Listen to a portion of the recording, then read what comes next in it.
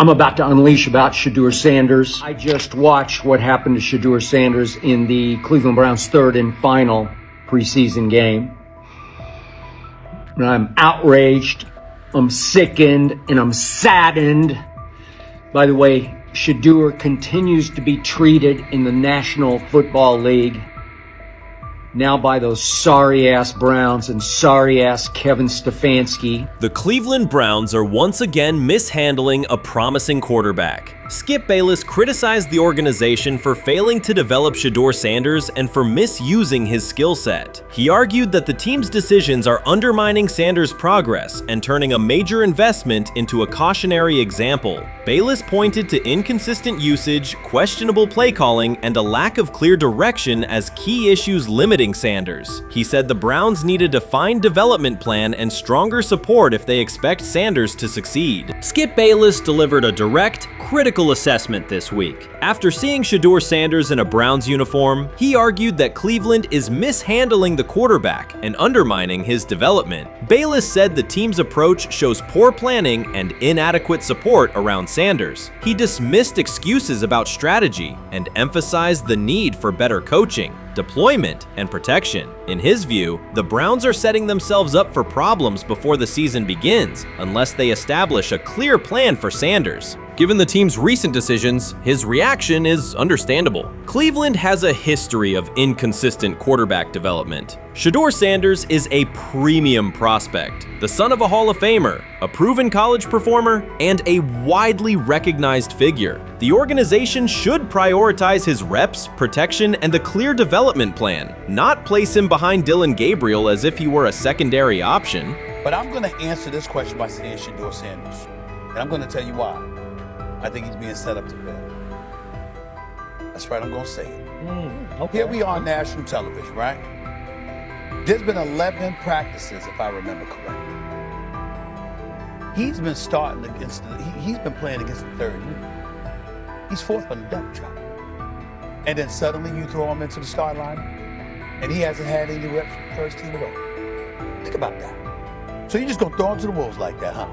I mean, you know, if he had first team snaps in practice. Yet here we are. Cleveland has one of the most publicized prospects and is handling him like a depth piece. The broader issue is the franchise's long record of quarterback instability and inconsistent development. That history colors every move they make. When the Browns draft a quarterback, fans don't anticipate a long-term answer. They brace for another reset. Shedeur Sanders should be treated as a priority, not as an afterthought behind Dillon Gabriel. Let's give him a chance. Let's give him a chance with the play calling. You know you have an offensive line that isn't playing that well. So what do? Why not just play the short game so he can get the ball out of his hands very fast to run a competent goddamn offense? Outside of that, Shedeur has to be better in understanding that the offensive line that you're working with right now is not adequate. Why not allow the players that are competing for a job, in this instance, Shedeur Sanders, to finish off the 2-minute drill? When Browns fans see another quarterback selected, they brace for another setback. The franchise's recent history, from Johnny Manziel's failed stint to the rocky handling of Baker Mayfield, reflects inconsistent development and short-term decision-making. Against that backdrop, Skip Bayless's reaction to Shedeur Sanders on Cleveland's roster was blunt. He argued the team is already mishandling a premium prospect by treating him as a secondary option instead of a centerpiece for the future. Bayless's position is straightforward. Sanders is not just a name, he brings proven college production, leadership traits, and significant visibility that can strengthen both the offense and the organization's broader profile. Burying him on the depth chart behind Dillon Gabriel signals a lack of a clear development plan and wastes early momentum. Instead, Bayless contends, Cleveland should establish a defined pathway. First-team practice reps, protection and personnel tailored to his strengths, deliberate play calling that accelerates processing, and measured in-game opportunities that build confidence and execution. In his view, the Browns need alignment from the front office to the coaching staff to prioritize Sanders' growth. Continuing to treat him like a depth piece risks repeating the same cycle that has undermined previous quarterbacks. Committing to a coherent plan gives Sanders and the franchise a realistic chance to convert potential into sustained performance. Rich Eisen addressed the armchair analysts and online critics head-on. Shedeur Sanders just received his opportunity, and the backlash arrived immediately. Eisen responded with a clear, point-by-point case explaining why the criticism misses the mark. If you thought Shedeur's rise was rapid, Eisen's analysis puts it in proper context. Here's what he laid out on air. Already speaking in Cleveland high schools. Weekend after, flying out immediately to get to work. But his character's terrible, right? You know, and listen, oh, he interviewed bad, you know. According to who? The New York Giants? No offense, Bert. The same New York Giants that gave Daniel Jones a huge contract and let Saquon Barkley out the door. That's the intel we're trusting here? That was for him to celebrate. He just made, I mean, look, he put in work in college. He had the privilege of being coached by his father, which we all would love and choose. Turned around not one, but two programs in college football. And then literally for any athlete, being drafted at the highest level is a success story in itself. Rich Eisen delivered a direct response to the critics. He addressed the online claims reducing Shedeur Sanders to Deion Sanders' son instead of evaluating him as a quarterback on merit. Eisen challenged those assumptions and refocused the discussion on performance, preparation, and opportunity. Say Kenny Pickett had strained his hamstring. Shedeur, they say his first day in pass, 9 for 9, 2 touchdowns, no interceptions. Really was just hating on this young guy. Within minutes, Rich Eisen delivered a structured breakdown, addressing each claim with evidence and dismantling weak narratives through clear analysis. He replaced speculation with data and kept the focus on what matters: decision-making, accuracy, leadership, preparation, and game management. The reality is simple. Shedeur Sanders was not given this opportunity. He earned it through performance and consistency against real competition. He accepted the role, met the standard, and handled the moment with professionalism and urgency. No shortcuts, no favors, just results and readiness. Eisen's point was direct. Evaluate Shedeur on his work, not assumptions, and acknowledge that he has justified the opportunity on the field. I've done it at 2 locations already, so it's simple. So that's why when people say I'm not, you know, one of the top quarterbacks or the top quarterback, is what are y'all going based off of? Because I did it year after year after year, and you see the progression. So it's like, obviously it got to be some type of external hate that you have for the family, for the last name, for anything. Because I know I proved myself. While many were still debating whether he was NFL ready, Shedeur Sanders stepped onto the practice field and operated like a clear QB1, setting protections, controlling tempo, and executing the plan. The narrative that he is just flash, media attention, or his father's influence does not hold up against his work in installs, progressions, and situational drills. What he showed was composure, efficiency, and command of the offense. He processed quickly, protected the football, and delivered on-time throws, demonstrating preparation and control. I'm a firm believer. If I wanted Shedeur Sanders at 2, at worst at 33, of course I already think that he's better than other quarterbacks. Because that's the type of talent, that's where I would have picked him at. And if he was at 2 or 33, and he still had this same exact skill set, we would be talking about him starting and playing. Right. Well, there'd only be 3 quarterbacks. It'd be 3 quarterbacks, not 4. Yeah. But since he moved to the 5th round, that's cool. They might have to go along with it. But to me, I think if you ask who got the best tools, I'm going with Shedeur Sanders. From the first day of camp, he was not there to get by. He arrived to lead. There was no hesitation in installs, no lapses in fundamentals, just precise timing, clean footwork, and consistent velocity to every level of the field. So before your final year at Miami, there's a lot of conversations revolved around Shedeur Sanders. Obviously, I'm assuming you guys have a great relationship. Some of the clips you've seen and stuff like that. What is it like for you to have like this rivalry with Shedeur? I don't have a rivalry with him. That's my boy. So at the end of the day, this whole process, we thought me and him were going to be 1 and 2 the whole time. Whether he's 1, I'm 2. Whether I'm 1, he's 2. And so that's just always been, our mindset. It didn't go that way. I thought he was one of the better quarterbacks in the draft as well, even throughout college. A lot of stuff out there on him ain't really, the truth, just because they spin it different ways, like they spin stuff about me different ways. But I mean, when he gets his chance, become a starter, I know he's gonna make the most of it, and I'm ready to get back to work with him. After the season, talk some more stuff to him. Cam Ward directly challenged the uneven standards applied to Shedeur Sanders, calling them inconsistent and unfair. By insisting that performance, not politics, guide evaluation, he shifted the discussion from one player to a league-wide problem. Sanders' treatment now serves as a test of how the NFL supports and evaluates emerging quarterbacks. I feel a special relationship with him, especially me. First getting to know him 5 years ago when I started working with him.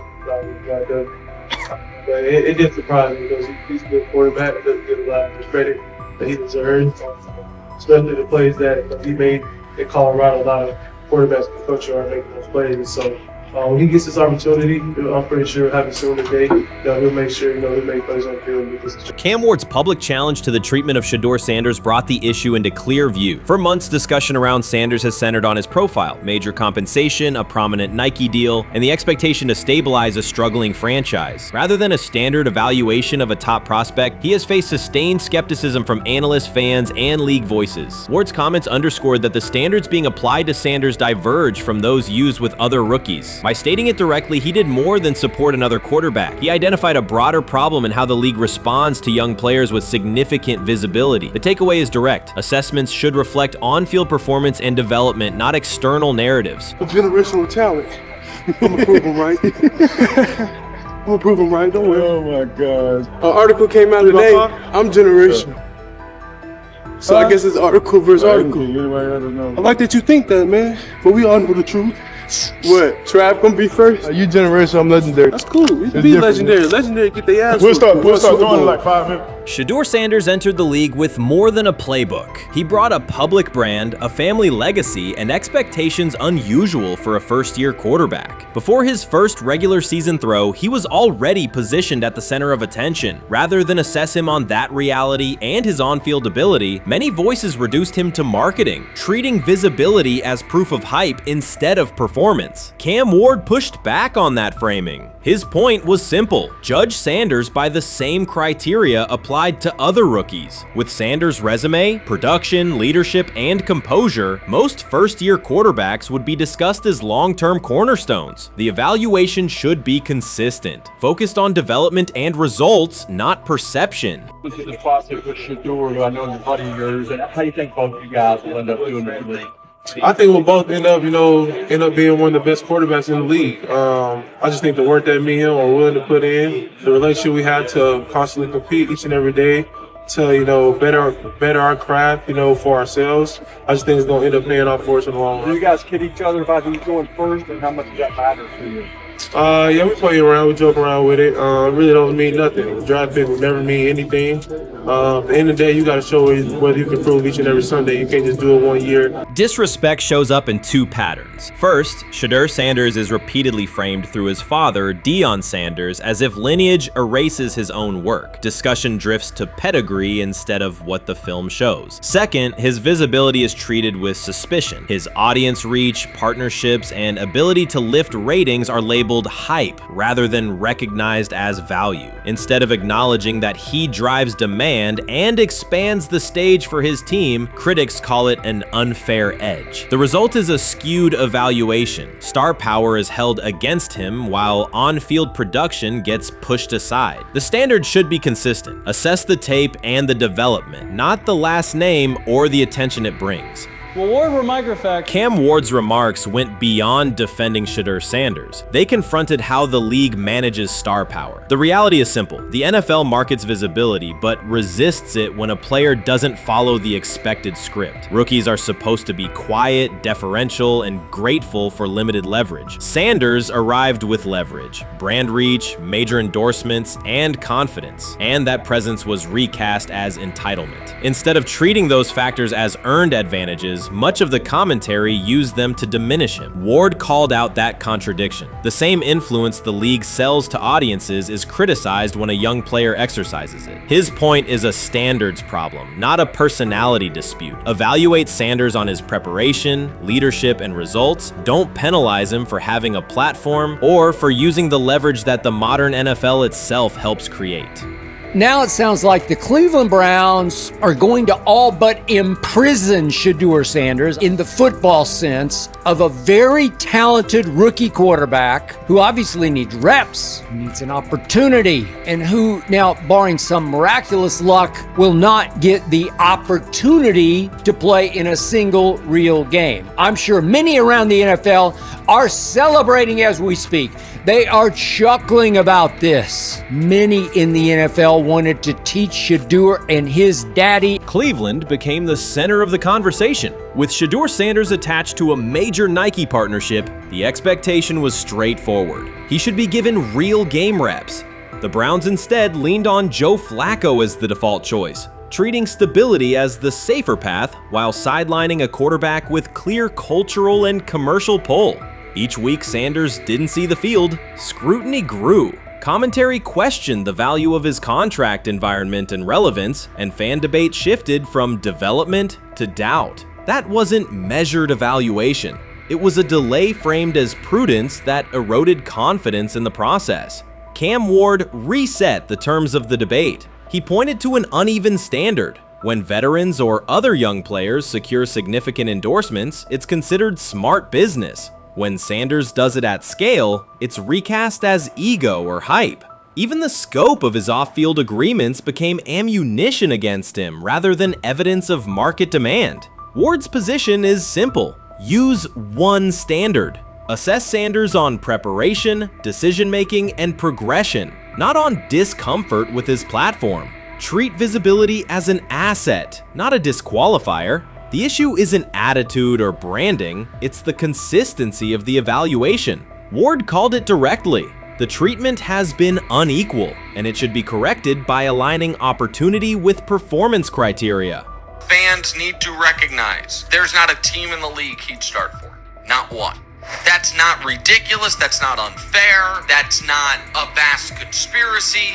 Shedeur Sanders fans are Angel Reese fans. They're just fair weather fans who don't really give a fuck about the sport. Most of them are just Dion fucking groupies that followed him when he went to fucking Colorado, just like Angel Reese's fans had never watched basketball prior to her playing at LSU, and they followed her to the WNBA and don't know shit about the sport.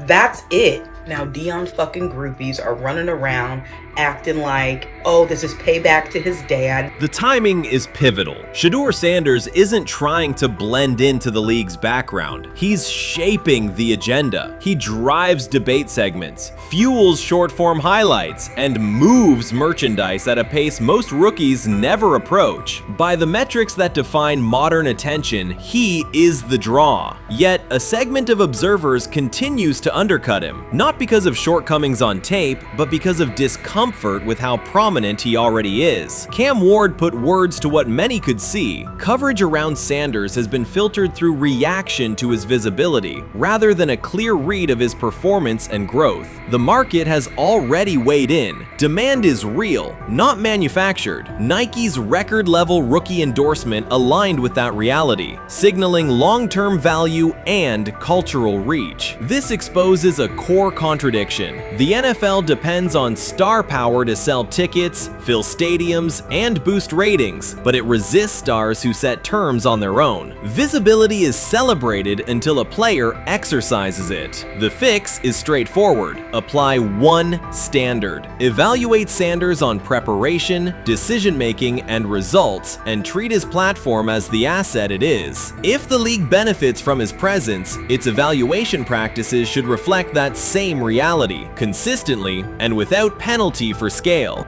Shedeur Sanders does not depend on league promotion. He established his platform before the NFL and continues to expand it on his own terms. That autonomy challenges the status quo. Cam Ward's support was more than a defense of a teammate. It was a warning that if the league holds to outdated expectations, it risks falling behind the very players who drive audience attention and revenue. Claims that Sanders lacks real popularity ignore measurable facts. A large, active following, consistent merchandise demand, and sustained coverage across major outlets. Doubts about his standing signing as a quarterback overlook his college production and growth indicators. The pattern is familiar. Efforts to minimize him increase his reach. Each skeptical headline widens the spotlight, and each dismissive take creates more engagement. You cannot reduce a player built for visibility by arguing he should be less visible. The practical outcome is the opposite. Scrutiny becomes signal. Sanders is not merely enduring criticism, he is turning it into momentum, converting attention into leverage on and off the field. They say training camp decides depth charts, but Shedeur Sanders began fighting for his job long before he will step inside the Browns facility. While most first-year players squeezed in one last vacation, he slipped onto a private field in Texas, strapped on Cleveland's helmet and shoulder pads, pulled a fresh number 2 jersey over his chest, and started rifling timing routes as if it were the opening drive of week 1. No cameras, no hype track, no product placement, just sweat, cadence, and ball placement. A rookie does not rehearse in full game gear unless he already envisions himself commanding the huddle. Plenty of observers shrug that clip off. They insist the 5th rounder, quote, isn't ready, cling to depth chart conventions, or whisper that the name across his shoulders did most of the talking on draft day. Maybe it is the Deion connection, maybe it is a preference for prospects who blend quietly into the background, or maybe the league's gatekeepers fear the possibility that the kid is better than the quarterbacks they have spent months promoting. Whatever the motive, the countdown has started, and video rarely lies. Shedeur Sanders is not preparing to arrive. He is preparing to lead. Footage of a 22-year-old quarterback running live reps in July should dominate highlight loops, but it barely registers on national outlets. Why? It ruins the tidy narrative. The easy storyline paints Shedeur as a pampered legacy prospect banking on his father's fame. Yet the tape shows something different. A rookie drenched in afternoon heat, drilling footwork, calling protections, and imagining cover 2 rotation before the first official meeting ever takes place. Elite mental prep looks boring on social feeds. It looks devastating when the season starts. Walk into Cleveland's quarterback room and you step into politics, not simply competition. Joe Flacco, a Super Bowl MVP in decline, carries institutional trust. Kenny Pickett, rescued from Pittsburgh's reset, carries hometown intrigue. Dylan Gabriel, the 3rd-round system fit, carries draft capital the staff must justify. And then there's Shedeur, the lightning rod whose presence alone spotlights every bias in the evaluation process. Coaches frame it neatly. Rookies must wait their turn. The truth is less polite. Practice snaps are currency. Perception is elastic, and early allocations already favor Pickett and Flacco. It is the oldest playbook in the league. Lock vets into the headline roles before pads even crack. Then let repetition shape reality.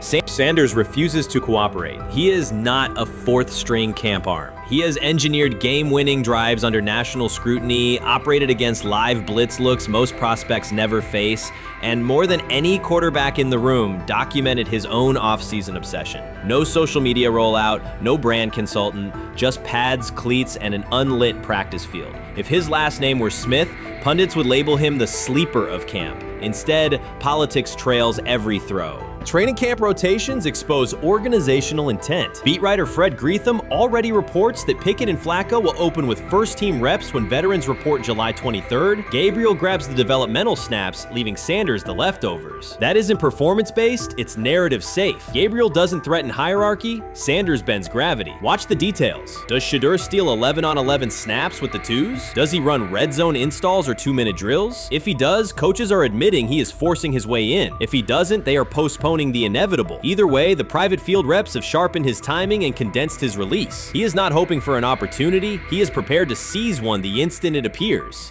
Cleveland's joint practices amplify that tension. First come live periods against the Panthers, then sessions with the champion Eagles. Those reps belong to the starters, so Flacco and Pickett will absorb most of Carolina's disguised pressure and Philadelphia's exotic fronts. Sanders' proving ground will be the preseason opener on August 8th. Under the stadium lights, he will get entire series, real reads, pockets collapsing for real. If his command mirrors the footage from Texas, coaches will have to answer why he never saw earlier work. Reps are scarce. 10 padded practices separate veteran arrival from game 1. Even an even split, something that never happens, would hardly suffice. Instead, the staff will funnel snaps toward the comfortable choices. That strategy can bury a rookie, but it can also spark an eruption when limited opportunities turn into highlight drives. One flawless touchdown march in the second half of a preseason game, and the dog pound will chant his name. Then the staff's narrative control evaporates. Criticism of Sanders has never matched the scrutiny applied to his peers. Analysts nitpick a ball pat, a foot angle, a pump fake, Pickett's inconsistency, Flacco's diminishing velocity, Gabriel's college system crutches, discuss politely, if at all. With Shedeur, the critiques arrive as coded doubts. Does he rely on the family brand? Is he coachable? Can he stay humble? That double standard is as old as the league's resistance to outspoken black quarterbacks. Add Deion's unapologetic persona, and each Sanders rep becomes a referendum on establishment comfort levels. Shedeur answers not with rebuttals, but with work. Work captured in silent footage more deafening than any debate show monologue. Quarterback drama masks broader roster cracks. The Browns receiver group is crowded yet unproven. The safety room failed to create turnovers a year ago, interior defensive linemen are still rehabbing, and the offensive line must retool on the fly. Which quarterback can navigate that turbulence? Flacco's pocket mobility is limited, Pickett's confidence remains fragile, Gabriel is months away from processing NFL disguises, Sanders, forged by perpetual doubt, offers poise under chaos and meticulous preparation, a combination this franchise has lacked since, well, almost forever. Forget politics, depth chart etiquette, and recycled sound bites about developmental timelines. The only metric that counts now is who did the work. Sanders pounding through full gear scripts in late June is not vanity, it's vision. While the league sleeps, he refines his drop steps. While media speculate, he rehearses third down checks. He has already decided what he is. The organization must decide if it can recognize it in time. The preseason will provide the answer. Live bullets, real blitzes, stadium noise. When those throws leave his hand under pressure, no one will discuss ball pats or surnames. They will ask how a quarterback this prepared slipped to round 5. And if the performance matches the preparation, excuses about lack of reps will dissolve. It will be production against perception, and Shedeur Sanders has been producing where no one could see. Ready is the wrong word. He has been ready. Shedeur Sanders did not treat day 4 of Browns training camp as anything other than work. He completed 8 of 11 passes with 3 touchdowns, operating with control and accuracy throughout the red zone periods. The throws were varied, a well-placed ball to rookie Luke Floria that led him across the goal line in stride, a firm throw to Cade McDonald over middle after a quick read, and a tight window completion to Deontay Johnson at the back of the end zone with 2 defenders closing. The sequence showed timing, poise, and placement under pressure. While national attention centered on Joe Flacco's underneath completions and Kenny Pickett's option and rollout periods, Sanders produced scoring plays on schedule. The performance was not the product of broken coverages or end-of-period reps. It came within structured work, with defenders in position and the offense executing standard progressions. The accuracy rate, 8 completions on 11 attempts, reflected consistent mechanics and decisions. The operation was steady from huddle to snap to finish. Despite that session, the distribution of first-team snaps did not change. Camp logs indicated that Pickett and Dillon Gabriel continued rotating with the starters, while Sanders remained primarily with the second unit. With the first preseason game approaching, that choice drew more attention from observers who expected productive days to be followed by expanded opportunities. The question surfaced again: what additional evidence is required to evaluate Sanders with the top group?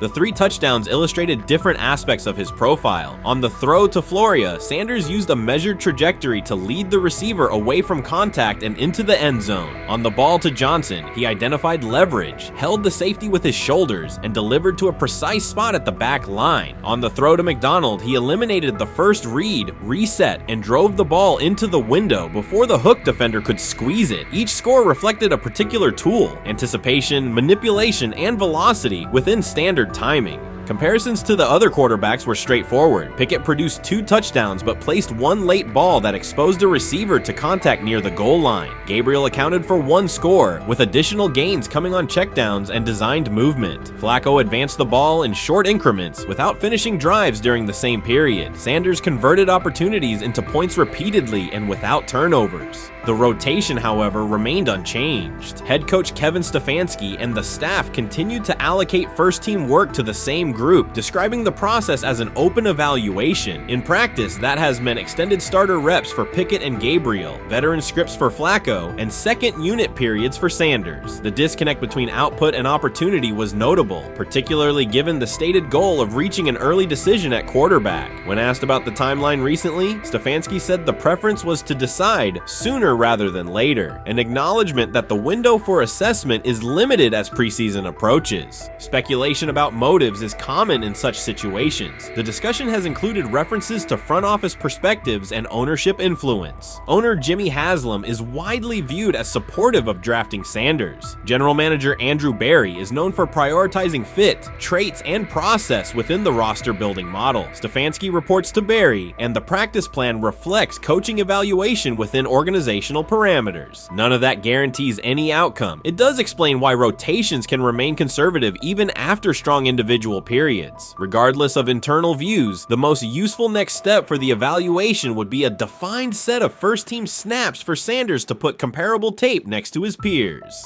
There was also outside attention on several practice segments from earlier in camp that showed Sanders throwing during lulls to non-receiver personnel, ball attendants, staffers, and assistants, while other quarterbacks were in script with full units. Those clips circulated widely and were interpreted by some as dismissive. Sanders addressed questions about it by narrowing the focus to preparation, explaining that his responsibility is to be ready for the work assigned and that he has adjusted at every level of competition, from HBCU ball to the Power 5 and now the NFL. The response matched his general approach: acknowledge the situation, maintain routine, and continue to execute when the next period begins. The broader draft day and narrative context remains part of the conversation. Sanders' college resume included efficient production and high completion rates across 2 programs, culminating in national recognition such as the Johnny Unitas Golden Arm Award. His selection in the 5th round was driven by varying evaluations of projection, scheme fit, and development timelines. The result is the current environment. He must present his case within limited windows, then wait for access to the next rung of competition. That does not make the process unfair, it makes it exacting. The best answer, for him and for the staff, is additional, comparable reps and clear tape.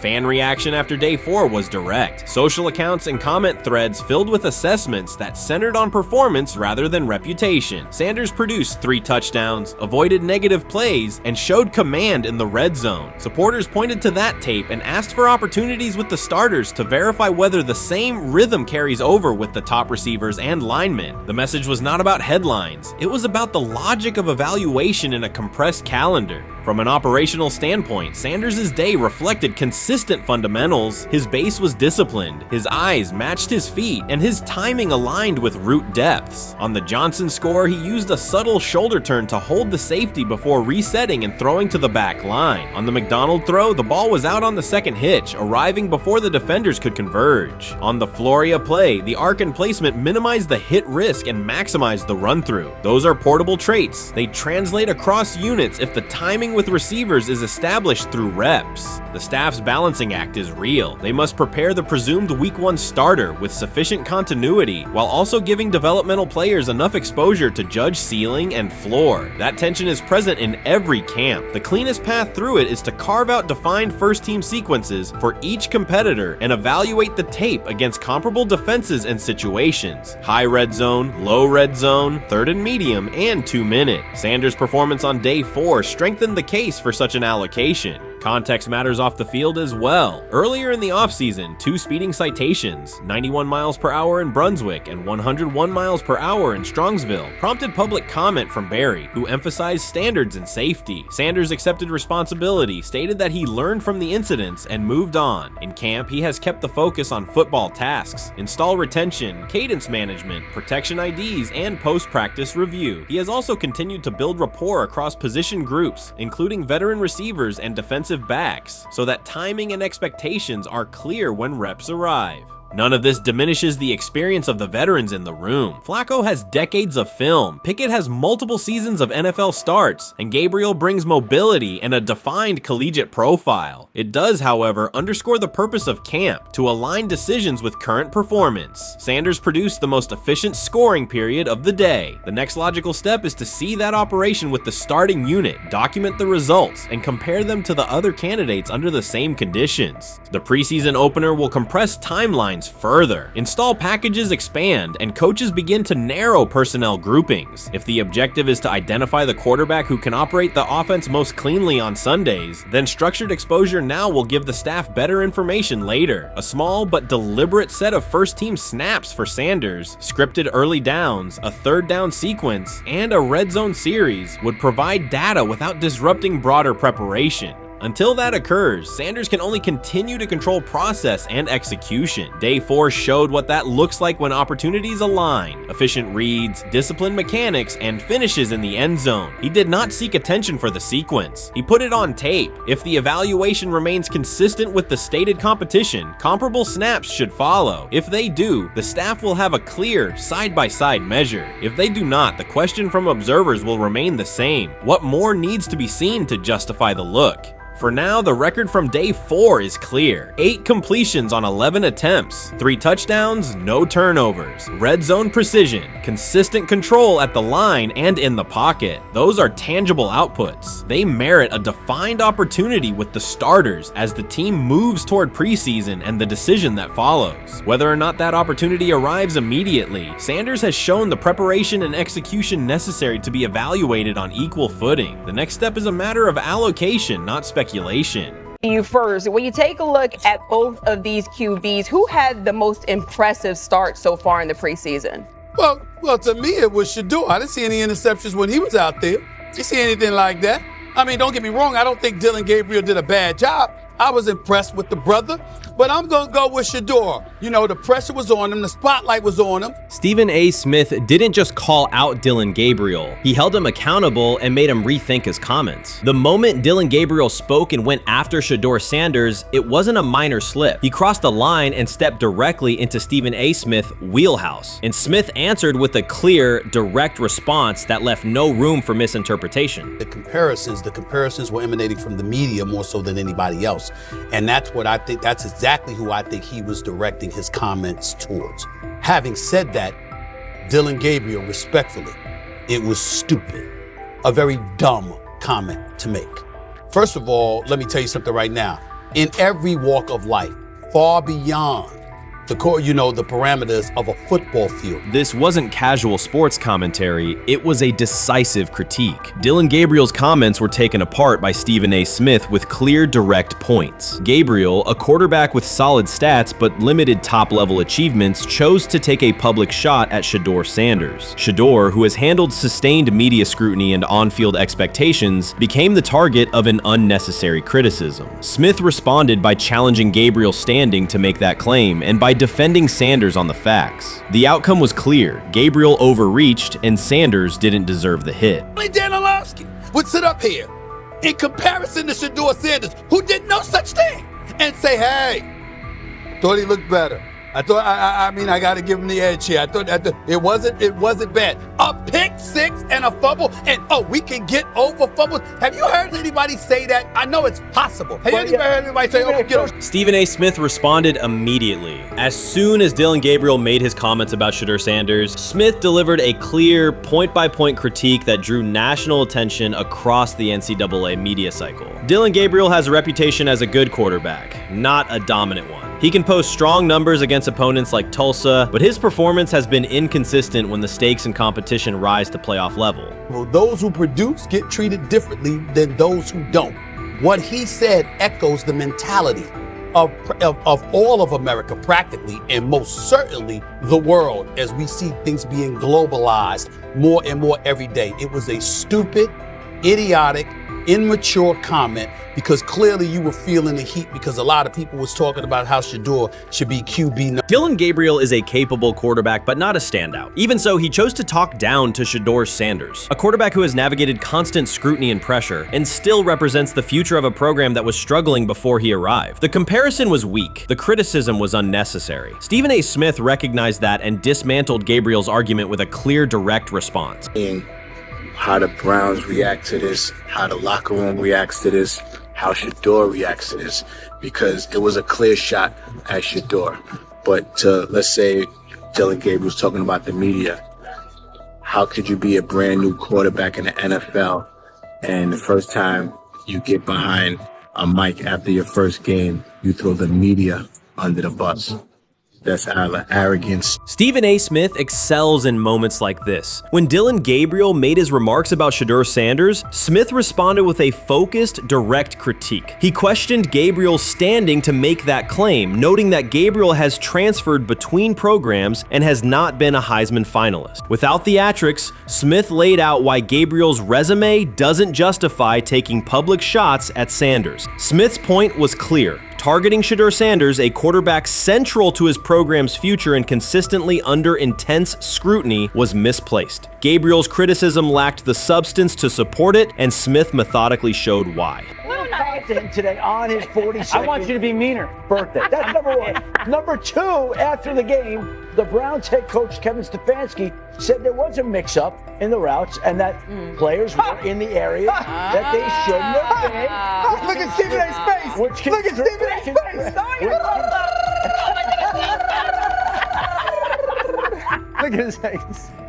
Stephen A. Oh my Lord. The strength of Stephen A. Smith's response was that he didn't just address Gabriel's remarks. He challenged the image around him. Dillon Gabriel often presents himself as an overlooked contender ready to surprise. But the reality is that his profile hasn't commanded broad attention. It's a clear reminder that not every opinion carries equal weight. In defending Shedeur Sanders, Stephen A. was direct and precise. Shedeur isn't just a quarterback. He is Deion Sanders' son, which subjects him to scrutiny far beyond anything Gabriel has faced. Even under that pressure, Shedeur has maintained his composure, shown confidence, and delivered in key moments that helped revive a program many had written off. Stupidity, all of it. I thought it was a clear shot at Shedeur due to the fact that his Oregon coach threw a shot at Coach Prime and Shedeur during their meeting at Colorado last year. But you know what? The cream rises to the top. Let's see what happens this week. I see a lot of the media talking about they think it was about the media and not about Shedeur. And I think that's a chess move. For Dillon Gabriel to take shots at Shedeur Sanders was a miscalculation. Stephen A. Smith made the mismatch clear. Gabriel's attempt to shame Sanders was unnecessary and counterproductive. You don't target Deion Sanders' son when Deion has turned Colorado into primetime television. It underscored that Dillon Gabriel has often played with a chip on his shoulder because the spotlight hasn't followed him. He has been around long enough to compile numbers but not to earn broad respect. That's why going after Shedeur was misguided. Sanders, despite ups and downs, drives headlines. Gabriel's most notable headlines have been his transfers. Stephen A. Smith pressed that point without hesitation, challenging Gabriel's standing and leaving his argument looking like a forced throw that turns into a pick six. You know what? Still needs to thank me a little bit more for that restaurant I treated him and his family to because it was big time and stopped embarrassing me by going places and trying to use coupons. That's how pathetic he is. The point is that a pick six and a fumble is usually considered a bad day. Stephen A. Smith didn't need to raise his voice to make the point. He presented Dillon Gabriel as a player whose talk outpaces his resume and defended Shedeur Sanders with clear comparisons. That's why he called Gabriel out so directly. The comparison wasn't just unfair, it was forced. Now look at Gabriel's record. The numbers are solid and he can win against average defenses, but the resume lacks defining markers. There's no sustained Heisman contention, no late season surge that reshaped the national picture, and no postseason moment that cements a legacy. The track record reflects steady production, not top-tier impact. That's the gap Smith underscored. Gabriel's criticism of Shedeur Sanders wasn't supported by what he has accomplished, while Sanders continues to carry a program under constant scrutiny. Let's see some of them step up and make some plays out there. Ain't no way. Gabriel Ain't no way. He's not built like that. No way. And this one is picked off and going back the other way. Oh my God, why did he stop playing? Now it's a foot race. And that is that. They told me bust out my AP, perfect timing. H-time, we about to get legendary. Shedeur start the next game, baby. Shout out Dillon though, you know what I'm saying? Bro, I love you, my heart. What am I bigger than cheese, bro? You know what I'm saying? But Shedeur got it. Shedeur Sanders is a national brand who draws viewers for both performance and result. Dillon Gabriel's attempt to diminish him read as resentment. And Stephen A. Smith called out the insecurity and lack of awareness directly. Colorado under Deion Sanders is prime time and Shedeur sits at the center of that spotlight. If Gabriel expected the sports world to agree while he took a shot at Shedeur, he misread the moment. Smith dismantled the argument and questioned the credibility behind it. Gabriel will move on. on. He'll keep playing, give interviews, and have fans, but this exchange will trail his media profile as a reminder of a misstep. It's a clear example of a resume that doesn't justify taking public aim at a quarterback carrying that level of scrutiny and responsibility. For the Cleveland Browns preseason game today is that the way that some white folks watched Shedeur Sanders last week is the way that some black folks were watching Dillon Gabriel today. And it's not Dillon Gabriel for Dillon Gabriel's sake. Most folks don't have a problem with Dillon Gabriel. It's what he represents, which is the disrespect of a black person for no other apparent reason than they are a confident black person. Dillon Gabriel thought he was aiming up. Instead, he was placed back among quarterbacks who are good but not great. Stephen A. Smith made the central point. Dillon Gabriel doesn't shape the conversation. Sports are about narrative as much as numbers, and Gabriel's story doesn't move the culture, while Shedeur Sanders does. Smith highlighted that contrast clearly. By the end, Gabriel's credibility had taken a measurable hit. The critique was decisive and sent a broader message to any player considering public shots at Shedeur Sanders. If you step into that debate, you will be held to a higher standard and your resume will be tested. Dillon Gabriel learned that the hard way. What it is that they're doing is they're treating Shedeur Sanders like a 5th round pick. Right. We're not covering every 5th round pick in the NFL hoping that he gets an opportunity to be the starter on day one. We felt like, oh my goodness, they got a diamond in the rough. Shedeur Sanders fell to the 5th round. They felt like they evaluated him there, and that's where they picked him. And they're playing the guy that they picked in the 3rd round over him because they evaluate him at a higher level than what they do Shedeur Sanders. And I get it. The Cleveland Browns are once again creating problems of their own. Their latest misstep centers on Shedeur Sanders. Ryan Clark and Dan Orlovsky have both noted that Cleveland is repeating the same mistakes. The team spent valuable draft capital and is now undermining that investment. This reflects a persistent issue in the organization's decision-making. It's not just a football decision, it's a pattern of self-inflicted setbacks. Habits and some of the traits that we saw show up in college were very prevalent this past weekend against the Rams. Holding onto the football, catching the snap and not reading the defense, kind of evaluating what the defensive line is doing, and then trying to see if you can go make a play, and that's the concern. Okay, it's 1st and 10. They want a play-action double move at the bottom of the screen. The route doesn't win, and then the protection breaks down a little bit. You're taught as a young quarterback, protection breaks down, find the closest check down. It's right there, it's 1st and 10.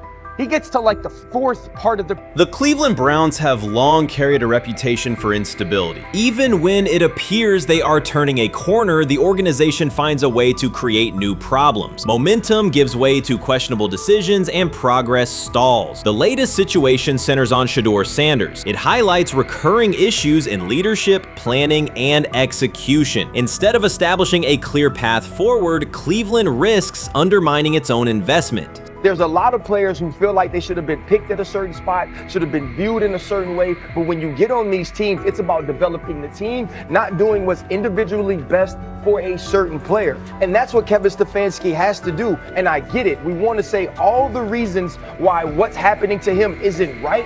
But maybe we aren't right on the way that not only the entire NFL viewed him, but now the Cleveland Browns view him as well. Shedeur Sanders was not brought in to be a placeholder or a scapegoat. He is expected to be the long-term solution, a high-upside quarterback with the tools, poise, and Sanders' pedigree to elevate the roster. The focus should be on developing him and positioning him to lead the team forward. They sabotaged it. They rigged it against him today, putting him in with 3rd and 4th stringers, 5th stringers.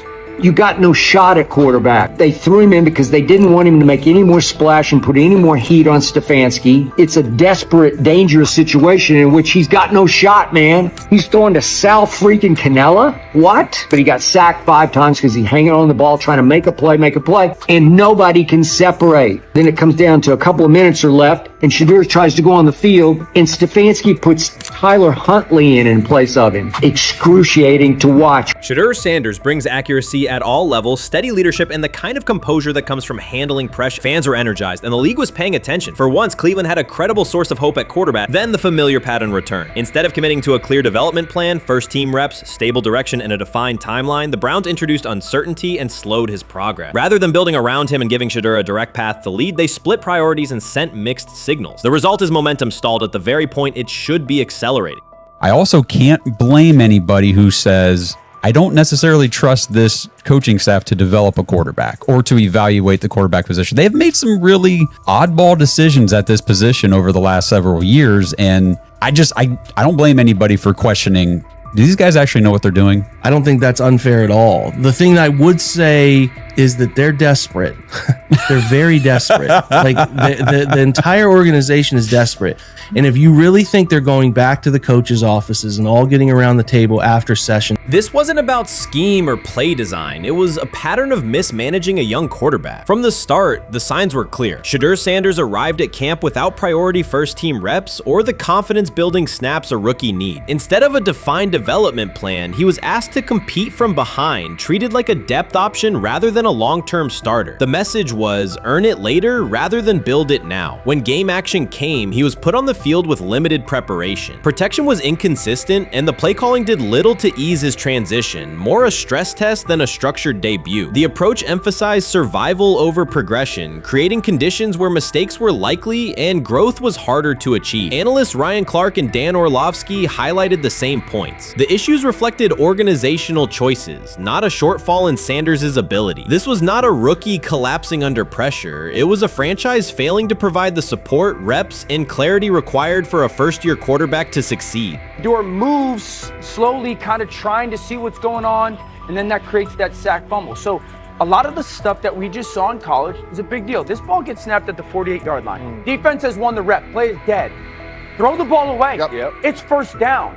But instead we run and it's a 2.5, 3-yard loss. So instead of being 2nd and 10, we're 2nd and 13, we're dead. Again, here's the opportunity to throw the juke route. Hold, scramble.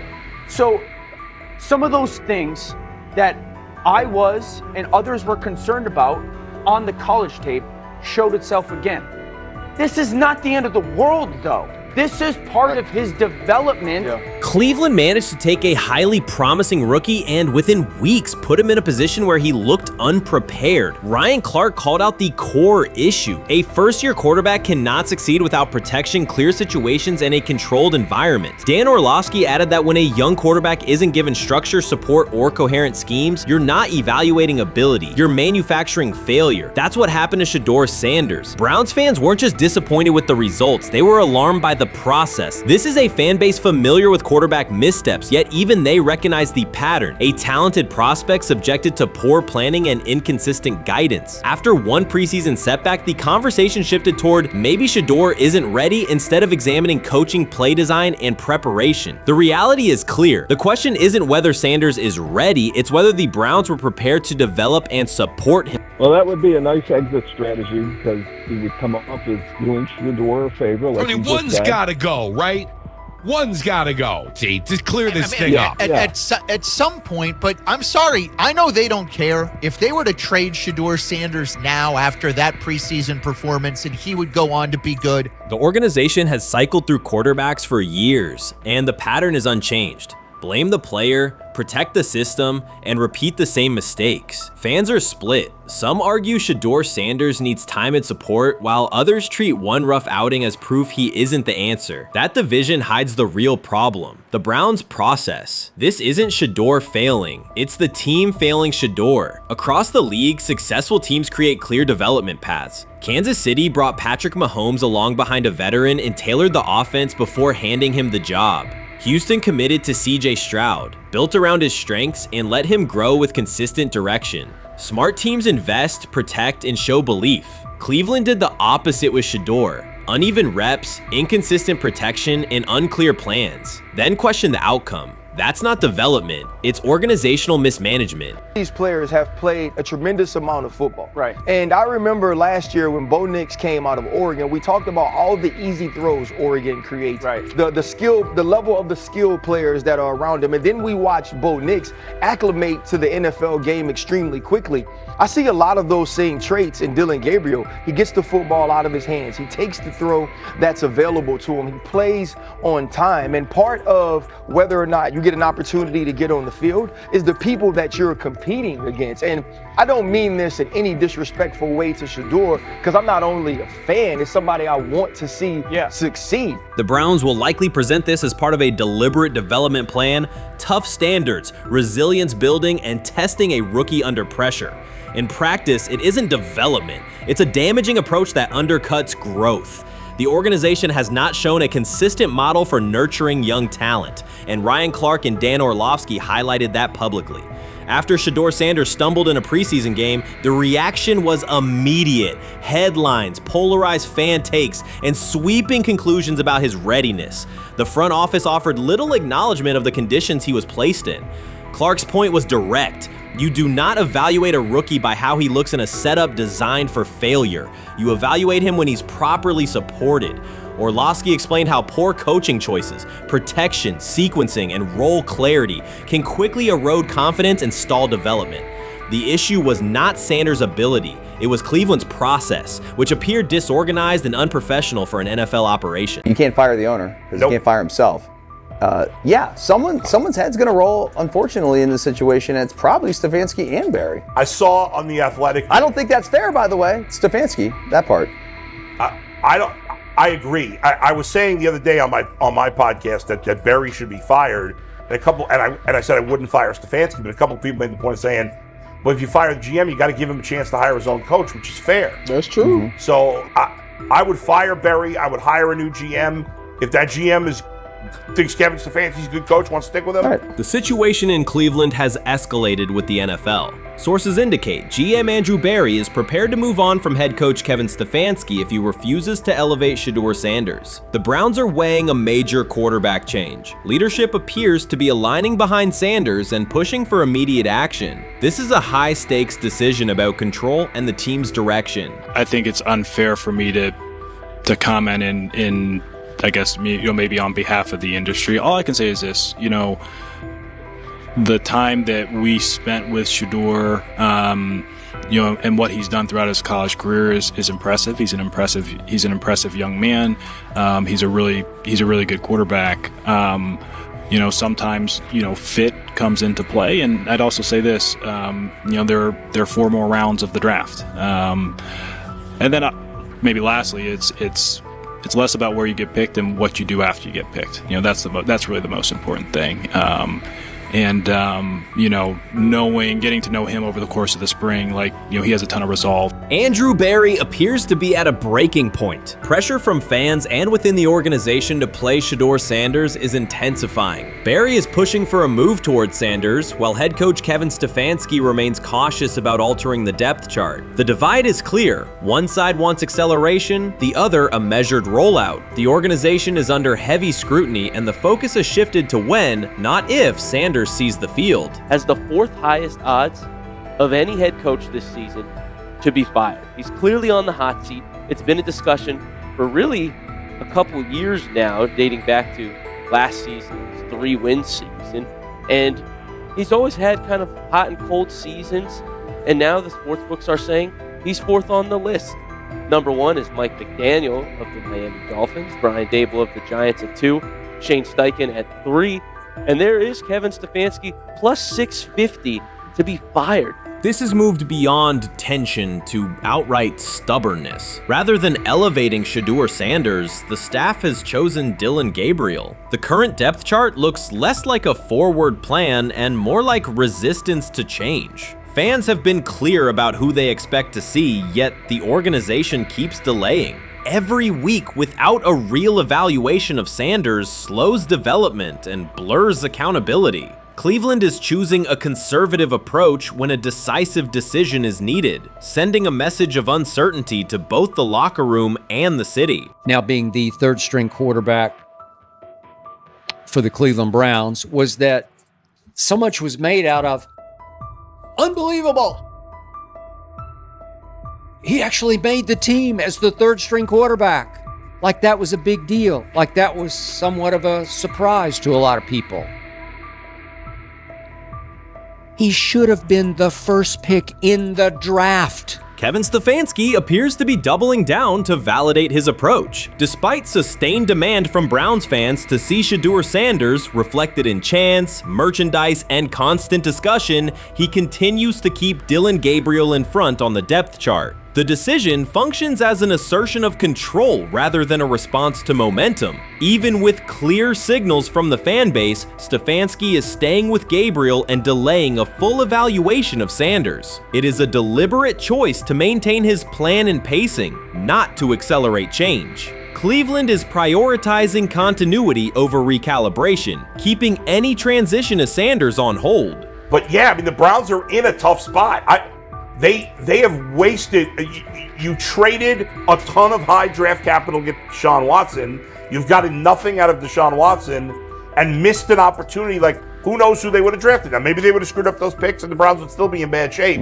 Andrew Berry is likely frustrated watching Dillon Gabriel default to conservative throws while the offense stalls. From a football perspective, this appears to be the hill Kevin Stefanski is choosing to stand on. Keeping Gabriel ahead of Shedeur Sanders has limited the unit's explosiveness and prevented a full evaluation of a higher ceiling option. Drives end quickly, field position flips, and momentum is lost while Sanders remains on the sideline. Fan patience is wearing thin. Each ineffective series intensifies criticism and shifts scrutiny toward the coaching staff's criteria for the depth chart. With every additional snap for Gabriel, the decision reads less like an open competition and more like rigid adherence to a plan that isn't producing results. The optics are clear. A dynamic quarterback sits while a cautious approach keeps the offense in neutral. If this continues, accountability questions will grow inside and outside the building. What performance benchmarks keep Gabriel ahead of Sanders? When will Sanders receive first-team reps in live situations to allow a fair comparison? The front office must decide whether to preserve continuity or pivot toward a timely assessment of Sanders. The longer the current approach stays in place, the more it signals stubbornness rather than adaptation, and the more pressure mounts to realign the plan with on-field output. I honestly see it happening if the Browns lose a bunch of games. Like if they get 5 wins or less, I see the report coming out now that Stefanski will be fired. I don't want it to happen. I want the Browns to be good, win a bunch of games. I think that they're going to be a team that is slept on and can at least get 7 wins, which is why if they don't, I see Stefanski getting all the blame for that, and there'll be a new coach in Cleveland. Because their players, to me, are there once again. We've talked about the incredible rookie class. The approach in Cleveland lacks consistency. One week, Andrew Berry signals he wants Shedeur Sanders on the field. The next, Dillon Gabriel gets the reps and the plan stays conservative. Through it all, Kevin Stefanski shows limited urgency despite pressure on his job security. Fans are asking for an offense that can push the ball, change field position, and produce points. Instead, the unit leans on short throws and cautious sequencing. Gabriel's play keeps the ceiling low and momentum static, while a full evaluation of Sanders is postponed. The result is growing frustration and a clear disconnect between the front office, coaching staff, and expectations in the stadium. The NFL tried to teach him and his father a lesson. You don't act like that. You don't talk like that before a draft. We'll show you how our game is played. We will watch you plummet all the way. I think he would have gone undrafted except for that owner in Cleveland. And he is the key to everything because he is something of an against-the-grain maverick owner. He's kind of a wannabe Jerry.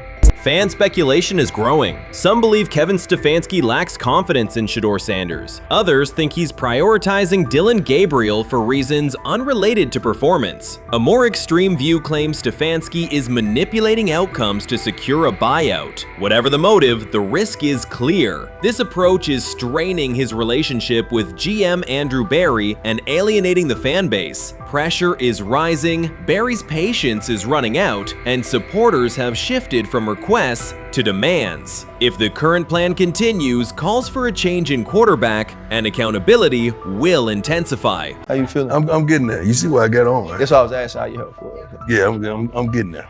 See? Brian, what did they have to do? I had blood clots. Okay. And they amputated, But I work with it. Man. Yeah, I'm amputated. So I get that work done a couple times a day. Keep the blood circulating, blood flowing, but it's a new normal. And the best thing about here, we have a whole medical team on the second floor. Right. We have a whole medical floor, which is great. Deion Sanders is shaken, this time not by a hit on the field. In a sudden turn, Ryan Clark has uncovered a serious plot affecting Shedeur Sanders' NFL draft status, and the disclosure is reverberating across the sports community. What once looked like a simple scheduling delay may actually be a calculated effort to undermine Deion's son. The facts suggest intentional sabotage, a breach of trust, and repercussions that could be far-reaching. This is no routine football headline. It is personal, and Coach Prime did not see it coming. The sports world loves to celebrate underdogs, yet it often takes even greater pleasure in tearing down rising stars. Deion Sanders is witnessing that cycle now, not from the sidelines as Coach Prime, but as a father. The lights in Boulder remain bright, the cameras keep rolling, and Sanders still wears his gold watches, sunglasses, and natural swagger. Still, behind that familiar smile is a man carrying deep pain as criticism aimed at his son mounts daily. How much of that is opening press conference saying, okay, we are family, saying that he was sent to do certain things? Do you feel like people got attached to that, or it just was the fact that prime time is at Jackson State? It's prime time. If my son plays cornerback, I want him to be around, in my opinion, the best cornerback ever to touch the field. That's right.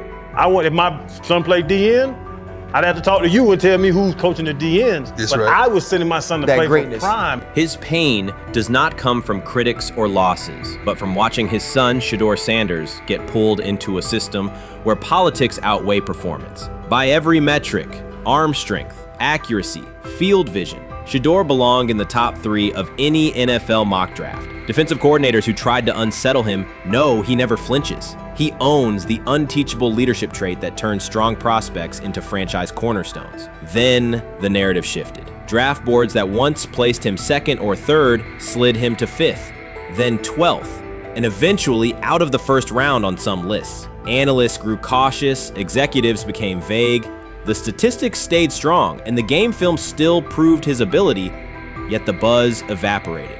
The abrupt silence felt deliberate and wrong. Former NFL safety and respected analyst Ryan Clark then delivered an unfiltered disclosure, not on a scheduled TV segment, but in an unscripted comment. He stated plainly that influential figures inside the league were not overlooking Shedeur Sanders. They were actively holding him back. The motive, Clark said, was political, and the real target was Deion Sanders, Hall of Famer, architect of Jackson State's resurgence, and the coach who turned a 1-11 Colorado program into a national headline. Deion's refusal to conform, wearing sunglasses indoors, dancing with players, speaking candidly, challenged an establishment that favors predictable images and rehearsed statements. According to Clark, that resistance to tradition was not forgotten. When Shedeur displayed the same mix of talent and confidence, concern spread through front offices and media circles. Questions about leadership style and attitude surfaced. Coded language for discomfort with a quarterback who mirrors his outspoken father. Clark's point was clear. The issue is not Shedeur's performance. If he had posted identical numbers at Ohio State or Alabama, endorsements and media specials would follow. Instead, interest cooled, because the Sanders family embodies a self-made identity the league cannot easily manage. Their visible pride and independent brand challenge a system that prizes control. And that threat, not football ability, is what Clark believes is suppressing Shedeur's draft stock. So the Shedeur Sanders, I want to talk about this. So here's a prime example. Shedeur Sanders, they had 3-day mini camp for the Cleveland Browns. And now, Jimmy Haslam actually has some money. The Bengals owners and the Rooneys are near the bottom of the league in net worth. But what the Browns have is what I would call the Buffalo Bills used to have this years ago, pre-Josh Allen. What are Browns veterans saying about Shedeur Sanders behind closed doors? According to internal discussions, the feedback goes beyond casual praise. Several veterans describe his performance as franchise level. Private locker room conversations compare his command of the offense to established starters. And one senior assistant reportedly called him Sunday ready after a single walkthrough. The consensus is that front office staff and coaches have taken serious notice. Inside the Browns facility, informal conversations circulate among players and coaches. These remarks carry significant weight in personnel evaluations and often influence practice rotations. When veterans speak this strongly, the message typically reaches decision makers quickly, especially during roster planning. In short, the internal perception of Sanders is already affecting how the staff views the current quarterback depth chart. Browns vets kind of weigh in on Shedeur Sanders and how he's been since he arrived in Cleveland, in Pound Town. And I think it's very, very important that we discuss it, because it'd be really easy for these vets to, this wasn't like a on-the-record interview. This is just kind of back channels into what the vets are saying, the rumors, but the sources telling us.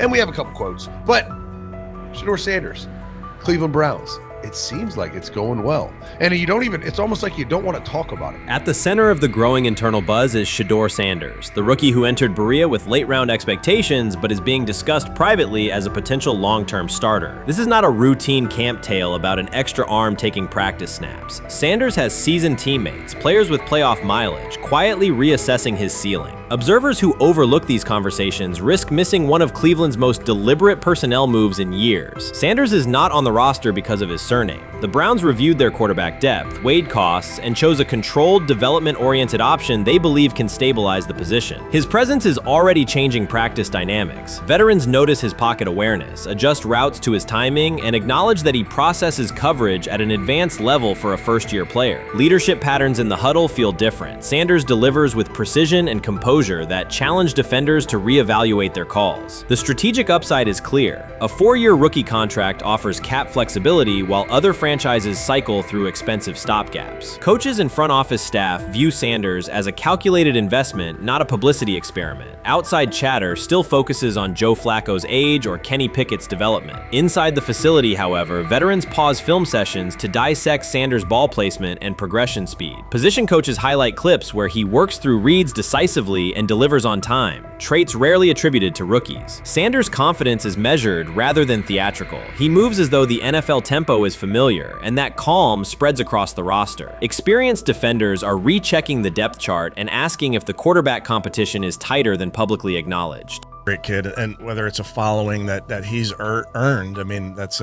something that he's done a great job of interacting with fans, and but he is a great kid. You guys will get to know him more. He's working like crazy, just like all the guys. He's another young man. These rookies, my office is downstairs. As they got to walk by my office as they come in. They come in early. And Shedeur, just like all those guys, he's in there early. He's getting his work done. He has not yet secured the starting job. Evaluations so far come only from brief practice periods, no comeback drives, no national headlines, just steady execution in shorts and helmets. In a league that celebrates splashy debuts, Shedeur Sanders is earning trust rep by rep. Veterans typically withhold judgment until late in camp, yet several are already studying his footwork and timing, which suggests genuine respect. Inside the building, coaches sense that the Browns may have finally found a stabilizing presence at quarterback. Cleveland's recent history underscores why this matters. The team has started 9 quarterbacks over the past 2 seasons, an indicator of instability rather than depth. Sanders arrives with composure, arm strength, and a well-known surname, so any sign of readiness is magnified. Financial context also plays a role. The Browns are allocating a significant portion of the salary cap to Deshaun Watson, whose performance has not matched that investment. To manage costs, the front office signed 4 additional quarterbacks on low-impact contracts. Together, they account for far less than Watson's annual cap figure. If Sanders continues on his current trajectory, that structure could give Cleveland both competitive clarity and much-needed financial flexibility. He's the only person who's come out and say, hey, man, this dude look kind of good, man. Let me tell you what I heard. A lot of people reaching out to players in the locker room and stuff. To me, I think this is it's a red herring. Like, I'm supposed to suspend myself to disbelief that he was going to look bad. I've never expected him to look bad to start with. The 5th round quarterback stuff, that's involving perceptions, pre-draft analysis, and other teams. Cleveland's veterans have endured every kind of quarterback turmoil, poor reads, major injuries, shaken confidence, and sideline disputes. When a young quarterback like Shedeur Sanders steps in and appears composed rather than overwhelmed, people notice. The attention comes not just from coaches and reporters, but from the linemen and defensive leaders who have watched previous backups struggle. They are not exchanging doubts, they are sharing nods of approval. Sanders demonstrates instinctive pocket awareness, reliable accuracy, and steady poise, qualities that quickly circulate through team conversations. After years of instability under center, the Browns need someone who can remain calm and effective deep into the season. Although expectations have fallen over time, genuine interest is growing. Praise is coming from teammates who rarely commend anyone unless his performance demands it. What do you think is happening in Browns camp? What do you think is going to happen there before I let you go, Lewis? I think it really does. It really does all depend on how Kevin is able to, as it relates to Shedeur, work him in enough.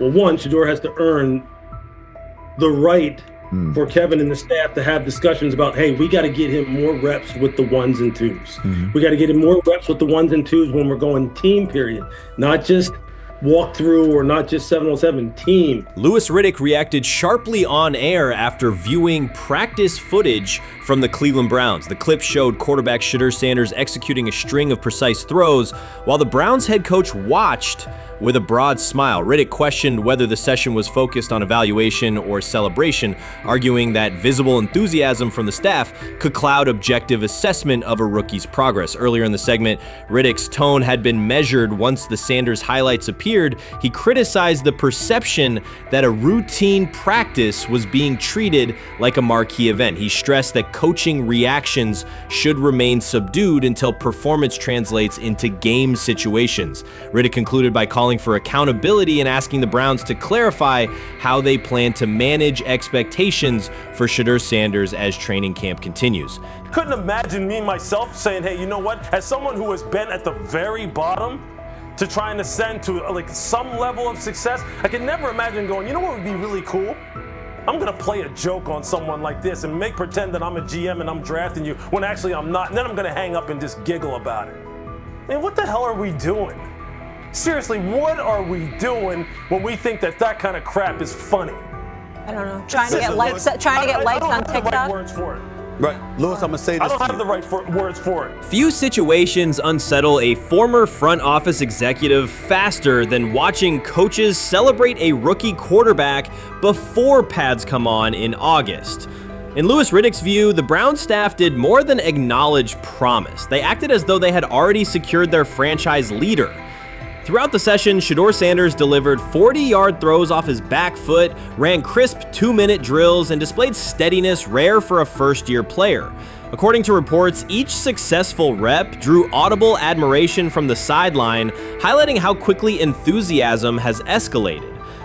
When Riddick reviewed the same practice tape and heard the glowing comments, he challenged the reaction on live television. He argued that a few controlled drills should not override the methodical scouting and development work that normally guides roster decisions. Riddick's criticism focused less on Sanders' talent than on the evaluation process. He warned that comparing a prospect to established stars or joking about renaming the stadium creates pressure before the player has taken an NFL hit, faced a disguised coverage, or logged a preseason snap. Praising potential is acceptable, he said, but anointing a savior in July risks repeating the organization's history of premature quarterback expectations. Sanders brings confidence shaped by his father's legacy and his own disciplined preparation, yet Riddick insists that progress must be confirmed over time. He urged the Browns to temper public excitement, follow a structured development plan, and reserve celebratory reactions for on-field results that matter. Regular season production under live pressure, not highlight clips from a midsummer workout. He has to earn that. Kevin has to figure out a way to do that, so then you can reasonably assess what you have in him compared to Dillon Gabriel, compared to Kenny, compared to Joe Flacco. If you don't, then the conversation surrounding him is going to continue to be what it's been, which is, but for some people, he was overhyped all along. He's not that great of an athlete, doesn't have a big enough arm. There's a reason why he was a 5th-round pick, blah, blah, blah, which I don't believe. I believe if he is given enough reps, earns enough reps, and then is given enough reps in meaningful situations, he can throw the ball just as good as Joe, if not better, just as good as Kenny, if not better, just as good as Dillon Gabriel. After more than 2 decades in personnel and broadcast analysis, Louis Riddick was dismayed to see a franchise bypass basic evaluation standards after only a series of eye-catching minicamp throws. Reviewing practice footage from Cleveland, he observed Shedeur Sanders drilling 40-yard passes against uncovered receivers and running 2-minute sequences with poise. In Riddick's view, those reps, conducted without pads, contact, or a disguised rush, show arm talent but reveal little about how a rookie handles game pressure. Riddick said the Browns' reaction drifted from objective assessment to outright admiration. Multiple reports indicated coaches were sketching new concepts for Sanders during dinner and referring to dedicated Shedeur packages well before a padded practice. Even the veterans in the quarterback room showed no visible alarm, a sign that staff excitement had already reset the internal depth chart conversation. The analyst emphasized that his concern is not Sanders' skill set. He acknowledged the quarterback's arm strength strength, footwork, and composure, but rather how quickly the club appears willing to declare him its long-term answer. Riddick cited several past prospects who received similar midsummer acclaim only to stall once real competition began. Given Cleveland's long history of quarterback turnover, he argued the organization should focus on incremental milestones, processing post-snap reads, surviving live pass rushes, and rebounding from mistakes on Sunday afternoons. Riddick urged the Browns to temper expectations and follow a structured development plan so Shedeur Sanders can progress without undue pressure. One coach reportedly admitted he replayed Tuesday's scrimmage film so often that he lost sleep, an anecdote Riddick offered as proof that enthusiasm is already outpacing reality. All asking now is what is going on with Shedeur Sanders, and so the floor is yours. Maybe you can make sense of this free fall with what was at one point the top-rated quarterback in this draft class. Yeah, Shay, I think at this point in time, this really isn't a football discussion any longer. This is a personal discussion. This is about it's a fit discussion. It's whether or not teams are just comfortable with everything that comes along with Shedeur in terms of who he is as a person, all the people that are surrounding him in terms of his inner circle, and whether or not teams deem that to be something that they're comfortable with. Right or wrong, that's the only conclusion you can really come to at this point. Louis Riddick voiced an escalating concern during the segment. Having witnessed numerous quarterback setbacks in his career, he worries another may be forming, not because Shedeur Sanders lacks talent, but because the praise around him is growing without restraint. Sanders has simply attended practice, delivered accurate passes, led the huddle, and shown the composure expected of an NFL player. Riddick fears the Browns' reaction, treating routine drills as proof of long-term success, risks setting premature expectations. He cautioned that the organization seems ready to celebrate a franchise savior before Sanders has taken a competitive snap, noting that such early adulation has derailed promising prospects in the past and could impede Sanders' measured development. The rumors have ended. The decision is public. Cleveland Browns owner Jimmy Haslam has informed every level of the organization that unless an unforeseen injury intervenes, Shedeur Sanders will start at quarterback in Week 1. The announcement is not an informal suggestion or a quiet push in the background. It is a direct order. Multiple independent reports, amplified most visibly by Colin Cowherd, confirm that Haslam delivered the directive himself. From the owner's viewpoint, the logic is simple. No one else on the roster offers the same combination of talent, leadership, and long-term upside. Joe Flacco is approaching the twilight of his career. Kenny Pickett has shown flashes but remains inconsistent. Dillon Gabriel, taken in the 3rd round, is a developmental project. By contrast, Haslam believes Sanders can alter the franchise's trajectory immediately, and he refuses to allow internal hesitation to stall that possibility. The standoff traces back to April. General manager Andrew Berry and head coach Kevin Stefanski entered the draft wanting a low-profile prospect who would fit quietly into the existing depth chart. They prioritized scheme familiarity, modest public attention, and a clear developmental timeline. When the board lined up, they reached for Gabriel in round 3, reasoning that an early investment would justify keeping a rookie on ice behind the veterans. But Sanders continued to slide, first through day 2, then deep into round 5. Haslam watched the names come off the board, convinced the league's bias against Deion Sanders' outspoken son was obscuring legitimate first-round talent. When Cleveland's 5th-round pick arrived and Sanders was still available, Haslam intervened. He did more than approve the choice, he overrode the original plan, making it clear that the organization would select Sanders and give him every chance to compete. From that moment on, the Browns' internal narrative splintered into 2 camps, those ready to accelerate around their owner's vision and those still trying to protect their original approach. Once rookie minicamp began, Sanders erased much of the speculation. He commanded huddles, processed coverages quickly, and delivered throws with anticipation that belied his draft slot. Teammates noted his willingness to accept blame for missed timing, then correct the error without dramatics. While Flacco and Pickett split most first-team reps, Sanders treated limited opportunities as full-speed auditions. During organized team activities, he identified blitz looks, redirected protections, and consistently found his second read when the primary route was covered. More than one defensive veteran told local reporters that Sanders looks like the best arm in the building. That assessment forced Berry and Stefanski to reevaluate their timetable. They could no longer label Sanders a long-term project without contradicting on-field evidence. Drafting Gabriel 2 2 rounds earlier had provided the staff an excuse to slow roll Sanders' ascent. Coaches could point to investment cost, meeting room familiarity, and installation comfort to justify Gabriel's snap share. Yet each practice rep in which Sanders outperformed the 3rd rounder weakened that shield. Behind closed doors, position coaches began requesting more Sanders film for cut-ups, and offensive assistants quietly shifted meeting questions toward concepts the rookie already executed well. By mid-June, Barry himself started describing Sanders not as a developmental asset, but as a competitive option. Those subtle linguistic changes signal the front office's recognition that the narrative had moved beyond their control. Haslam's history with quarterbacks is well documented. His pushes for Johnny Manziel, Baker Mayfield, and Deshaun Watson were high visibility swings, each driven in part by a desire to generate excitement as well as wins. Critics highlight those choices to question his evaluation track record, yet Haslam perceives Sanders differently. Where Manziel carried off-field concerns, Sanders brings a reputation for professionalism. Where Mayfield's leadership style divided veterans, Sanders' approach has united receivers and linemen. Where Watson's trade involved unprecedented controversy, Sanders arrived at minimal draft cost. Haslam sees a rare chance to capture star potential without mortgaging the future, and he is unwilling to cede that upside to cautious pacing. Cleveland's supporters, weary of revolving door quarterbacks, have rallied around Sanders with unexpected speed. Sales of customized Sanders number 2 jerseys surged within days of rookie minicamp. Training camp ticket requests spiked once local media circulated videos of Sanders making NFL-caliber anticipation throws during 7-on-7 periods. The mood in Northeast Ohio has changed from tentative hope to active belief.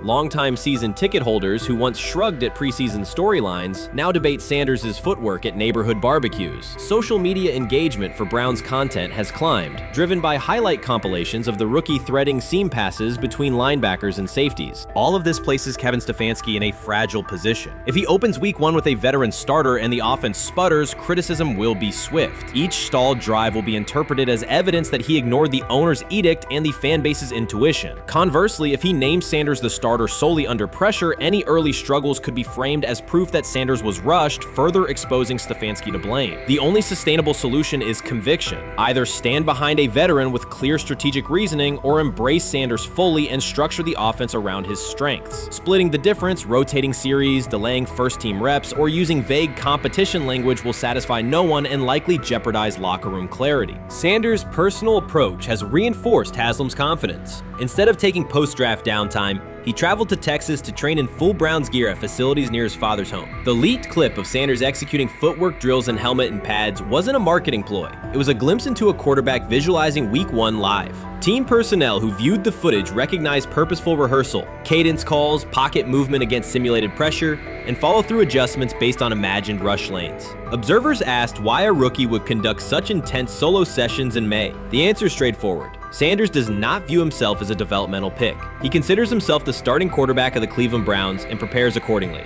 On pure ability, Sanders' arm strength ranks with the league average for starters. His accuracy to the intermediate middle, an area where the Browns' current scheme generates high leverage completions, has drawn consistent praise from receivers. The primary areas still under review are blitz recognition and live bullets and timing on deep outbreaking routes versus press coverage. Those developmental checkpoints are significant, yet daily practice reps show acceleration. In contrast, Flacco's mobility limits the boot action game that Stefanski installed to help Mayfield early in his tenure. Pickett can extend plays, but struggles to attack tight windows between linebackers and safeties, an essential requirement in Cleveland schematics. Gabriel remains an unknown at NFL speed. Thus, the competitive landscape favors Sanders sooner than the coaching staff originally planned. The franchise now stands at an inflection point. Haslam's mandate, the locker room's growing support, and the fan base's enthusiasm all tilt towards Sanders. The front office's earlier strategy, anchored in patience and quiet development,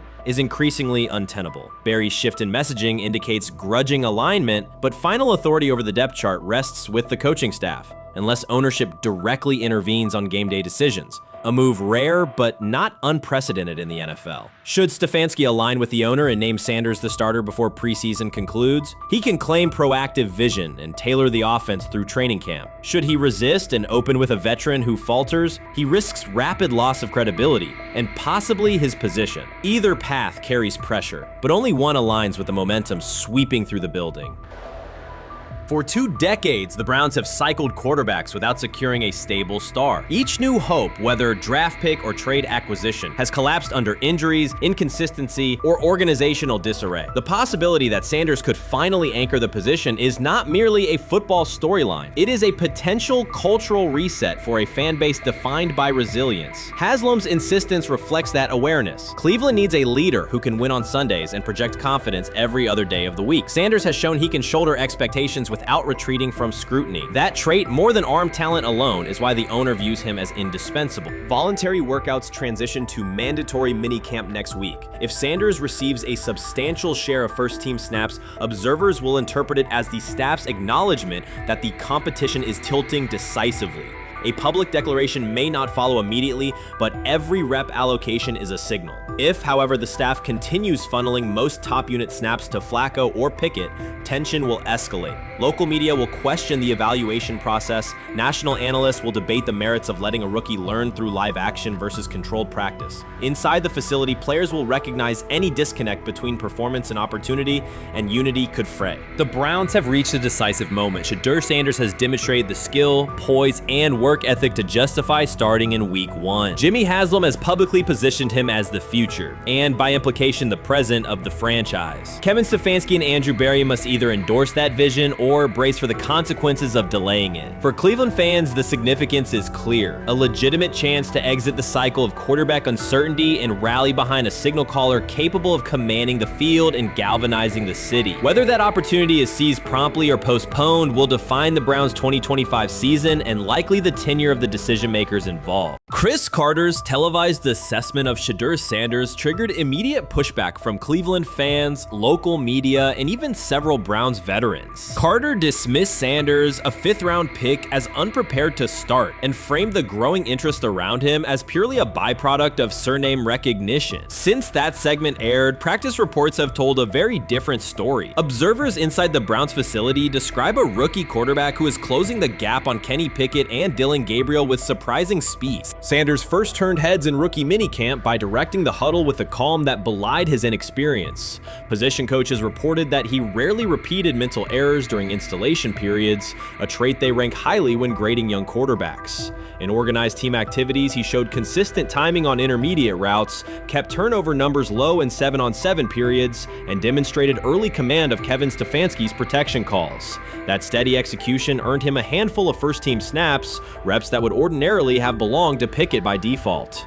By mandatory minicamp, the rotation had shifted again. Practice notes from beat reporters detail the rise in Sanders' workload each day. Red zone series against the starting defense, 2-minute drills, and full field scrimmage possessions in which he checked out of called plays when fronts dictated it. Mary Kay Cabot, initially skeptical Sanders would challenge for game day snaps in 2025, wrote after consecutive sessions in mid-June that his footwork, release speed, and pocket management had, quote, meaningfully tightened since rookie camp. Her tone marked a clear departure from early spring projections that labeled Sanders a long-term developmental project. The broader quarterback context in Cleveland magnifies that progress. Deshaun Watson's availability and form remain uncertain after 2 injury-interrupted seasons, while Pickett's transition from Pittsburgh has been uneven. Dylan Gabriel's arm strength is evident, but coaches continue to stress hesitation in his full-field reads.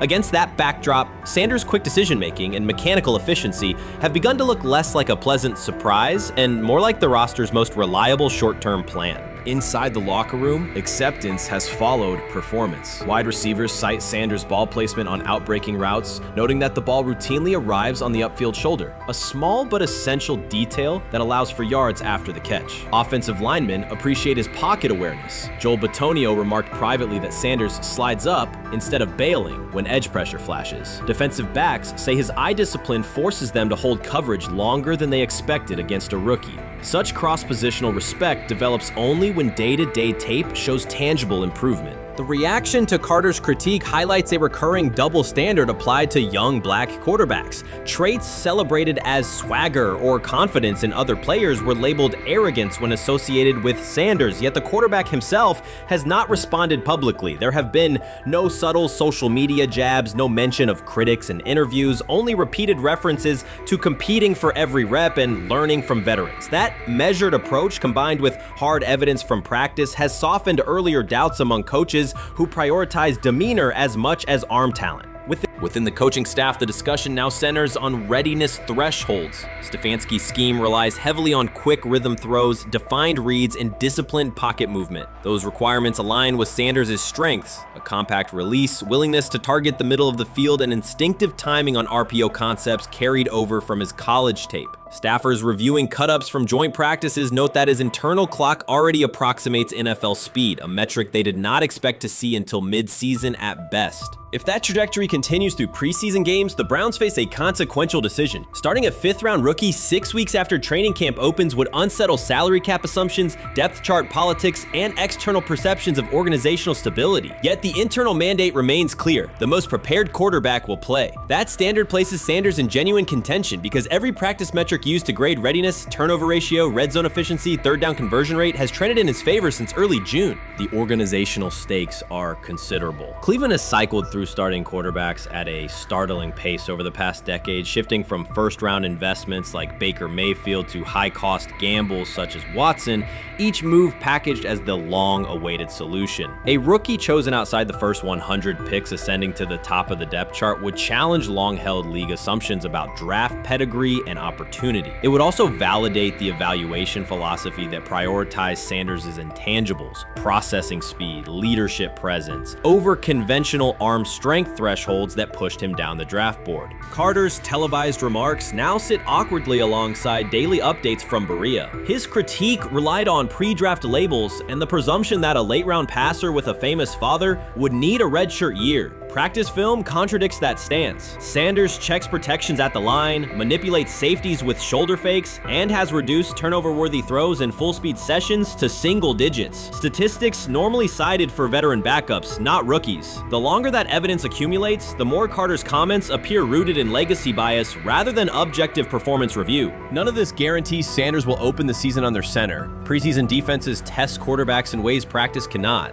Defensive coordinators will disguise pressure and boundary rotation to force late decisions. Sanders must show he can adjust protections and exploit mismatches without the benefit of a controlled environment. Yet within the Browns facility, the conversation has shifted from if he will be ready to when. Quiet confidence from Amari Cooper and other veterans suggests they believe Sanders can steady an offense searching for consistency more than highlight reel heroics. Sanders' rise also affects long-term roster calculus. If he earns the job and performs competently, Cleveland gains starter-level production on a cost-controlled rookie contract, freeing cap space allocated to other positions. That scenario could reshape roster-building strategy in a division featuring Joe Burrow and Lamar Jackson, quarterbacks whose contracts consume significant percentages of team payroll. A capable, low-cost starter would allow the Browns to reinforce their offensive line and secondary while retaining core veterans, a competitive advantage few teams enjoy. For now, the focal point remains daily improvement. Sanders continues to arrive before sunrise, reviewing the previous day's install with the quarterback coach, then staying after practice to throw on-air routes with receivers low on the depth chart. Coaches track those habits closely because consistent routine underpins performance when adversity strikes in live games. Each incremental gain strengthens the argument that readiness depends on preparation and aptitude, not draft slot. Carter's segment reminded the league how quickly assessments can become outdated when they lean on perception over evidence. Sanders' steady climb up the depth chart underscores the counterpoint. In the NFL, tape is the final arbiter. Should Sanders translate practice efficiency to preseason success, the Browns may discover that the solution to their long-standing quarterback riddle arrived quietly in the 5th round, carrying little more than confidence and a willingness to work. We've got news. Got news. About my Cleveland Browns. We've got an oblique problem. Obliques are big deals, especially when it's your quarterback. Now, he might be 4th on the depth chart, but he was number 1 in the preseason game last week, and he did a great job. 138 yards, 2 touchdowns. Shedeur Sanders has an oblique injury. That is not good. I do not like this. I hate this because I want to see more reps for Shedeur Sanders. Shedeur Sanders, a projected breakout this season, has been sidelined unexpectedly. The Browns coaching staff confirmed an oblique injury significant enough to keep him out of all activity. No reps, no drills, no warm-ups. Concerns are rising about how this may affect his momentum and force adjustments to the team's plan. The focus now is his recovery timeline, the impact on his development, and the next steps for the quarterback depth chart. Browns rookie quarterback Shedeur Sanders injured his oblique during practice practice today, putting his status in doubt for Saturday's preseason game against the Eagles. He's the latest quarterback on Cleveland's roster who has dealt with a health issue, joining fellow rookie Dillon Gabriel and Kenny Pickett.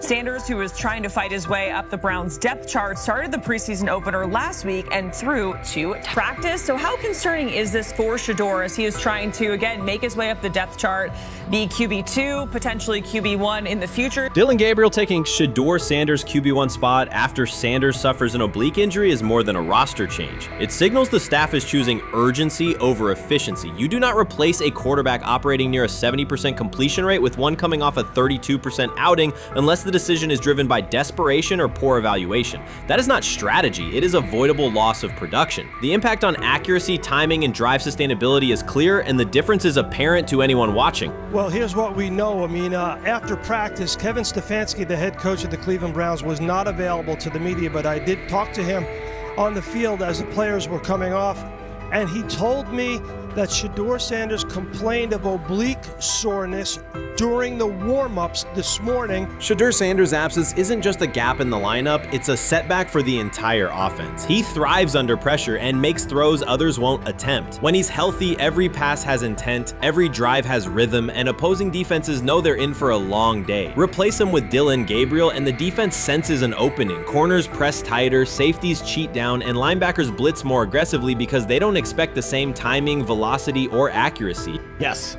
I mean, yeah, I'm a fan.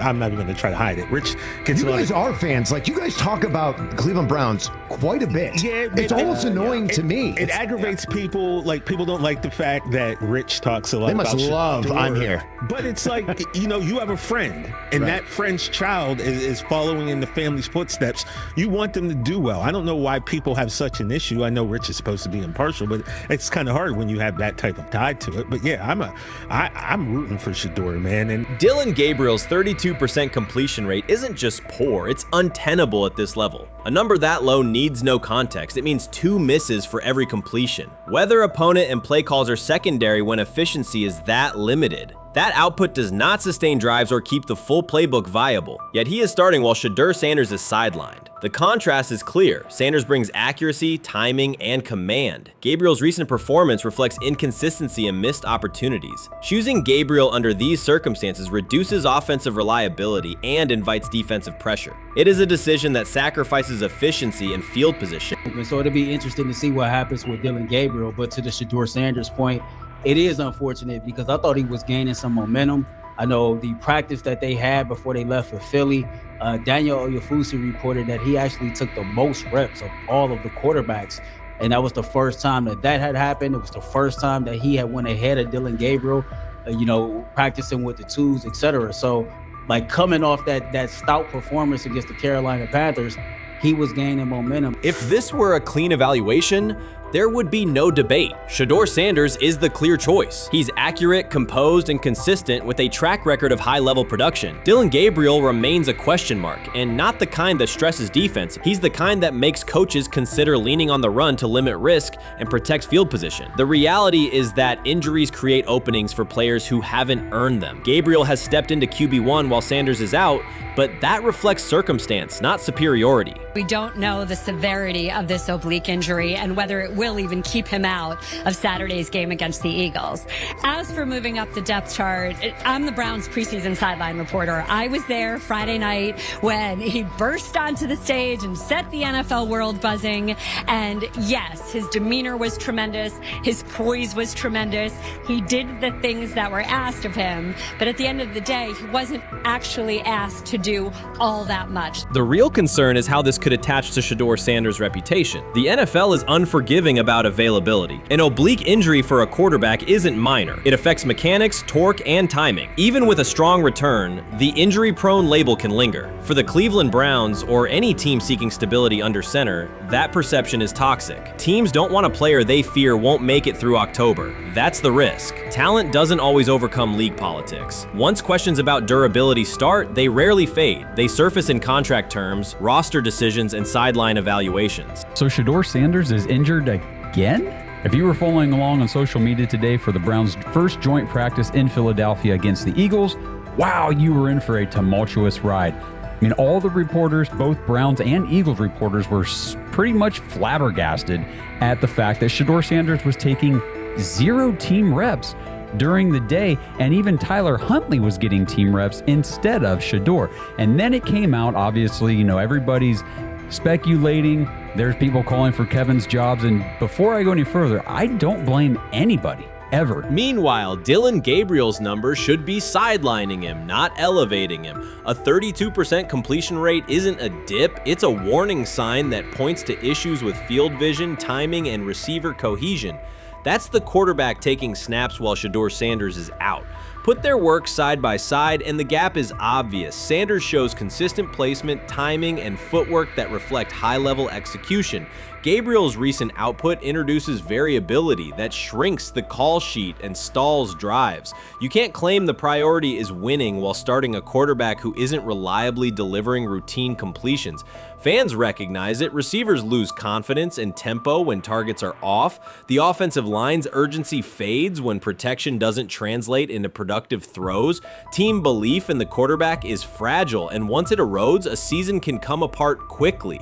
We could be looking at, 3/4 of Snoop and maybe 1/4 of Dillon Gabriel. Not really exciting for the fans. Of course, it would be nice to see what Dillon looks like. Did spend third-round capital on him. If you're Dillon Gabriel and you're a rookie, is not going to be you on want to this get team. healed. You want the reps. You want to take these reps. So what do you do to prepare yourself and get ready? Because, man, when rookies get injured, it's like these reps are so valuable. Yeah, sets him back a lot. We do have some video here. Mike Garafolo had some video of Jalen Hurts kind of helping Shedeur use his cart to get off the field here. Shedeur Sanders changes the entire equation. His presence under center keeps defenses honest, keeps teammates engaged, and expands the coaching staff's options. You can call vertical shots, open the playbook, and control the game's tempo. Dillon Gabriel limits that. With him, the playbook narrows, drives stall, and the defense ends up on the field too long trying to compensate. The Cleveland Browns are not in a position to gamble at quarterback. This is a franchise with a difficult history at the position. With Gabriel, the issues are visible from the stands. A 32% completion rate won't jump to 60% with a few extra reps. If anything, it will decline as defenses present looks they would not risk against Shedeur. And that's the core issue. Shedeur Sanders at 80% is still a better quarterback than Dillon Gabriel at his best. That isn't exaggeration, it's the numbers. If Sanders is a 70% passer when healthy, even a drop to 60% keeps him well ahead of where Gabriel is now. Yet the team is rolling with the quarterback who isn't delivering routine completions. Every week Sanders is out, his hold on QB1 loosens. That's the hard truth. The longer Gabriel stays in the role, the more coaches cite continuity and chemistry to cover what's happening on the field. Every throw and every drive has to be a statement, not just to win, but to erase any notion that Gabriel is a legitimate alternative. In the NFL, QB1 isn't handed back because you used to be the best option. You have to take it.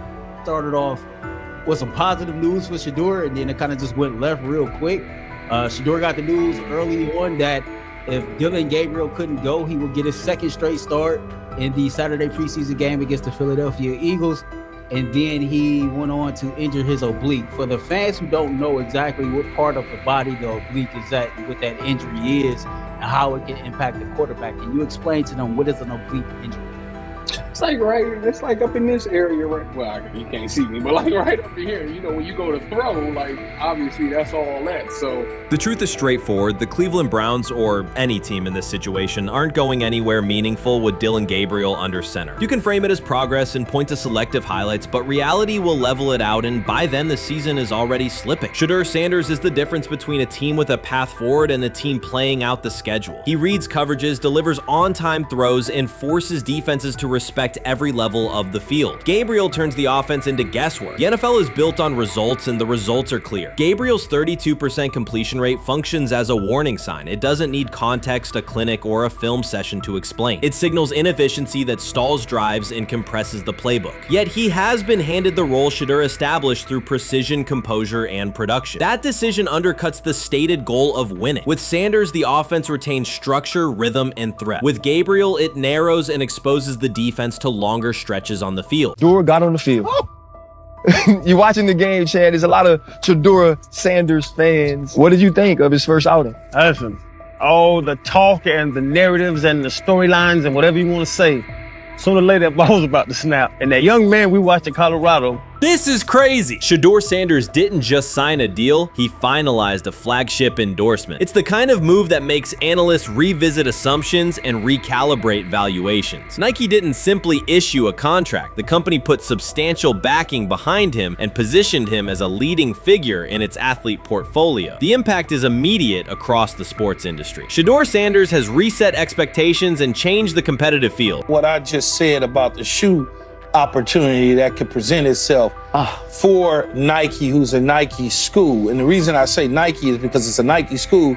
They don't want another brand with the kid wearing them on field, but they get him head to toe. Okay, not just off the field. They can get him head to toe with a signature shoe. If he had that right now, and you mentioned record-breaking Colorado State, Skip, how many eyeballs would have seen that? What did you call it, Michael? Number 2, prime 2. Shedeur Sanders finalized an agreement that forces analysts to revise their projections. Moments earlier, many expected Nike to prioritize other quarterbacks. Instead, Sanders signed and moved to the center of the discussion. The deal signals clear commitment from Nike and resets expectations across the sports business. Speculation has been replaced with a definitive statement about his market position and upcoming campaigns. Shedeur was fantastic last night. I'm rooting for him to succeed in the NFL, but this is a little too much here, right? This is just a little too much. Last night after the game, Nike drops an ad, only a matter of time with the caption, when you get your opportunity, create your next one. I get what they're doing. They probably hit their social media impressions and engagement goals last night because this went off. But the bottom line is, save this for when he wins a regular season game. This is the kind of stuff why people don't like Shedeur. It's not Shedeur himself. He's a good kid. He's a good role model. He's a good quarterback. But people trying to boost him up like this for a preseason start is why we have issues. Analysts were surprised by the announcement and quickly reassessed prior assumptions that focused on other candidates. Nike did not make a routine addition. It secured a headline athlete. Shedeur Sanders brings national visibility, measurable performance, and a recognized family legacy. For months, some experts claimed he had attention without the depth major brands seek. This agreement signals Nike's conviction in his long-term value and directly challenges that earlier skepticism. Shedeur Sanders for MVP already. Now, let me not take it too far, but it's another example of how quick and fast Nike is with their marketing. Perfect. Shedeur is the perfect athlete to work with. He's unique. He sticks to himself and his family for the most part. He's marketable. He's charismatic. He smiles. All of the above. And Nike is so quick with the timing. They say only a matter of time. Nike reached a different conclusion. The company made a clear commitment, and the commentary that dismissed the possibility is now being revised. The announcement is not the beginning of the story. It is the outcome of a trajectory that has been building for some time. Shedeur Sanders' rise has been unconventional and decisive. He drew sustained attention even when many claimed not to be watching. More than a position on the depth chart, he delivered presence, audience growth, and momentum. In this case, market impact and leadership qualities carried as much weight as traditional metrics, and Nike acted on that assessment. Did y'all see about like the business side of it, like his contract? Like he gets a percentage of every one of his jersey sales. Oh yeah. So they wanted to like basically shadow ban him and his stock pick, because the more famous he is and the more they sell, they owe him more money. I probably believe it. Probably something he like has that. Apparently a super unique NFL contract. Damn, that's interesting. I would love to see that. I gotta do some more research, but and that Browns fan base, bro, they have been through some shit. They are happy for everything to come that way. So they everybody buying them jerseys. And did y'all see the price of tickets for that preseason game after he announced that he was gonna be the starter? Crazy. Bro, that shit went from $12 to $150. At Colorado, Shedeur Sanders generated consistent national attention through performance, media presence, and high visibility moments that elevated the program's profile. That positioning aligns with what Nike seeks, not only athletes, but figures who influence culture and drive conversation. The brand signs leaders who can shape markets, athletes whose impact shows up in audience growth, engagement, and partner interest, not just in weekly box scores. Many evaluations missed this broader picture by focusing narrowly on passer ratings and comparisons that failed to capture Sanders' reach and commercial pool. Nike's history reinforces the approach. Michael Jordan became a global identity, LeBron James matured into a generational centerpiece from day one, and Serena Williams reshaped both competitive standards and style narratives. The decision to back Shedeur Sanders fits within that framework, a calculated investment in a quarterback with crossover appeal, measurable momentum, and a recognizable lineage. It signals that Nike views his value as extending beyond on-field results to sustain brand relevance and long-term market impact. Hey, bro. Can we keep it a bean, dog? He shouldn't have been no 5th round pick, dog. He should not have been a 5th round pick. Now, he plays on the Browns. I'm a Steelers fan, so like him doing well, it's like, do I really want to see him? Not really. I'm rooting for the brother. I'm rooting for him. Probably one Cleveland Brown player I root for. But 14 of 23, 138 passing yards, 2 TDs. He missed a couple throws here and there. I was like, damn, Shedeur, really? You missed that?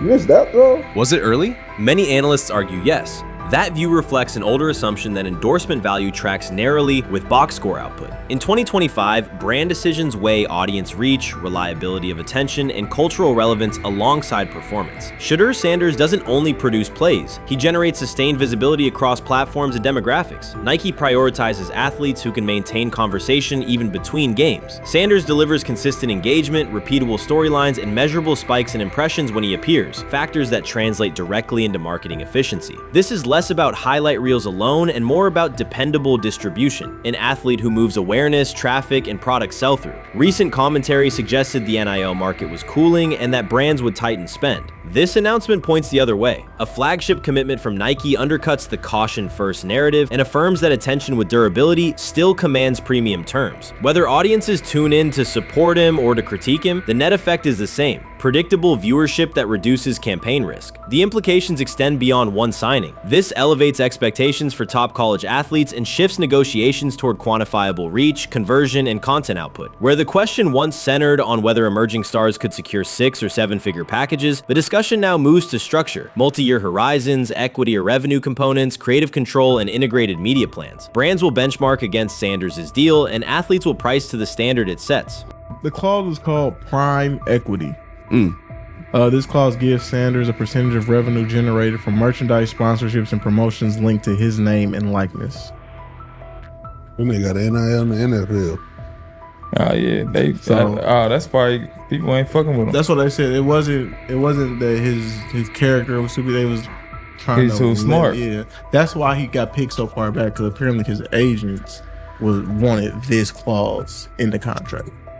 That's interesting. I didn't know that. I didn't either. Shedeur Sanders' agreement establishes a new benchmark for athlete marketing. It confirms that brands will invest at scale when a player demonstrates influence beyond performance, being able to sustain attention, shape narratives, and move product across platform. For the NIL market, the standard shifts from pure statistics to a broader profile: audience reliability, cultural relevance, and content output that can anchor campaigns. There is also an NFL draft dimension. Visibility and expectations intensify when a prospect carries both a high-profile surname and a flagship brand relationship. As Deion Sanders' son and now a leading Nike partner, every snap will be evaluated as a proof point. Strong stretches will be read as validation of the investment. Mistakes will draw outsized scrutiny. The spotlight becomes a constant variable in his development. This deal reflects a family strategy as much as an individual one. Deion Sanders understands sports branding and has built a repeatable playbook around it. Nike did more than sign a quarterback. It aligned with a multi-generational platform that consistently commands attention. Analysts who framed this as a single athlete decision missed the leverage of the broader enterprise. The Sanders name functions like an established asset, recognizable, durable, and connected to a large, engaged audience. Nike's bet is not only on Shedeur's on-field trajectory, but on the continuity of a legacy brand that spans eras. The value proposition is clear: storyline, lineage, and long-term market impact, with on-field results serving as an accelerant rather than the sole driver. I think Shedeur can play. I thought he was the best quarterback in college football a year ago. Okay, he was supposed to be the #1 pick 6 months before the draft. It paid 1-to-1, from an odds standpoint. But Will, and I know how. I already know how this is going to go. I already know how this is going to be received by a lot of people, because I'm going to be labeled a hater or even worse. What comes next is expansion. This agreement is not only a payout, it is a platform. The core question is no longer whether Shedeur Sanders will succeed, but how far his brand can scale before he takes an NFL snap.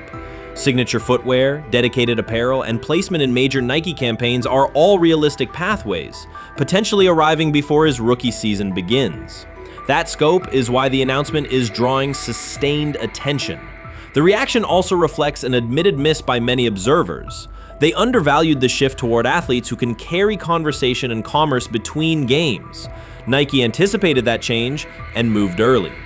The immediate task is to assess the broader impact on college athletics, the NIL market, and competing brands that now have to reprice and reposition. In practical terms, this deal sets new expectations for structure and visibility. It ties Sanders to a global distribution engine and makes each appearance a measurable marketing event. The narrative is straightforward. Nike identified durable attention, aligned with it, and formalized the bet. The market will adjust to the standard this creates. Honestly, guys notice it more when you're out winning games, right? If Cleveland starts off in a bad start, they're not doing well, and all of a sudden Shedeur or Dillon Gabriel are doing well in 7-on-7, they're throwing dimes. In practice drills, the number one defense can't stop them. People take notice of that, and the more that the players see it, they're gonna then the comments start happening over the lunch table. They start happening throughout the building, and that's when the pressure really will get severe. The Cleveland Browns were focused on resolving their quarterback situation until Jason Kelce made pointed comments that triggered a strong reaction from ownership. The response inside the organization was immediate and intense. What exactly did Kelce say that has the dog pound on edge and the front office under pressure? We've seen that miserable game by the Cleveland Browns. So they throw Joe Flacco in there, and I like Joe Flacco. He did good, but they gave him the resource of all the first-team guys. Then they throw Dillon Gabriel in there with first teams and second teams. So Dillon always is getting protected. The same thing again, they gave this scrub max protection on every play. Yeah, he completed some passes, but let's talk about his mistakes. He's still inconsistent with his throws, but he at least had max protection. The Cleveland Browns continue to be defined by inconsistency and avoidable setbacks. Even as fans hoped the organization had turned a corner, Jason Kelce, fresh off retirement, offered a direct critique that reignited doubts about the team's direction. His remarks implied the franchise's structure and decision-making remain unstable and recent progress may not hold. The takeaway for leadership is straightforward. Identify core issues, align on a coherent plan, and execute with discipline. For supporters, it's another sign that the problems run deeper than a single season. They throw Shedeur Sanders in there with the lowest cab drivers you couldn't even get on 5th Street. And I'm pissed off, bro, because the play calling was abysmal. Look, even if you don't like Shedeur didn't even get a chance to be trash. Even if you think Shedeur is garbage, he didn't even get a chance to be garbage. That's how awful the offensive line was. Kevin Stefanski still doesn't want to give Shedeur second strings and first strings reps. Why is that? Browns ownership's response shifted from measured to urgent. The pattern is familiar in Cleveland. The team once treated Johnny Manziel as a franchise solution, retained Hugh Jackson for a second year despite results, and invested heavily in Deshaun Watson through a costly trade and contract. These decisions reflect aggressive but poorly aligned planning. The outcome has been continued instability instead of sustained progress. That this was the guy that they wanted to start. He's seasoned, he's experienced, he still has a big-time arm, even at his age, and they open with the Cincinnati Bengals. They wanted that experienced guy. He was always going to be the guy. They were not going to start Dillon Gabriel or Shedeur Sanders in week 1. Kenny Pickett had a hamstring injury. It makes it easy to go with Joe Flacco. And the question isn't and wasn't going to be who's the starter in Cleveland. The question is, who's going to be the backup in Cleveland? Who's going to be the number 2 quarterback when they open the season against these Bengals? Fans still show up season after season, expecting improvement and bracing for setbacks. The usual pattern has been early optimism followed by a gradual collapse. But last season was different. For a sustained stretch, the Browns looked organized and competitive, resembling a functioning team. Couple days, 3 days until roster cutdowns, how do you feel about that? Do you feel like you belong here on this team? Obviously, I think overall as a player, I feel like I put in the work. I feel like everything I do, I try to do it to my best, and that's all I ask for. So I feel like everybody feels like, they should be on the team, and if you ask anybody on the team, would they feel like they belong, in their own eyes. So I feel like I do, but I'm my own player, I think about myself in a high regard. The front office entered the offseason confident. Kevin Stefanski was being praised and the Dog Pound believed the team had made real progress. Then Jason Kelce delivered a pointed assessment that cut through the optimism. Fresh into retirement, the former Eagles All-Pro and Super Bowl champion said Cleveland still looks like a team patching over issues rather than building a durable contender. Kelce's view was direct. The Browns' structure is fragile, and the roster is too dependent on perfect health at quarterback. He argued the team is one injury away from losing continuity and sliding backward. Because Kelce has operated inside a stable, championship-level organization, his comments carried weight with players, media, and fans. The reaction was immediate. People took his critique seriously, not as outside noise, but as an informed evaluation of how a successful team should be built. Ownership also felt the impact. Jimmy Haslam's response shifted to urgency, a sign that leadership recognizes the stakes. The criticism arrives in the context of prior high-risk decisions, especially the fully guaranteed $230 million commitment tied to Deshaun Watson. Watson has missed time and shown inconsistency when available, and the contract has constrained flexibility. Kelce's remarks highlight why depth, alignment between the front office and coaching staff, and a clear contingency plan at quarterback are non-negotiable. The takeaway is straightforward. Cleveland must convert last season's progress into a stable framework, protect the quarterback, deepen critical positions, and establish a plan that survives injuries and short-term setbacks. Without that, the games that fueled optimism will remain temporary. If you're a betting man, who do you think starts for the Browns at quarterback? Okay, this is the situation. Kenny Pickett, they actually traded for him. Joe Flacco, no one's bringing Joe Flacco in the building thinking Joe Flacco's going to be the starter. If Joe Flacco is your starter, you got a problem. You have a huge problem. And if they were saying Shedeur was the starter as the 5th rounder, you got a real problem too, because he passed over all these guys in these reps in the offseason in shorts, in bikini shorts, Speedos and stuff. Like, no. That kind of stuff. So I'm not that surprised when you put down a 3rd round pick on a quarterback. You do believe he has a certain skill set. Jason Kelce stated the obvious. Cleveland committed to a quarterback who hasn't played at an elite level in years, and Joe Flacco's playoff run didn't change the long-term outlook. Ownership appeared more upset that the criticism was public than by the substance of the critique. Many fans agreed. They've seen this pattern before. Rosters age, injuries are inevitable, and when a single contract dominates the cap, one setback at quarterback can undermine the entire season. Kelce's broader point was about structure. The Browns prioritized the high-cost, uncertain starter over depth and contingency. The late-season surge masked issues that remain: limited cap flexibility, thin depth at key positions, and an offense that lacks a credible plan B. Fans recognize how quickly a strong defense can decline with injuries, and how an offense without redundancy stalls. The AFC North raises the stakes. Baltimore with Lamar Jackson sustains a top standard. Cincinnati with Joe Burrow returns to contention when healthy. Pittsburgh rarely slips below .500 under Mike Tomlin and wins with defense and consistency. In that environment, Cleveland can't rely on perfect health or peak form from one player. The path forward is clear. Diversify cap allocation, reinforce the offensive line and receiver depth, carry a legitimate backup plan at quarterback, and install a scheme that functions regardless of who is under center. Given what we saw yesterday with Shedeur Sanders, somebody on the Cleveland Browns is 100% getting fired, probably by the end of this year. The person who's probably going to end up getting fired is Kevin Stefanski, because I know that he didn't want Shedeur Sanders on the team. It was Andrew Berry who made that pick. You can't really go against your GM. Bad things happen in this situation. But Shedeur Sanders is not without fault for what we saw yesterday. This is the play that we saw yesterday that has the internet just exploding, where Shedeur Sanders took like a 24-yard sack.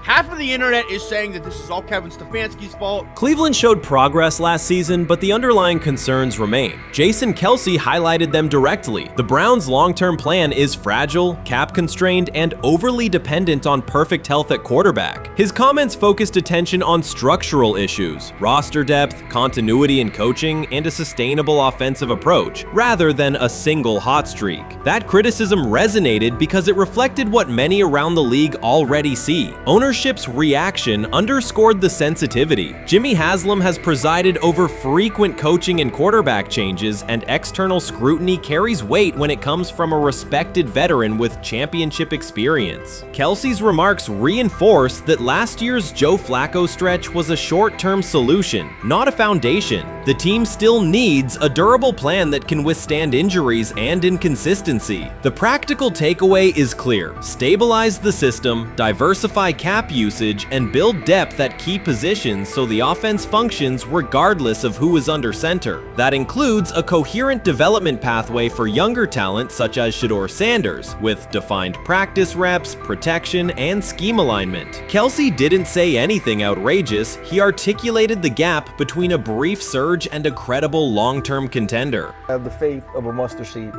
Right, because this is the greatest resurrection since Jesus the Christ. Right, like at some point, Joe Flacco was thinking about getting into TV. Yeah. Right, Joe Flacco didn't have a job, and then now you not only come back and start for the Cleveland Browns late in the 2023 season, but they came back around to you, and you're now the day one starter for a franchise that just 2 years ago was in the playoffs. The Browns' quarterback situation remains unsettled. Deshaun Watson was expected to be the long-term answer, but injuries and inconsistent play have prevented him from reaching an elite level. When the team turned to Joe Flacco after Watson's season deteriorated, Flacco immediately lifted the offense and produced results that highlighted the gap between expectations and reality. That a 39-year-old late addition could outperform a $230 million starter was not just a short-term surprise, it raised fundamental questions about roster construction and evaluation. Quarterback depth has been fragile, and the late-season surge masked broader structural problems. Jason Kelsey's remarks made that clear. Cleveland is vulnerable if the starter is unavailable, cap flexibility is limited, and the offensive plan lacks a stable contingency. His critique drew attention to leadership and planning as much as on-field performance. Jimmy Haslam's strong reaction reflects the pressure on ownership. The organization has promoted a message of stability and progress, but Kelsey's assessment suggested those gains are not yet durable. The path forward requires a realistic approach to the cap, a credible backup plan at quarterback, and a system that holds up regardless of personnel. I view things as I got time. I got time to be able to grow and mature, and be able to understand the ins and outs of the defenses and be able to get the good insight from the vets in the room. So I look at it as, a plus. And whenever, it's time for me to play. Shedeur Sanders rolled into Browns camp and instantly made the whole practice feel like a recess pickup game. NFL vets suddenly looked like they'd forgotten the playbook and were just trying to keep up. With that being said, I see some balls coming out of Shedeur Sanders at that camp, and I'm like, kind of looks like a guy. Yeah, I'm ready. He can sling it. Ready to I see him, some of the veterans, how they talk to him, mic'd up, see what he's doing in the community. Talking about Njoku there? Njoku, Mike that, but once you see, different little interactions and things like that, I know he has the talent. We'll see. It'll be a competition that usually brings the best out of guys, especially young guys, so I'm interested to see how that quarterback situation. Right after Shedeur Sanders tightened his cleats and the Browns settled in for what they figured was a routine camp day, the whole vibe tilted sideways. No blazing comet, no UFO touching down at midfield, just a swagger-charged quarterback striding in like he'd crashed the wrong league and thought, yeah, I'll stick around and run this show. The Browns had no clue what storm was rolling in. You'd expect an NFL team to do a quick scout, maybe pull up a highlight reel or two, but nope. They greeted Shedeur with a shrug, only to watch him seize the field on snap one and run the whole operation like a seasoned pro. First and foremost, he's been the best quarterback in camp. Now look, Joe Flacco ain't had many opportunities. There was a whole day I saw he didn't throw the ball at all. Here's my theory on the situation. They already know who's starting in the number 2 is. They already know. Joe Flacco and Shedeur Sanders is already locked up. You're missing the boat, people. You're missing the boat.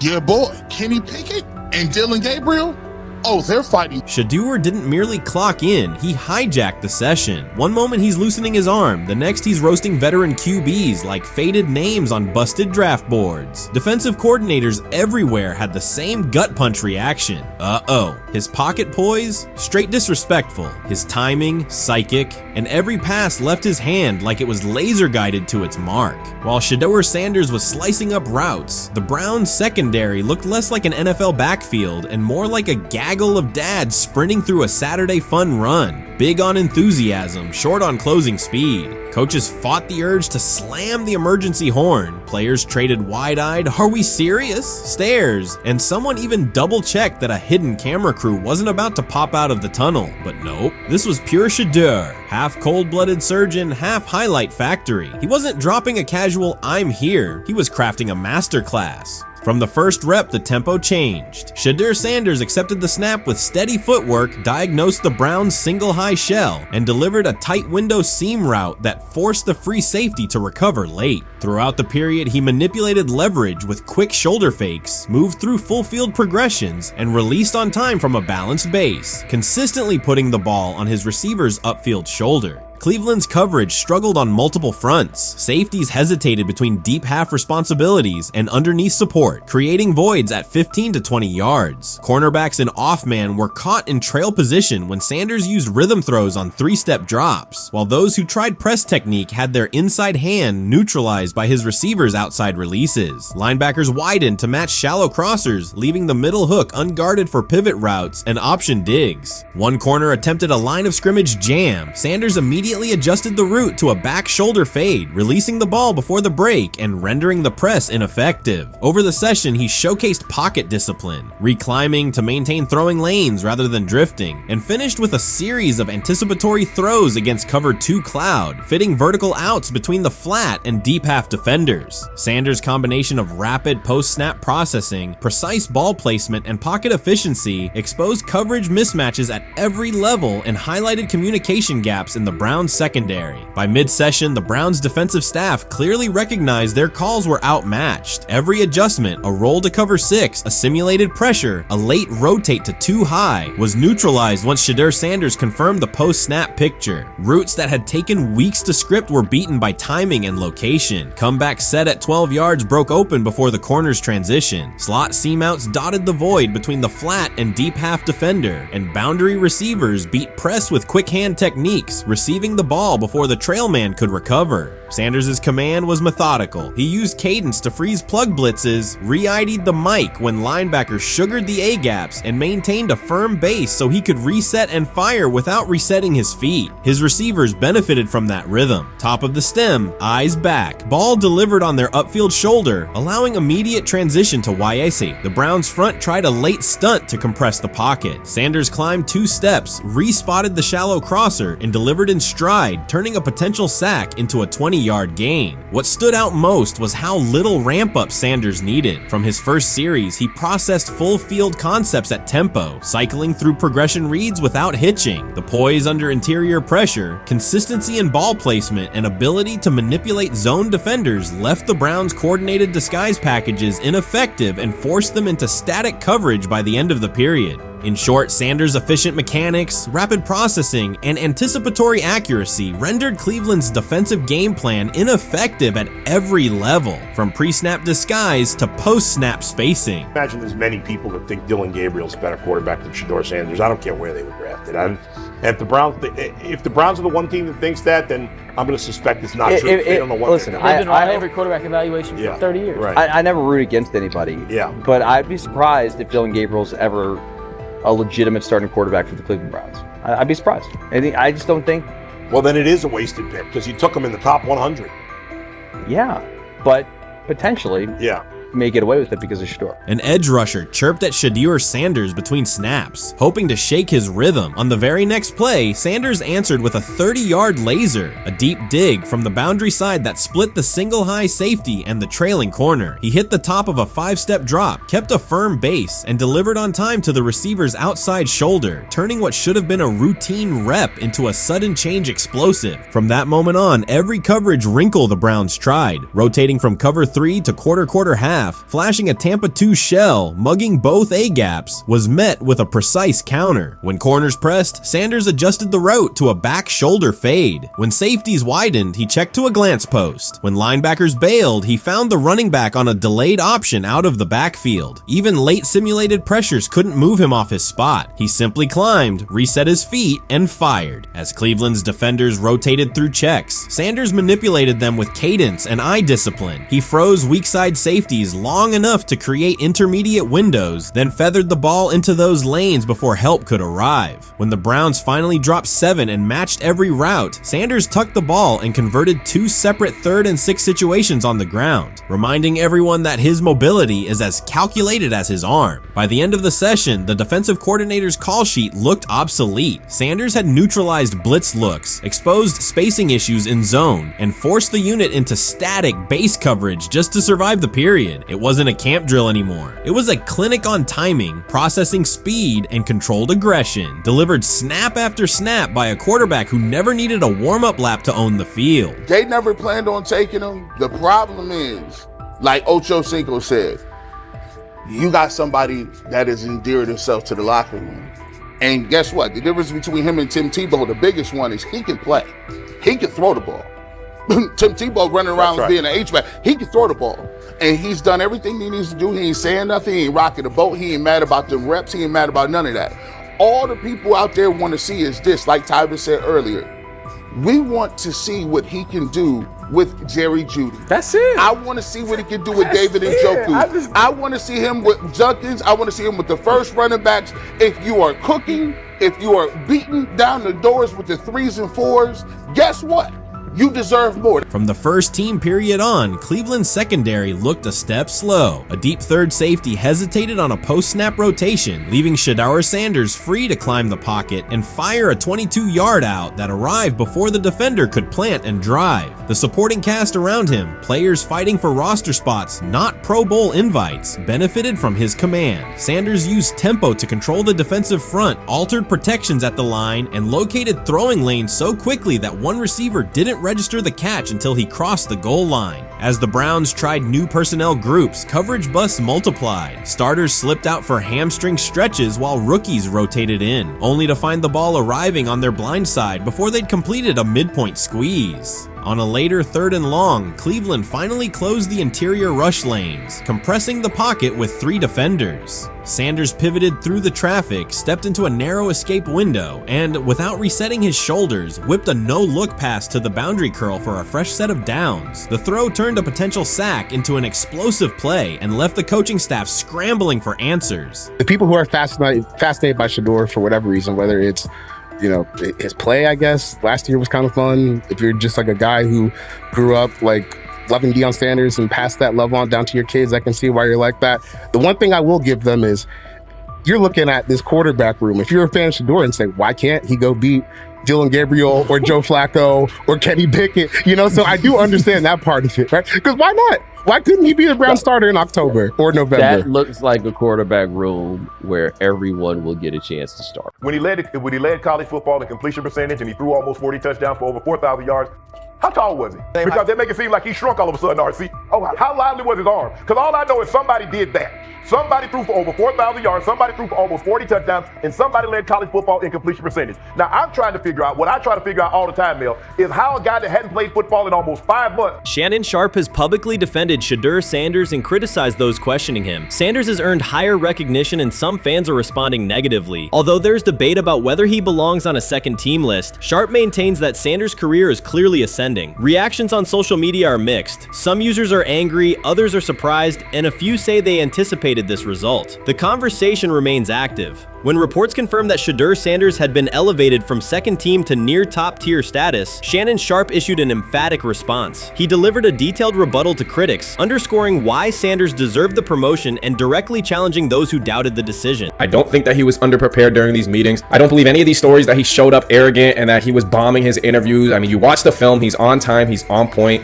You watch his interviews, he answers like a 10-year NFL veteran. Like, he's clearly dominating OTAs. It's every single day there's a new report of how well he's doing for the Browns in OTAs. And I mean, you can say what you want, it's just OTAs. Okay, if that's your new narrative, then he's doing exactly what he needs to be doing. He's on point, he's on time, he's getting the respect of his teammates, and he's making plays. So we're gonna see years down the line, something's gonna come out that I don't know what exactly it was, but something will come out. Critics have been waiting for an opportunity to dismiss Sanders. They labeled him overrated, accused him of benefiting from nepotism, and claimed his profile came only from his last name and polished image. Within their own echo chamber, they cited every game in which he fell short of huge passing numbers as validation of their doubts. Since Sanders has begun receiving formal recognition, criticism has escalated. A wave of self-appointed analysts is dissecting his throwing mechanics and team role, and many online commentators now argue that his promotion reflects deeper problems within the sport. Shannon Sharpe rejected each criticism directed at Shedeur Sanders. During the broadcast, he turned a routine segment into a detailed examination, acting as presenter, interrogator, and fact-checker. Sharpe walked viewers through game film, season statistics, and scouting reports to show why Sanders merited his recent promotion.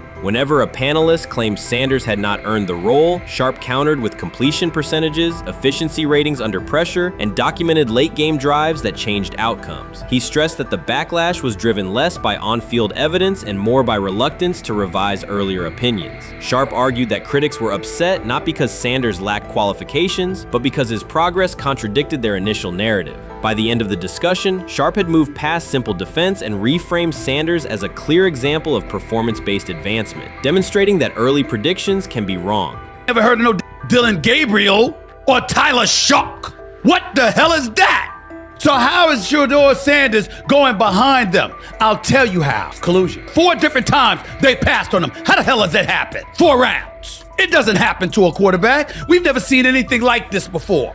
Shedeur Sanders with the watch. Shedeur Sanders with his bravado. Shedeur Sanders with this supposed arrogance or whatever. Shedeur Sanders' advancement did not happen by chance. While detractors questioned his resume online, he continued to prepare, attend every practice, and deliver accurate throws under pressure. The contrast between his output and the complaints directed at him has been stark. Some critics even argued the selection committee was, quote, biased toward performance, as if rewarding strong play were improper. Rumors quickly followed. Certain commentators speculated that a public relations push from the Sanders family must have influenced voters, suggesting everything from coordinated media strategies to alleged favors for coaches. None of these theories addresses the basic point. Sanders earned his promotion through consistent production, poise in the pocket, precise ball placement, and efficient decision-making. Shannon Sharpe highlighted these facts during his response. He noted that Sanders' performance metrics justify the recognition and emphasize that resistance to the move stems more from prior prejudice than from substantive evaluation. For Sharpe, the goal was clear: present the data, challenge unfounded claims, and correct the narrative. The discussion, therefore, became a broader statement about acknowledging merit and abandoning outdated assumptions. Colin Cowherd defend college basketball coaches who have gotten a DUI, come to their defense and say they didn't need to be fired, that they deserve a second chance. But Shedeur Sanders drives 40 miles over the speed limit, gets a one-on-one ticket, and Colin Cowherd comes on his show today and says he's out on Shedeur Sanders. He's seen enough. He can't support him anymore. He can't be in the Shedeur Sanders camp because of this speeding ticket. Shannon Sharpe addressed commentators who portray constant doubt as expertise. Those who discount strong performances with "we'll see," but declare bust after a single mistake. He noted their belief that progress only counts if an athlete visibly struggles. Sharpe's response was methodical rather than emotional. He presented evidence, cited statistics, and calmly refuted each claim. Following his remarks, several critics began revising or deleting earlier posts, recasting themselves as longtime supporters of Shedeur Sanders despite having questioned him for months. Sharpe insists on accountability, naming specific individuals and dates while requesting public acknowledgement of prior errors. He argues that analysts cannot spend months undermining a player's potential and then quietly adopt a supportive stance once the athlete succeeds. These are serious, big-time, top-of-the-line playmakers that they have. If you can go 45 to 42 in the fourth quarter because your quarterback set the school record with 510 yards passing. He was flawless. Shedeur is big time. I didn't know for sure, will it translate to the next level of competition? Yes, it might translate to the next level of competition as he can play. Critics who once claimed Shedeur Sanders was unprepared now hesitate to acknowledge their mistake. They resist retracting earlier comments and struggle to accept that an athlete can succeed without their approval. Sanders continues to share practice clips and game highlights without engaging the debate, while Shannon Sharpe documents every dismissive remark, ready to revisit them on national television. The disapproval did not slow Sanders. It underscored his progress and exposed the gap between perception and performance. As a result, the conversation has has shifted. Analysts who doubted him now describe him as undervalued and publish detailed evaluations of his mechanics and game management, suggesting long-standing familiarity with his career. In a matter of weeks, critics have recast themselves as advocates, demonstrating how quickly opinion can change when consistent results leave little room for doubt. Shannon Sharpe signaled that his commentary is not over. He considers Sanders' advancement a positive outcome for every athlete who has been overlooked or criticized for having confidence. Sharpe stressed that analysts do not have the authority to determine who deserves recognition based on personal preference. The reaction to Sanders' promotion, he argued, revealed how quickly opinions can shift once results are undeniable. Sharpe pointed out that many vocal critics became quiet when confronted with objective performance data. This exchange, Sharpe insisted, reached beyond defending a single quarterback. It challenged the practice of dismissing achievements that do not fit familiar narratives. He reminded viewers that success does not require external approval and that consistent talent will surface despite online commentary intended to minimize it. While critics reconsider their positions, Sharpe remains steady, assigning credit to the athlete and allowing the scoreboard to confirm the argument. In his view, the statistics speak clearly enough. Sharpe also emphasized that the intensity of the backlash must be placed in context. College football is a volatile environment where unexpected outcomes are common. Therefore, declaring failure based on incomplete evidence only weakens the credibility of sports analysis. The discussion underscored the need for measured evaluation rather than reactive judgment. Dak Jackson and him and everybody else that we talked to have said that Shedeur looks good. He looks really good. Yes. He looks better. And we got Zach that say Dylan Gabriel ain't even an NFL quarterback. It's true. So how is it that this man can't get a rep with the ones, but that non-NFL quarterback can? We all what agree sense with that. does that make? Some observers now claim that recognizing Shedeur Sanders' strong performance undermines football's traditional standards, even though they previously argued he received coverage only because of his father. Faced with Sanders' current statistics, those critics are searching for explanations that fit their earlier narrative. The data have always been clear. Their earlier objections ignored that fact. Shannon Sharpe is openly highlighting this reversal, comparing past negative remarks with Sanders' recent 400-yard games to demonstrate the gap between criticism and evidence. Sharpe did not force these commentators to backtrack. He simply displayed their earlier claims alongside Sanders' results, allowing the contrast to speak for itself. He lied to us all when he said that this was going to be an open competition, a four-man open competition when it comes to the QB situation up there in Cleveland, in which, from the looks of it, all we've seen it be was a three-man race. The only people that has been getting reps in with the first team or with the veterans are Joe Flacco, Kenny Pickett, and Dylan Gabriel. We've never seen my boy Shedeur Sanders get a chance to get in. Even with him doing the things that he has been doing up there, he has yet to get in with the... Shedeur Sanders was caught off guard by Coach Kevin Stefanski's recent remarks, which have sparked talk of bringing in another starting quarterback. Commentators are debating whether Stefanski's comments reflect eroding confidence in Sanders or a brief lapse in judgment, but the rookie now faces intensified scrutiny over his role. The Browns, we got an analyst that says that Shedeur Sanders should have some kind of a ban? Banishment of some kind? Come again? Say what? For what? And we've got, this would be more troubling. If I'm a Browns fan, and this is where we're going to start, potential dissension in the ranks of the front office and the coach. And over what?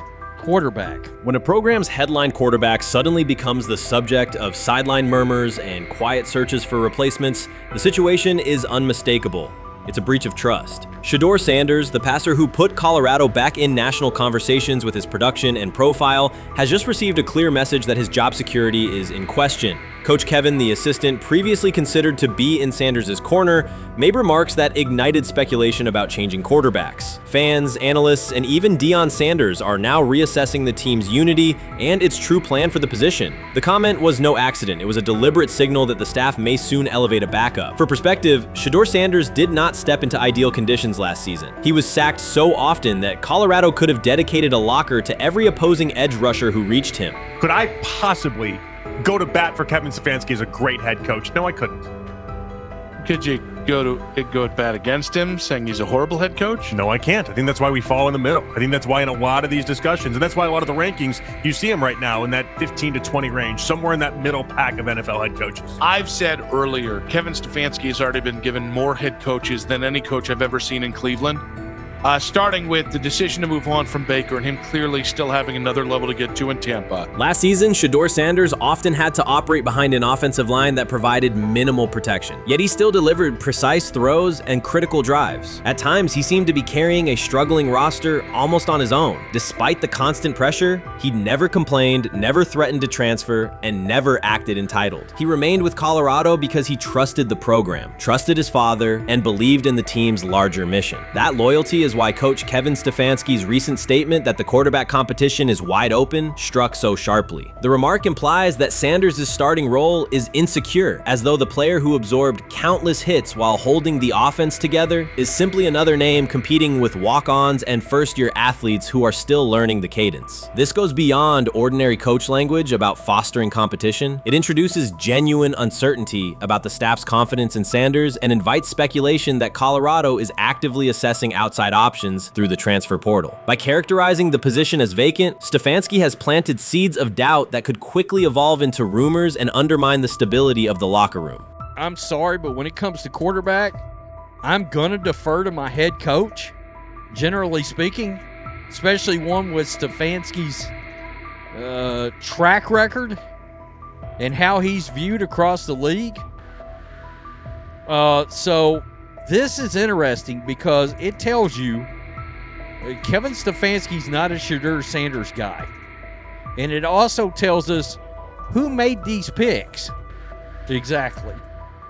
The Cleveland Browns made a rather awkward decision in the NFL draft, opting to take quarterback Dillon Gabriel in the 3rd round, well before he was expected to fly off the board. Then 2 rounds later, the Browns took fellow quarterback Shedeur Sanders.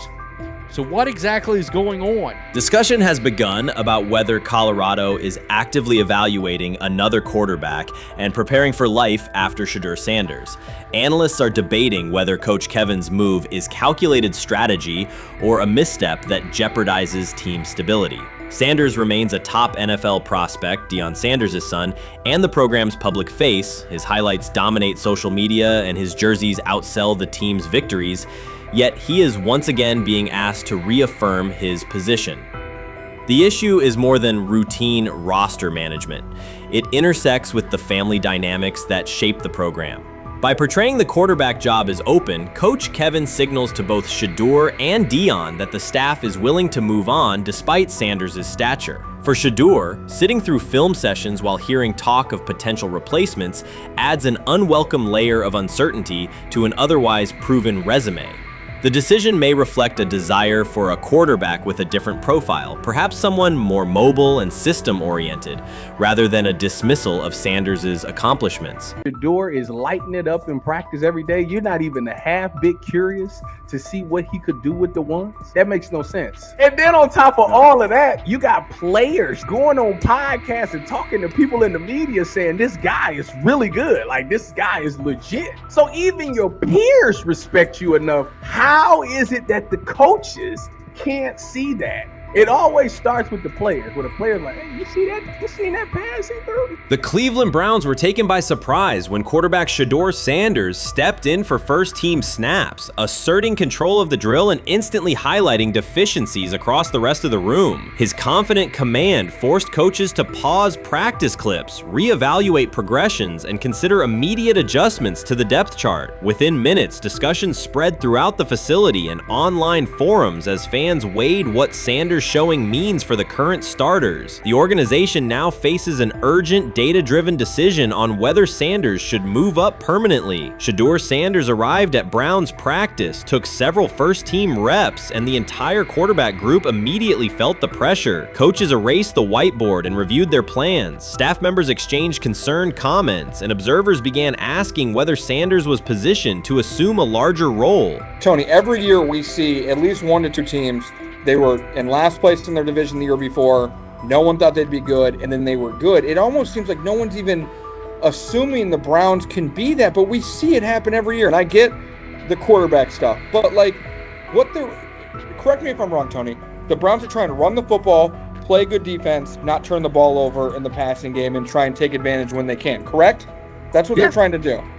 That was the 2020 offense. The Cleveland Browns are still searching for stability at quarterback. Deshaun Watson is yet to deliver consistent starter-level production that justifies his contract, and each game renews doubts about whether he can regain peak form. Behind him, rookie Dorian Thompson-Robinson shows promise but remains inexperienced and unpolished. Coaches are evaluating alternatives each week and may need to adjust the depth chart if progress stalls. The roster around them is built to contend now, so ongoing uncertainty under center is increasingly costly. As we talk about, we do believe in best player available. We do believe in positional value, and we didn't necessarily expect him to be available in the in the 5th round, and so we love adding competition to every position room and adding him to compete with the guys that are already in there. We felt like that was the appropriate thing to do. The Browns quarterback group is unsettled. Deshaun Watson has yet to provide the reliable, high-level play his contract demands, while rookie Dorian Thompson-Robinson remains promising but unpolished. Depth behind them consists mostly of veterans whose experience lies more in holding clipboards than leading offenses. The coaching staff needs an immediate answer, not a 3-year development project. Shedeur Sanders enters as that potential solution. At Colorado, he passed for more than 3,200 yards despite working behind one of college football's poorest offensive lines, consistently demonstrating poise, quick processing, and accurate ball placement under heavy pressure. Film shows steady reads and disciplined footwork, traits that offset concerns that his profile is built on family name or media attention. Cleveland viewed the signing as a low-risk, high-reward move. Early in camp, Sanders received a handful of first-team snaps intended merely as an evaluation. Those plays quickly changed practice tempo. The ball came out on time, receivers hit their landmarks, and the defense struggled to adjust. Coaches immediately expanded the review, using phrases such as evaluate every option, an indication that the depth chart was no longer fixed. Watson sensed the scrutiny. Thompson-Robinson increased his urgency. Within minutes, competition in the quarterback room intensified. Sanders repeated that performance in subsequent sessions. His footwork remained clean, progression sharp, and throws firm and precise. Each strong rep forced staff to reassess the plan to keep him buried on the developmental track. The broader context magnifies the pressure. Cleveland's roster is built to contend now. Fans are weary of quarterback turnover, and the front office cannot afford another costly misstep under center. Around the league, rookie passers rarely wait multiple seasons anymore. Joe Burrow, Justin Herbert, CJ Stroud, and even late pick Brock Purdy established that precedent. If Watson opens the regular season and struggles, public calls for Sanders will grow, especially if the rookie flashes in preseason. Alternatively, another team could attempt to acquire him if Cleveland hesitates to elevate his role. Each scenario underscores the same reality. Sanders' emergence has turned a routine camp evaluation into a critical decision point for the franchise.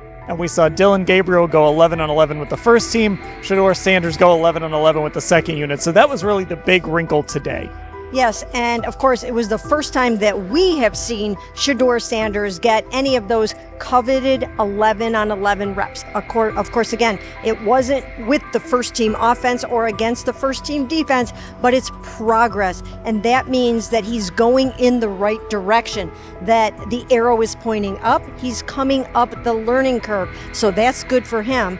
And I actually thought just overall, he had a better day than Dillon had today. He completed more passes. He was more on point. In fact, in that 11-on-11 period, he threw a near touchdown. Desperation can push franchises toward aggressive decisions, especially when their quarterback options appear unconvincing or outdated. One scenario now emerging is that Sanders earns enough confidence to take full preseason reps with the starters, forcing Cleveland to revisit a depth chart it believed was settled at the beginning of July. His practices demonstrate that the excitement around him is grounded in measurable performance. Accurate, high-velocity passes against first-team defenses, and confident command of the huddle. Each strong outing also heightens league-wide interest. Rival scouts adjust evaluations, and general managers revisit their notes, aware that a viable young quarterback may soon become available. Inside the facility, the personnel staff must balance short-term results with long-term roster planning, knowing that an early move could reshape salary cap allocations and locker room dynamics.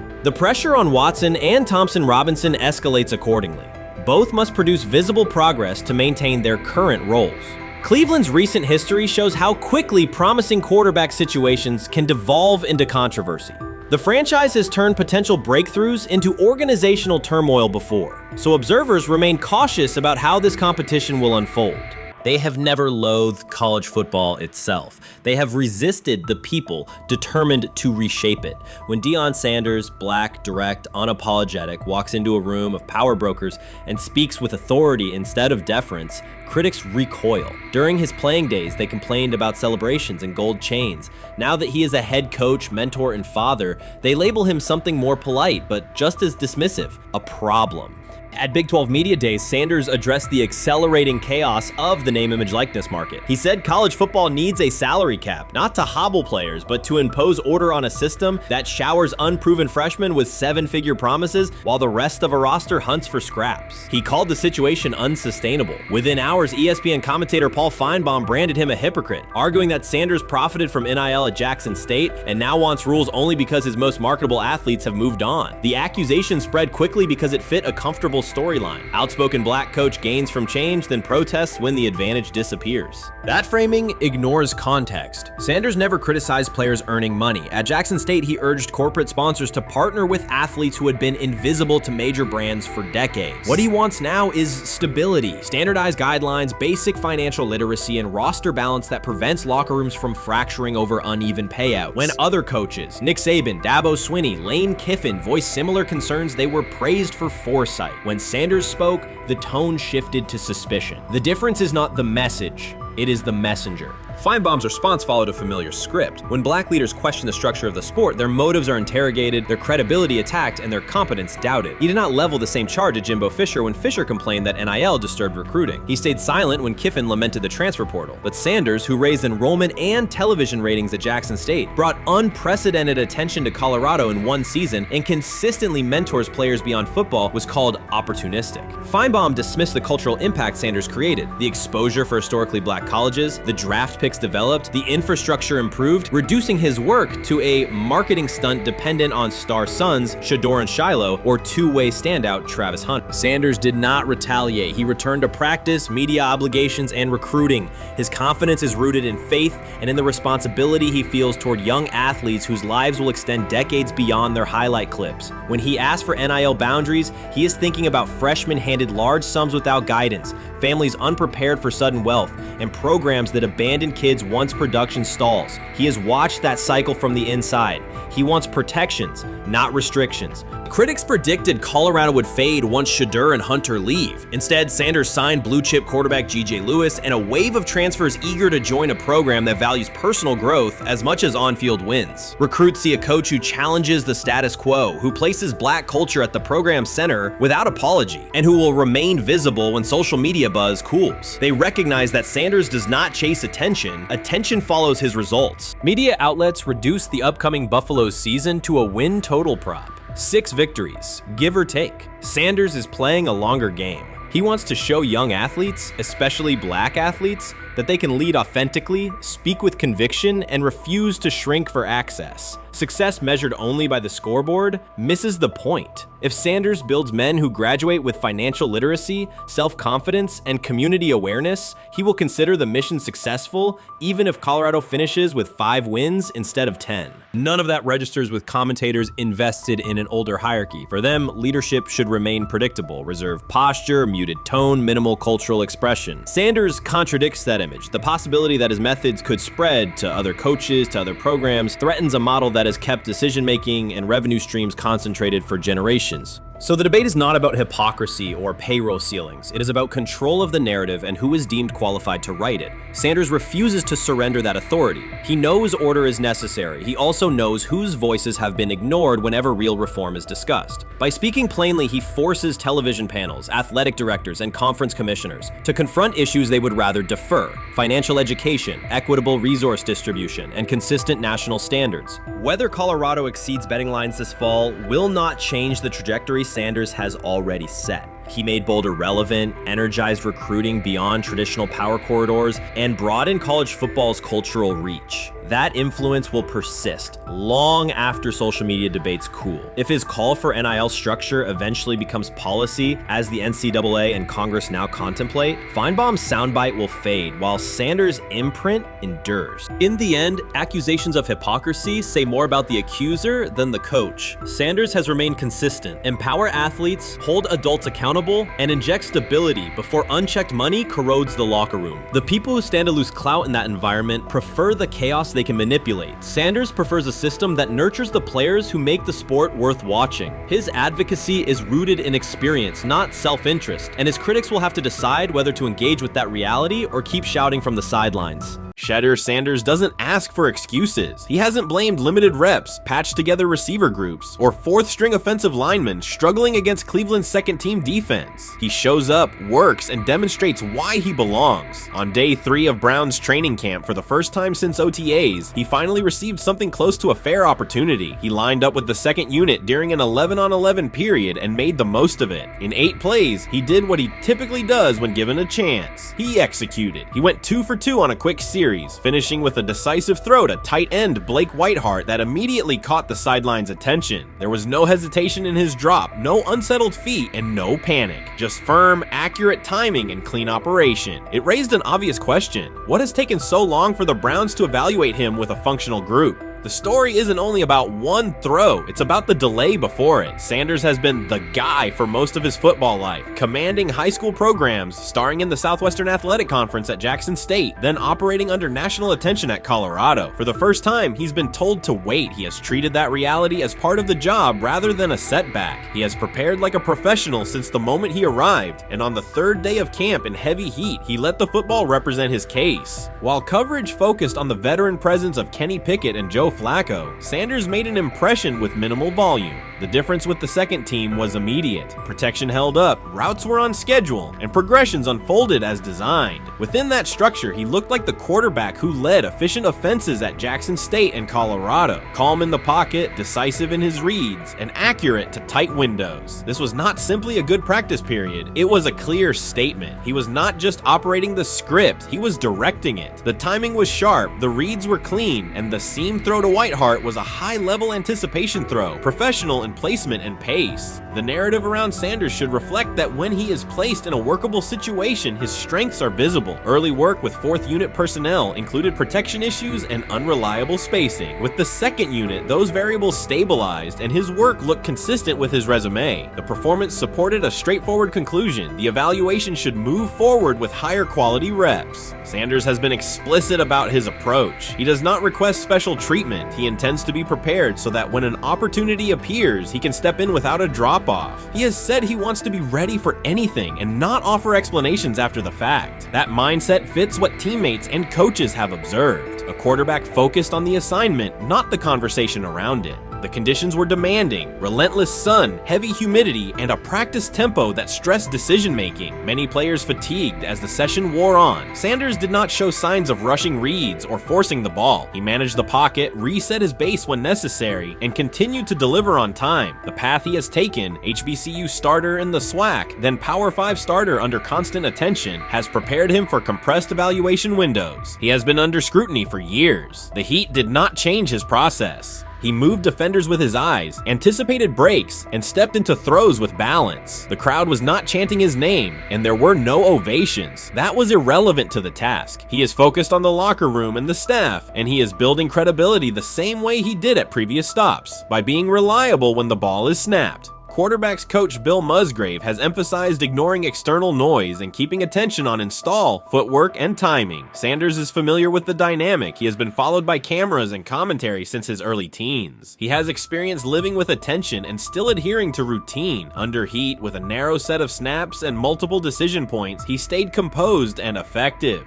2 speeding citations, 91 miles per hour in Brunswick and 101 miles per hour in Strongsville, became national items. General Manager Andrew Andrew Berry characterized the decisions as not smart and stressed that it's not only about driving fast, but about the safety of others. Sanders accepted responsibility, stated that he learned from the incidents, and said he would follow the rules. The attention to those citations did not alter his daily schedule or his practice preparation. He arrived early, stayed engaged, and kept the discussion centered on work. Away from the field, he spent time at Rainbow Terrace in Cleveland after a significant apartment fire, distributing supplies and checking on families affected by the incident. There was no formal media rollout around the visit. It was an instance of direct engagement with the community without publicity attached to it. That reflects the same approach he shows inside the building. Do the work first. Sanders treats each rep as if it might be his last for the day and his only chance to show a specific element on tape. He prepares for protections, cadence variations, route adjustments, and timing with a level of detail that compresses the learning curve. When he is not under center, he studies coverages from the sideline, charts plays, and reviews video before and after practice. He writes down the next day's calls so he can anticipate checks. He has referenced using virtual simulation tools to replicate snaps he does not receive physically. That is not a passive stance, it is an active attempt to reduce the distance between classroom and field. He is building relationships across the roster, not just with projected starters. He communicates with defensive backs to understand what they see and how they react to certain stems. He spends time with offensive linemen to align on cadence and protection calls. He connects with newer players away from the facility so that communication improves in practice. That is practical leadership, consistent, low visibility work that becomes obvious when the ball is snapped and the operation is smooth. 3 days into camp, a central question remains. Why hasn't he taken a first-team rep? Flacco has seen work. Pickett has seen work. Dillon Gabriel has been cycled in. Sanders has remained behind all three on the depth chart while producing efficient periods when provided stable support. Head coach Kevin Stefanski has not publicly detailed the plan for distributing first-team snaps among the quarterbacks. When asked, Sanders answered that it is not his place to comment on rotation decisions. That response aligns with his day-to-day conduct, respectful, professional, and centered on the next assignment. The staff is managing a room with a Super Bowl MVP, a former first-round pick, multiple rookies, and a new set of combinations on the offensive line. That creates a set of decisions about exposure, pacing, and evaluation windows. Within that context, Sanders has presented a clear case for additional evaluation. He has shown he can execute the offense as designed when the variables are standard. Musgrave has a long-standing connection with the Sanders family through his time as a teammate of Deion Sanders in San Francisco. That familiarity supports direct communication. It does not guarantee anything about the depth chart, but it does help streamline teaching, feedback, and expectation setting. Inside the defensive back room, veterans such as Denzel Ward have provided perspective on timing, leverage, and eye discipline that Sanders has incorporated into his preparation. He is operating without the immediate family structure that defined his college environment. Away from his brother Shiloh and his father Dayon, he is managing his own housing, nutrition, recovery schedule, and all the smaller tasks that accompany an NFL routine. Those adjustments matter because they influence consistency across a long camp. He has treated those responsibilities as part of the job rather than distractions, which is reflected in a steady daily approach. What he showed on day 3 with the second unit was not a surprise to those who have tracked his prior work. It was a continuation of a profile: efficient sequencing, clear timing, and consistent ball placement when protections and routes hold up. The 8-play period was short, but it was enough to reinforce the point. He doesn't need a large sample to demonstrate baseline operation. He needs a fair sample to test ceiling and adaptability. There is also the matter of perception. Public attention concentrated on the speeding tickets and the general manager's response. Less attention fell on the preparation, the efficient period with the second team, or the community engagement at Rainbow Terrace. That imbalance is common in training camp narratives. Sanders has handled it by keeping his answers simple and his focus on football. He has not tried to redirect the conversation. He has done his work and waited for additional reps. The objective next step is straightforward: expand the evaluation with higher unit personnel and standard opponents. That does not require a complete reshuffling of the depth chart. It requires allocating a defined sequence of first-team snaps so that timing with starting receivers and protections with starting linemen can be measured on tape. The staff can then compare operation speed, accuracy under pressure, red zone decision-making, and 2-minute mechanics against the other quarterbacks. That is the most direct way to clarify the competition. None of this dismisses the experience or track records of the veterans in the room. It emphasizes that the purpose of camp is to test assumptions with current performance. Sanders has provided enough evidence with the second unit to justify a broader look. He has shown that the pace of his feet matches the pace of his eyes, that he can hold safeties with his shoulders, and that he can drive intermediate throws without float. He has also shown discipline to take the clean completion rather than force the vertical shot when leverage dictates otherwise. Every day, he has addressed the controllable items, meetings, note-taking, install recall, cadence management, and post-practice review. He has not asked for public guarantees. He has asked for an opportunity to compete on comparable terms. The 8-play sequence with the second unit was a small but clear example of what he can do when those terms exist. The staff's communications have been measured. Stefanski has not laid out a schedule for first-team rotations publicly. Barry addressed the speeding incidents directly and emphasized standards for decision-making off the field. Sanders accepted the criticism, adjusted his behavior, and moved forward. Those are the relevant facts. What remains is a football evaluation that can only be completed by giving him snaps with the top group and measuring the results. If that evaluation occurs and he performs at the level he showed with the second unit, the conversation will shift from potential to placement. If it does not occur, the question will persist through camp. Why not test the full picture? Sanders has built a case based on preparation, poise, and execution. He has demonstrated leadership by building relationships across the roster. He has shown maturity in handling external issues directly and moving on. He has given the staff reasons, on the field and in the building, to continue the process.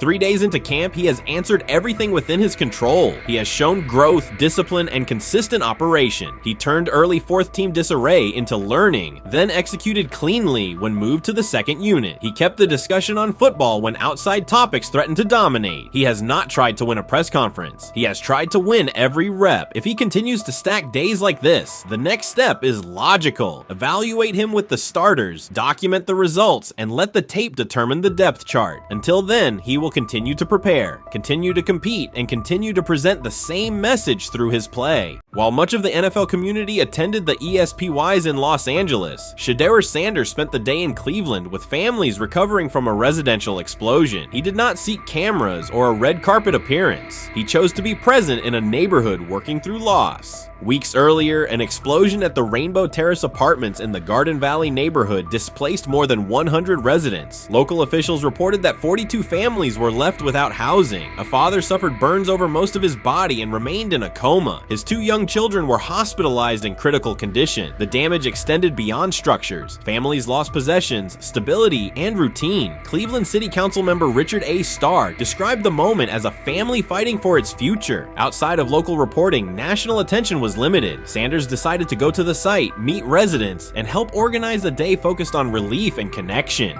The decision drew questions almost immediately. Some asked why he was not at the ESPYs, others questioned his motives. Sanders did not respond with counter-arguments. He explained simply that he felt an obligation to be present and that he would act on that conviction. This was not a team-scheduled appearance. He promoted the gathering himself, arrived without ceremony, and spent the day with residents. His approach emphasized listening, participation, and time. The event, which he called the Garden Valley Fun Fest, brought a large turnout over several hours. The purpose was straightforward: create space for families to reconnect and for children to play, even as recovery work continued. Sanders threw passes with kids on the blacktop, joined in games, and spoke with parents and grandparents about what they were facing next. He moved through the apartment complex and common areas with minimal staff support. Browns defensive lineman Michael Hall Jr. attended and interacted with residents as well. There were no speeches or staged moments. The focus remained on residents and their needs. Questions about visibility persisted as photos and short clips circulated online. Some criticism framed the visit as a substitute for a higher profile appearance in Los Angeles. Sanders kept to the same message. The priority was to support a neighborhood coping with displacement and uncertainty. He did not present the choice as a protest of any event. He presented it as the correct use of his day.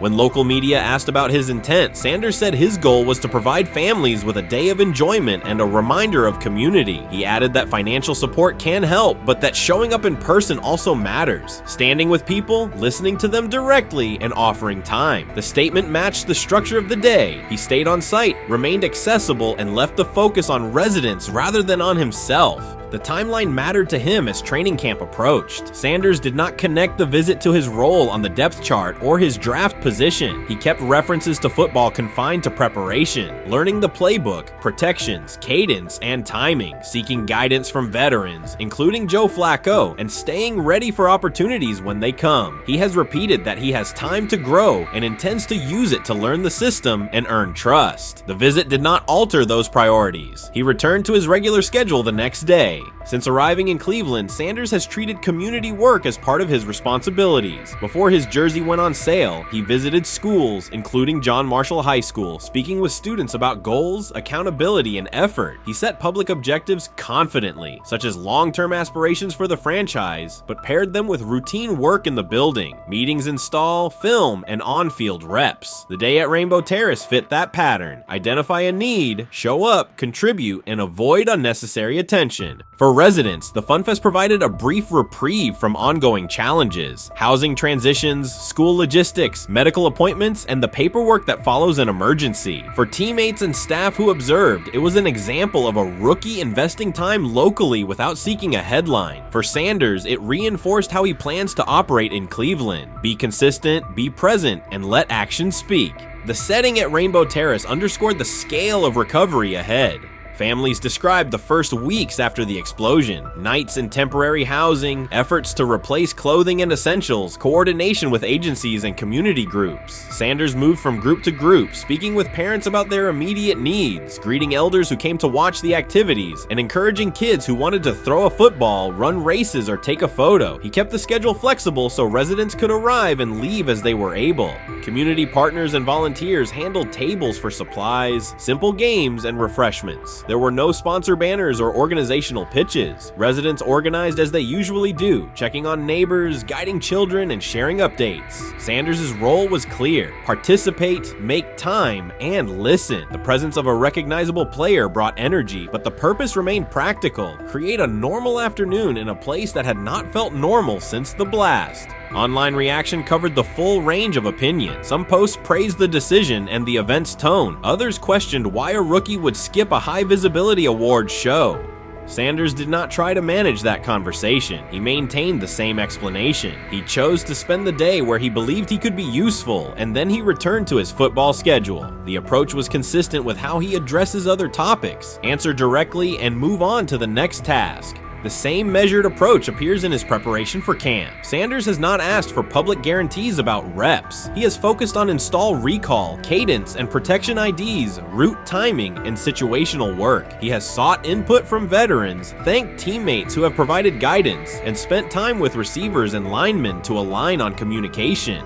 Coaches have emphasized that the quarterback competition is a process, and Sanders has accepted that framework. His emphasis remains on readiness. None of this overshadows the experience and resumes of other players on the roster. It does provide a clearer picture of how Sanders operates as a professional. He separates off-field actions from promotional efforts. He keeps football preparation focused on what he can control. He communicates with teammates across position groups so that timing and expectations are shared. He does not try to steer attention in his favor. He tries to make steady progress. The day in Garden Valley was one example. He arrived without a speech, stayed for hours, and left without an announcement. He did not ask for recognition. He offered time. Residents responded in kind. Kids lined up for catches and races. Parents and grandparents asked about camp and wished him well, and neighbors coordinated rides and schedules around the event. The atmosphere felt like a neighborhood gathering, not a media production. Local leaders who were present or who spoke later emphasized that recovery will take months. Families will continue to navigate housing, healthcare, and daily logistics. Events like the FunFest do not resolve those issues, but they help sustain community connections and morale. Sanders' contribution was to create a space for that to happen and to treat the day with the same seriousness he applies to practice, plan, execute, and keep the focus where it belongs. As the preseason approaches, Sanders will continue to compete for opportunities on the field. He has said he will be prepared when called upon, and that he understands the importance of mastering details before focusing on outcomes. The organization will make decisions based on evaluation, and he will accept the results while continuing to improve.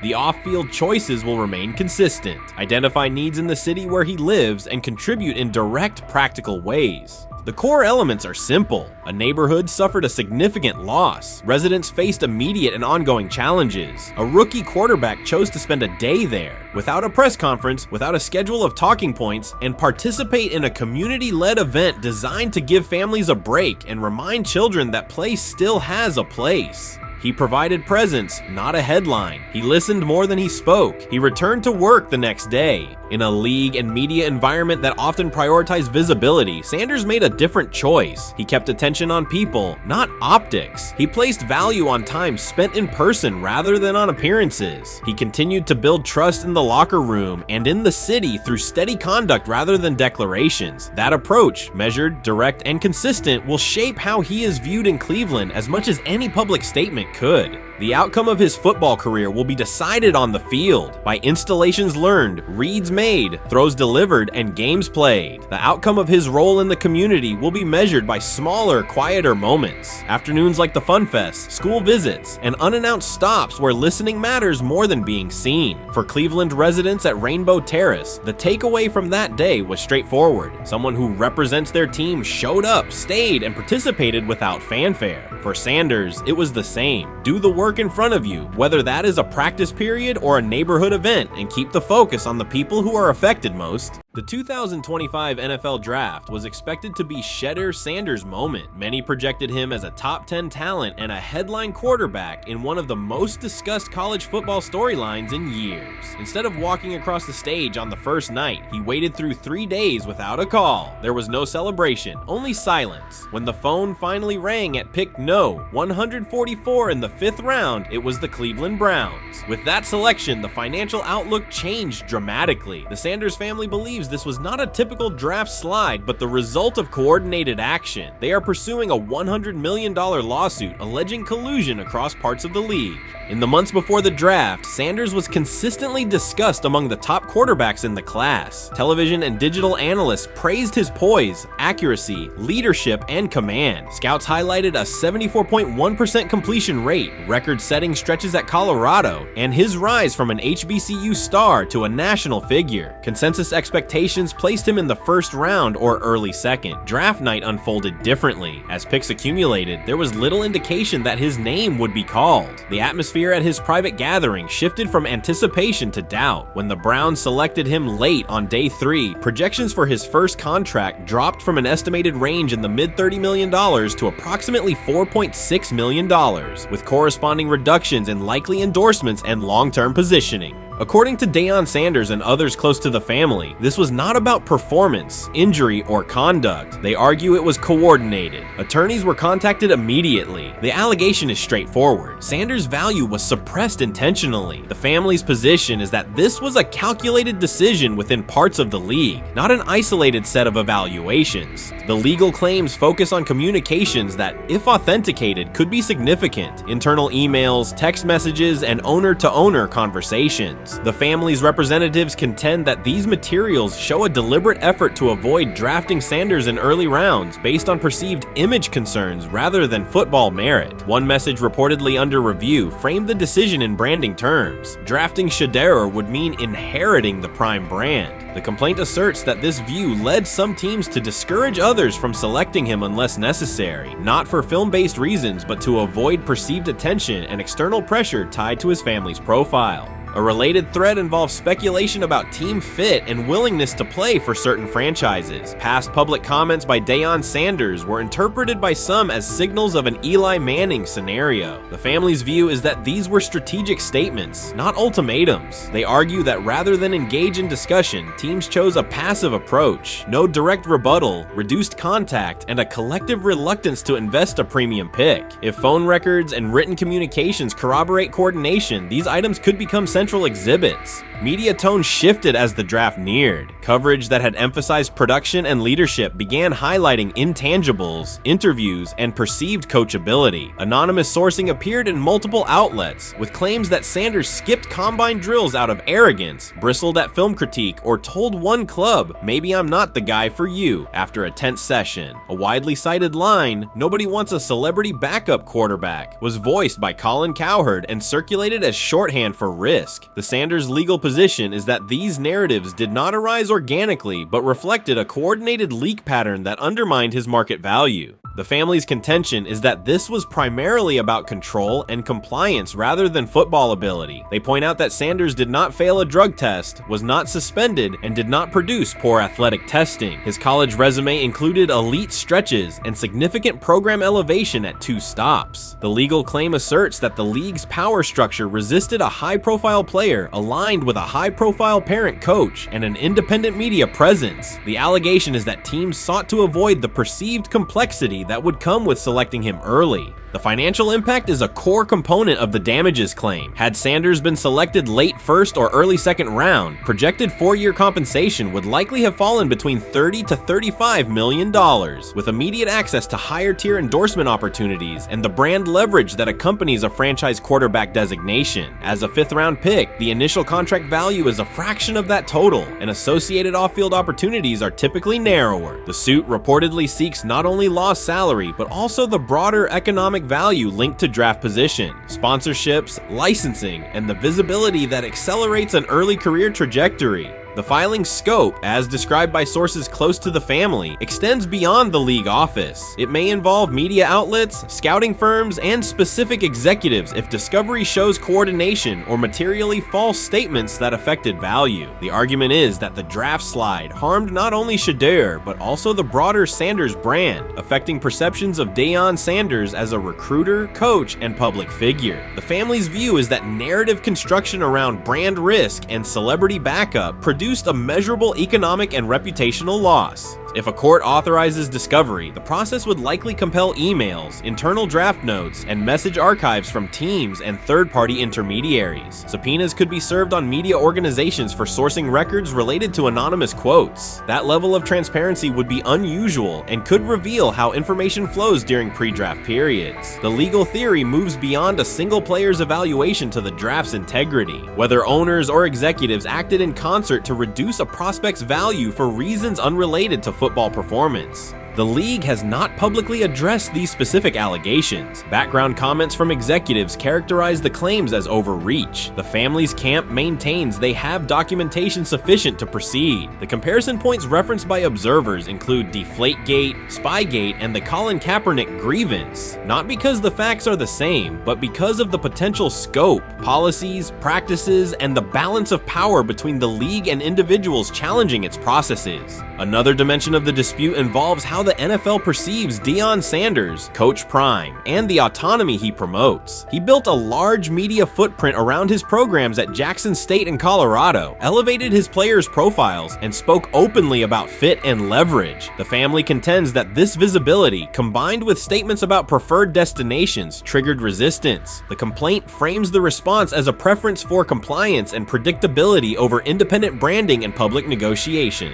The suit also addresses the pre-draft decisions that critics point to, skipping the Senior Bowl, declining full workouts at the NFL Scouting Combine, and candid interviews about team fits. The family characterizes these as strategic choices commonly made by top prospects, not evidence of entitlement. Their view is that similar decisions by other players did not produce the same narrative because those players fit more comfortably within league expectations. The risk calculus is clear. Bringing a suit of this magnitude invites professional consequences. The family acknowledges that some within the league may react negatively. Their position is that the principle at stake, transparent and fair valuation, warrants the risk. The message they intend to send is that manufactured narratives and coordinated devaluation should face scrutiny, particularly when they affect earnings, opportunity, and reputation. If the case advances, several outcomes are possible. The court could find insufficient evidence of coordination, limiting the scope to individual judgments protected as opinion. It could also find enough to proceed to broader discovery, which would have implications beyond one player, including potential changes to how teams document evaluations and how media handle anonymous sourcing close to the draft. Agents might push for reforms, including clearer guardrails around leaks and standardized prospect communication records. For now, Sanders is working within the Browns structure. He has avoided public escalation beyond confirming focus on preparation and development. The lawsuit is a separate track managed by counsel. This dual approach, professional routine on the field and legal action off it, reflects the family's strategy. They intend to contest the process they believe harmed him while meeting club expectations day to day. The core allegations remain consistent across their statements. A talented quarterback saw his draft value suppressed by coordinated behavior tied to branding concerns and public positioning rather than football merit. Media narratives amplified that shift, and the result was a substantial, quantifiable loss. The remedy sought includes compensation and a measure of accountability that could deter similar conduct. Whether the claims are ultimately proven will depend on documentation and testimony. If emails, texts, and call logs substantiate coordination, the impact could be significant, prompting policy review around pre-draft communications and media engagement. If not, the case may narrow to disputes over opinion, perception, and the gray areas of scouting. Either way, the filing signals a willingness to confront entrenched practices and to test in court how far the process extends beyond film and interviews. This situation has moved from speculation to litigation. It addresses control, image, and power in a system that influences careers and compensation. It also underscores how public narratives can shape market outcomes. Sanders' path now has two tracks: earning opportunities on the field in Cleveland and seeking redress off the field for what the family views as an avoidable and orchestrated loss. The questions at stake are larger than one draft slot. They touch on how the league values independence, how information is weaponized, and what recourse exists when a player believes the evaluation moved from football to optics. The answers will emerge through practice reps and potentially through discovery and a courtroom record. Grab hold of the starting job. Yes, but I don't think we're going to know which one until we get deep into August. Now, I think we tracked the reps everybody was getting at practice throughout the OTAs and minicamp, but when you talk to people there, they just want to make sure everybody got what they needed. And that, Kenny Pickett, we find out if he has the goods to be the starter. Joe Flacco, they back him off a little bit. He's 40. He may not need as much. The rookies, Shedeur Sanders and Dillon Gabriel, what do they need to learn to make the transition from the college game to the pro game? That's what the spring was about for the Browns quarterbacks. Now, Shedeur Sanders has moved from social media celebrity to on-field standout, and ESPN now lists him among its first-team candidates. Reactions are split. Some fans are impressed while others are skeptical. Whether this reflects Deion Sanders' long-term strategy or simply Shedeur's rapid development, the story is drawing widespread attention. Here's a look at what led to this moment. They never planned on taking him. The problem is, like Ocho Cinco said, you got somebody that has endeared himself to the locker room. And guess what? The difference between him and Tim Tebow, the biggest one, is he can play. He can throw the ball. Tim Tebow running around being an H-back. He can throw the ball. And he's done everything he needs to do. He ain't saying nothing. He ain't rocking the boat. He ain't mad about the reps. He ain't mad about none of that. All the people out there want to see is this, like Tyver said earlier. We want to see what he can do with Jerry Jeudy. Online reactions are sharply divided. Some fans strongly support Sanders, while others argue he is overrated. Traditional analysts cite statistics and claim his recognition comes mainly from his father's name. Sanders supporters are actively celebrating his rise and already predicting a future NFL career. Sports media outlets have made his candidacy a central topic of debate. The discussion now extends beyond statistics and victories to include his marketability, public image, and on-field presence. Sorry, is Shedeur Sanders going to get a chance to win this job? Do you believe he gets a legit shot to win this job?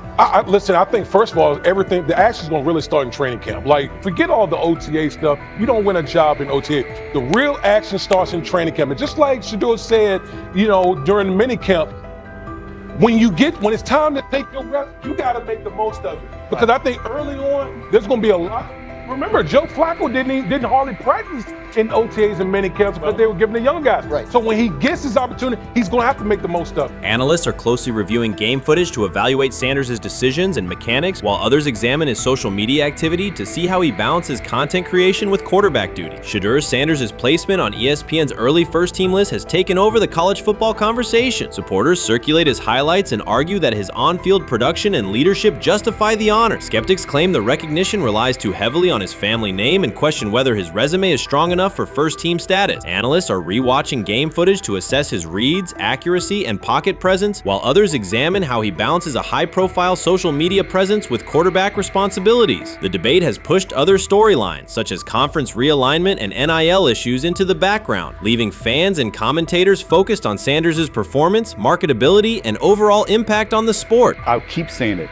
I believe Shedeur Sanders should play more games than any other quarterback on this roster this year, because he's the only guy that I look at and say they might have something here. Because I'm telling you right now, They left night one of the draft saying, we are taking our quarterback next year. So it's on Shedeur or Dylan or Kenny, probably not Joe, to change their mind. To change their mind. But you got to find out. You got to find out. Opinions differ on whether Sanders is benefiting from his family name or simply showing real progress, but the attention is undeniable. Social media is flooded with edited images elevating him to legendary status. Critics argue the first-team nod is driven by hype and marketability, while supporters point to his flashes of strong arm talent, field vision, and decision-making. Regardless of motive, the announcement has dominated the football news cycle and intensified debate over how much of his rise is performance-based versus media-driven.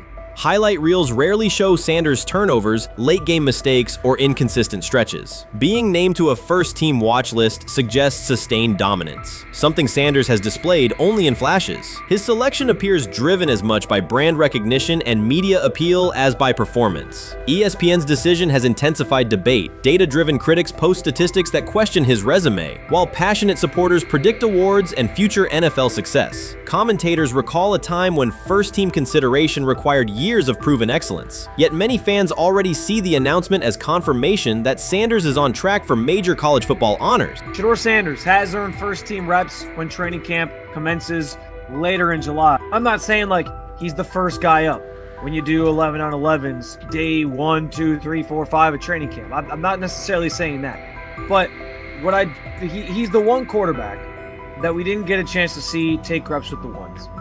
But I think Shedeur has a chance to like make this conversation interesting if he gets those reps with the ones and he has the same success that he did with the 2s, the 3s, and the 4s.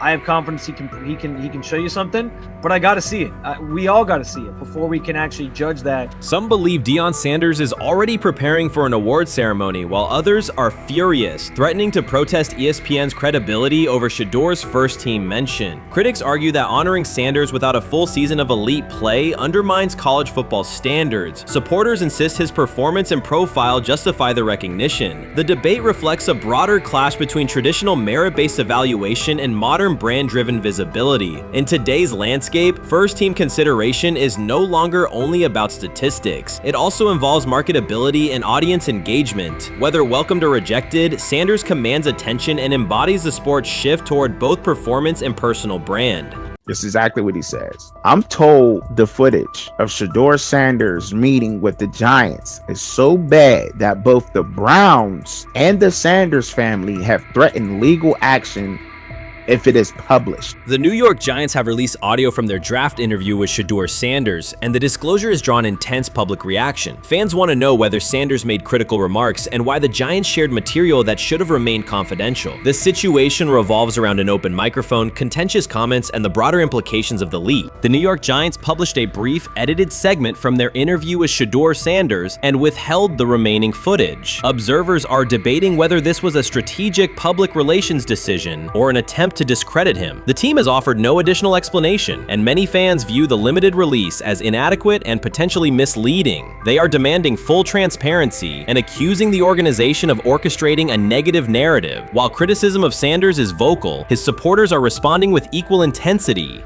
There was another team that he sat down with. What do you mean it didn't go well after that? So, he was pissed that they did that to him. They did that to him. He counter-confronted the them. same thing they do to every other quarterback prospect. They did that to him. They slide in a mistake to see if you catch it. Right. And so because you're the quarterback. But he didn't take it as a correction. He took it as like he got pissed off. Yeah, and it's like so here's another one. So another one was, he throws a bad interception, and it was a deep throw early in the game, and he comes back and they go in the meeting, they show the interception. The Giants have released only a brief excerpt of the interview and are refusing to share the rest. Their decision has drawn criticism across TikTok, X, and Facebook, where many see it as a poorly handled public relations move. Fans are calling for the full recording to be published so the situation can be judged in its entirety. The GM is on film that the son, they asked the son last draft, yo, who you think I should pick? His son like, yo, you need to get the Jaden Daniels, big. This is what his son, it's on tape. You should go Jaden Daniels. He laughing at his son. And all right, cool, get Jaden Daniels. I don't even know how that tape got out. I wouldn't have let the Get out. Shedeur Sanders appears unfazed by the situation. Although the Giants suggested he was more hype than substance, their handling of the interview has instead elevated his visibility. Analysts across major sports outlets are now discussing him more than before, keeping his name prominent in the news cycle. New York Giants, where these tapes at? You hear me? Because if Shedeur Sanders was so unprofessional, y'all would have leaked the tapes for the whole world could see, right? Cause understand, it's a lot of he say, she say. But one thing I do know, as a young black man growing up in this world, being straightforward and not sugarcoat anything. The Giants' PR team appears to reject Sanders' family connection outright, a decision many view as unprofessional and lacking nuance. Internal discussions seem to have dismissed quarterbacks with prominent relatives as poor fits for the organization, revealing limited awareness of public perception. The response was swift. A single edited clip ignited widespread debate on social media, with fans asking why essential segments were held back and what the team might be hiding. Critics argue that if the full interview contains nothing damaging, the club should release it in its entirety. Online discussion intensified immediately and continues to gain momentum. What they do during the film and the combine and the meetings is teams will install mistakes intentionally planted in the install, and they want you to catch them. Shedeur didn't, and when a coach called him out, once again, it didn't sit well. It's like, bro, there's not many teams needing quarterbacks, especially since Pittsburgh appears to have a deal with Aaron Rodgers and Tennessee's getting Kale Moore. The Giants' decision to withhold the full interview has produced an unintended result. Instead of diminishing interest in Shedeur Sanders, it has intensified it. Media outlets and analysts are now examining every on-field rep, press comment, and public appearance as evidence of how he conducts himself under scrutiny. Each throw, adjustment, and answer is tracked and evaluated against league standards, reinforcing the view that he remains composed and professional. Many fans contend that the organization has misrepresented Sanders and suggest the issue may stem from the Giants' view of his father, Deion Sanders. They see the partial release as an attempt to raise doubts about his character by association. That perception has only made his profile more compelling. The discussion has shifted from whether he deserves a high draft position to how effectively he withstands sustained pressure. Sanders is now regarded not just as a talented prospect, but as a symbol of resilience, central to debates about transparency and organizational strategy. Even if the Giants eventually provide more context, the visibility they have created for him is unlikely to fade. The most fun yet the most difficult thing I cover and we cover all year long is not games. It's the NFL draft. Because I've said this many times, you get lied to for a month to 2 months up to it. And so often during the draft, and every few drafts, there's a guy that really falls, precipitously falls. This year it was Shedeur Sanders, it's been Aaron Rodgers, it's been Dan Marino. Every few years somebody falls a lot. And so, but those stories don't come out until like the fall. Criticism of Shedeur Sanders from within the Giants organization has become increasingly public. Team communications appear focused on casting him as an overhyped prospect, whose character should be questioned, a narrative that seems aimed at shaping opinion rather than assessing performance. Yet each selective release or negative remark has instead amplified attention on Sanders and elevated his reputation. Efforts to confine him to a narrow, unfavorable image continue to produce the opposite effect, reinforcing his position as an underdog who endures external pressure. The debate has shifted from football analysis to broader concerns about narrative control and transparency. Fans, reporters, and online communities are still urging the Giants to publish the full interview, arguing that only complete context can resolve speculation. The organization's refusal to comply has intensified scrutiny and led many observers to conclude that the team underestimated public reaction and now faces questions it could have avoided with full disclosure. The tapes, the New York Giants have the tape. They definitely have the tape. It's confirmation that they had the tape. Shedeur didn't do nothing. It's what they saying he did. I'm gonna tell you what these mixed reaction right here.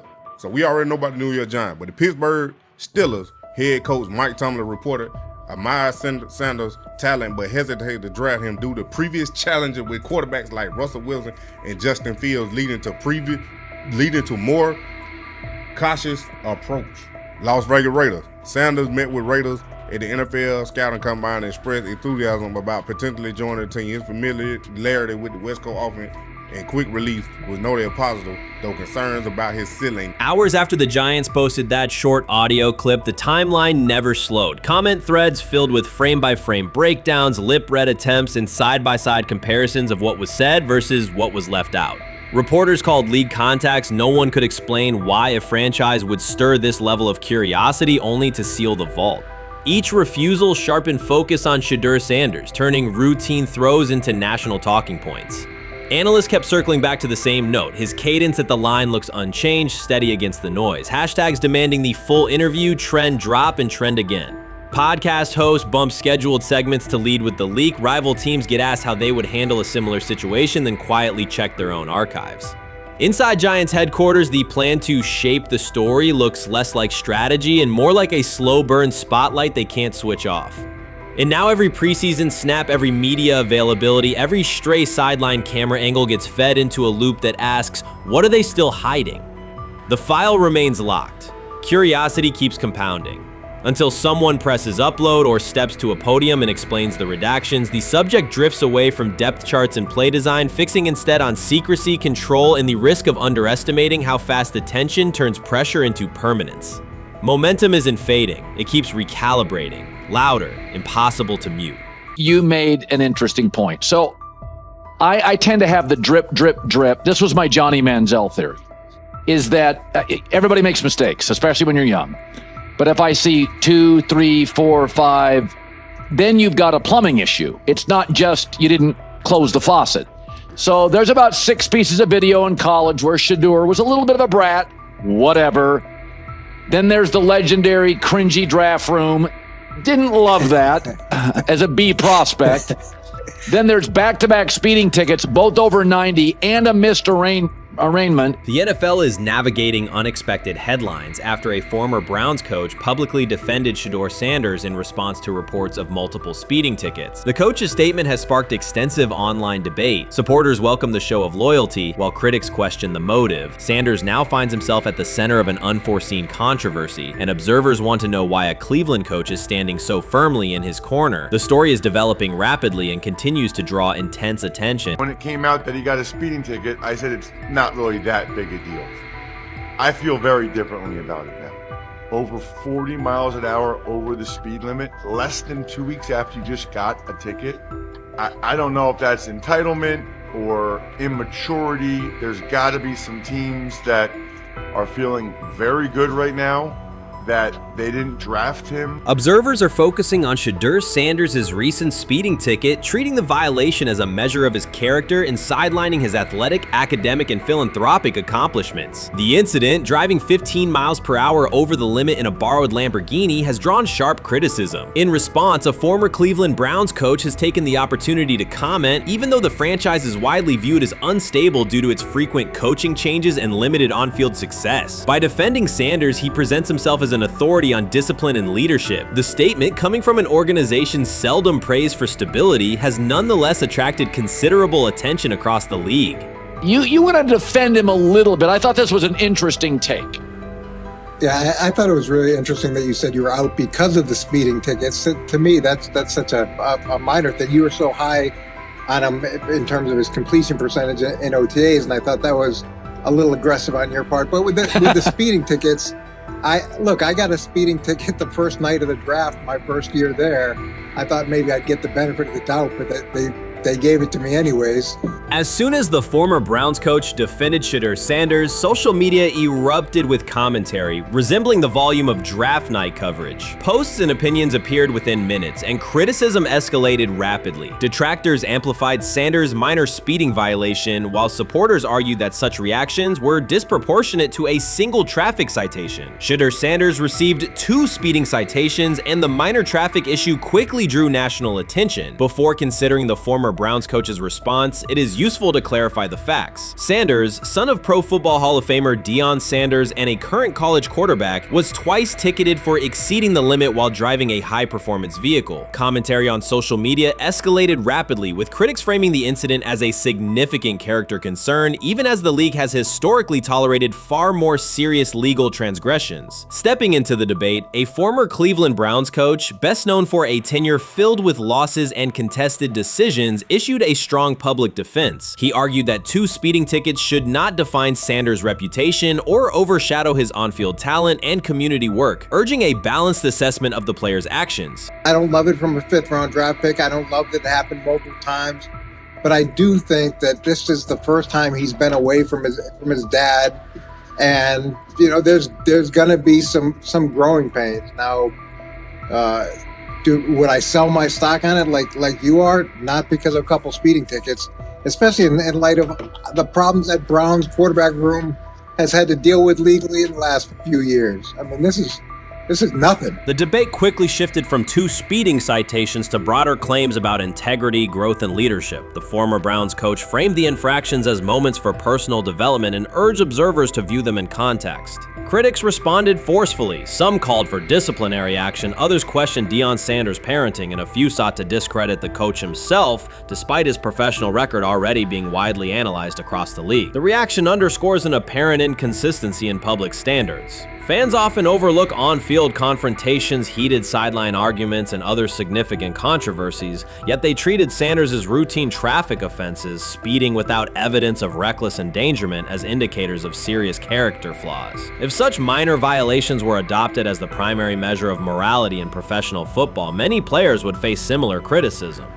Sports media amplified the story almost immediately. Television panels dissected Shedeur Sanders' decision-making, treating 2 speeding tickets as indicators of deeper character concerns. Networks aired detailed segments under banners such as red flags and road rage, repeatedly questioning whether the citations might affect his draft evaluation. Although Sanders is already regarded as a first-round prospect, analysts emphasize that NFL teams value discipline and legal awareness when forming final assessments. Many commentators overlook the fact that other high-profile players have faced more serious offenses without similar scrutiny. Throughout the coverage, the former Browns coach defended Sanders, portraying him as a talented quarterback subjected to disproportionate criticism in a culture that expects near-perfect conduct. His argument was thorough and methodical, asserting that the traffic violation should not overshadow Sanders' skills, work ethic, or future potential. Commentators point out that the coach's intervention was not entirely selfless. He recognized the publicity potential. One day he was an overlooked figure from a struggling Browns era, the next he was a trending name across sports media. The discussion quickly expanded beyond Sanders' speeding citations to questions of image management and narrative control. Critics demanded disciplinary measures, public apologies, team sanctions, and formal statements, yet their objections seemed directed less at the traffic infractions themselves and more at Sanders' high profile, confidence, and resistance to traditional expectations. In practical terms, Sanders' brand remains intact. The coach secures renewed relevance, and the episode supplies another headline in the ongoing story of modern football. The next time Sanders is seen in a high-performance car, the debate will likely reignite, focused not on speed limits, but on the broader culture of the league. Meanwhile, new voices continue to join the conversation. Broadcaster Colin Cowherd has already weighed in, offering his own reassessment of the incident and its broader implications. Breaking news, Shedeur Sanders last night was pulled over going 100 miles per hour. All right, he clocked 101, 41 miles an hour over the speed limit in Cleveland. He will have the opportunity to fight the ticket in court. Now, I'm not exactly sure where he was pulled over, whether or not that it was in Ohio or whether or not that it was in his home state. But typically when you're going 40 over, that's flirting with the line of reckless driving. Folks, I gotta tell you, I don't understand what it is with these young men driving at absurd speed. Colin Cowherd's view of Shedeur Sanders shifted abruptly. Days after praising the quarterback's poise and skill, he appeared on air to declare that Sanders is overhyped, unfocused, and distracted by celebrity. The reversal was immediate, without any gradual reconsideration. Cowherd now frames Sanders' 2 speeding tickets as evidence of poor judgment, even though he has defended other quarterbacks facing far more serious off-field issues. The sudden, wholesale withdrawal of support leaves viewers questioning the consistency of Cowherd's criteria and illustrates how quickly media narratives can change when minor incidents receive outsized attention. This is okay. nothing. Okay. The how much of this is I mean, Jimmy Haslam has his hands all over Manziel, has his hands all over Deshaun Watson, admitted it, man enough to admit it. I saw the reaction in the draft room when they took Shedeur Sanders. It's pretty obvious it wasn't the coach and the GM's pick. How much is this team has 8 last place finishes in 13 years owning it.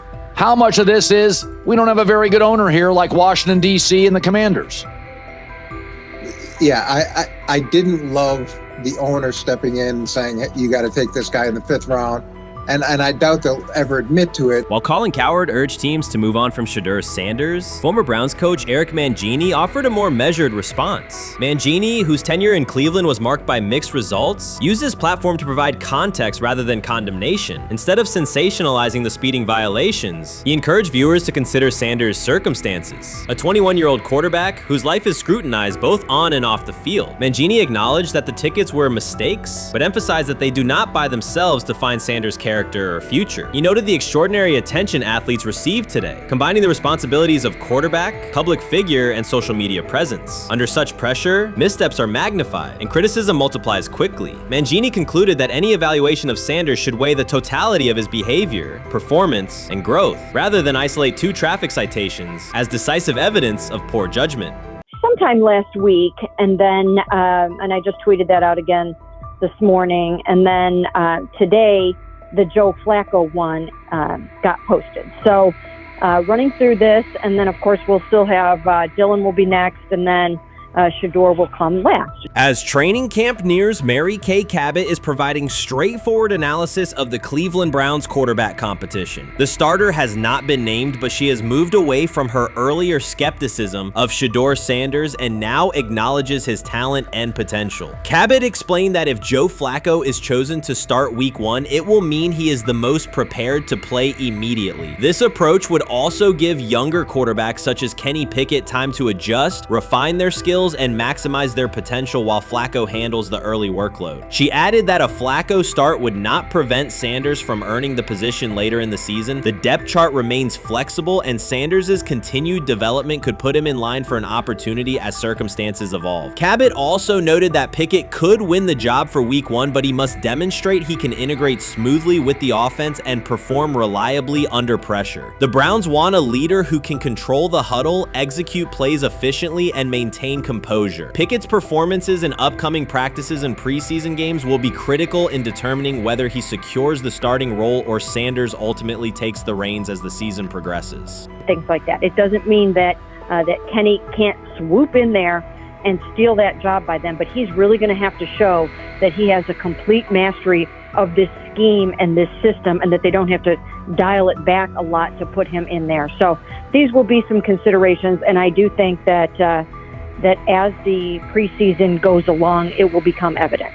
Mary Kay Cabot recently stated that Shedeur Sanders is ready, and the Cleveland Browns are monitoring him closely. After a strong showing during organized team activities and minicamp, Sanders has made notable strides in his development. With continued progress, he is expected to return to the field prepared to contribute meaningfully. The Browns coaching staff is tracking his growth, and anticipation about his long-term role is increasing. Cabot added that if Sanders maintains this trajectory and continues to demonstrate poise within the team, he will have a legitimate chance to earn the starting quarterback job. Each practice rep strengthens his case, reinforcing the possibility that his development could benefit both the player and the organization. As Sanders impresses, discussion about his future in Cleveland becomes more compelling. Cabot also emphasized Sanders' advanced understanding of the offense. She noted that his football IQ appears in every drill and that he seems ready to execute the Browns system at full speed. His ability to process defenses quickly and make decisive reads distinguishes him from his peers. With the appropriate opportunity, Cabot believes Sanders could become a genuine difference maker for the Browns. One area Cabot highlighted is Sanders' command of pre-snap adjustments. His capacity to diagnose defensive fronts and communicate changes gives him an edge and reflects high football intelligence. If he translates those reads into consistent connections with his playmakers, he could elevate the Browns' offense significantly. By comparison, Cabot said quarterback Dylan Gabriel is still refining his grasp of complex terminology and play calling. While Gabriel possesses upside, Sanders' comfort with intricate concepts and his ability to manage tight pockets under pressure give him a clear advantage at this stage. stage. Gabriel must sharpen those elements to compete at Sanders' level. Cabot previously reported that Sanders had already earned first-team practice snaps ahead of Gabriel. Her latest update confirms that Sanders is now approved as the Browns' starting quarterback, solidifying the organization's commitment to him as QB1. Expectations are high, and his response to the challenge will be closely watched throughout training camp and preseason. Cabot further noted that head coach Kevin Stefanski authorized Sanders to take expanded first-team reps beginning next month. This milestone underscores Sanders' readiness and the coaching staff's confidence in his progress. As the regular season approaches, Sanders aims to cement his status as the starter, and the competition for that position is intensified. Though Sanders leads the race, Kenny Pickett remains in contention. Cabot stressed that Pickett must prove he can integrate seamlessly with the offense and perform consistently under pressure. His performance over the next several weeks will determine whether he can challenge Sanders for the starting role.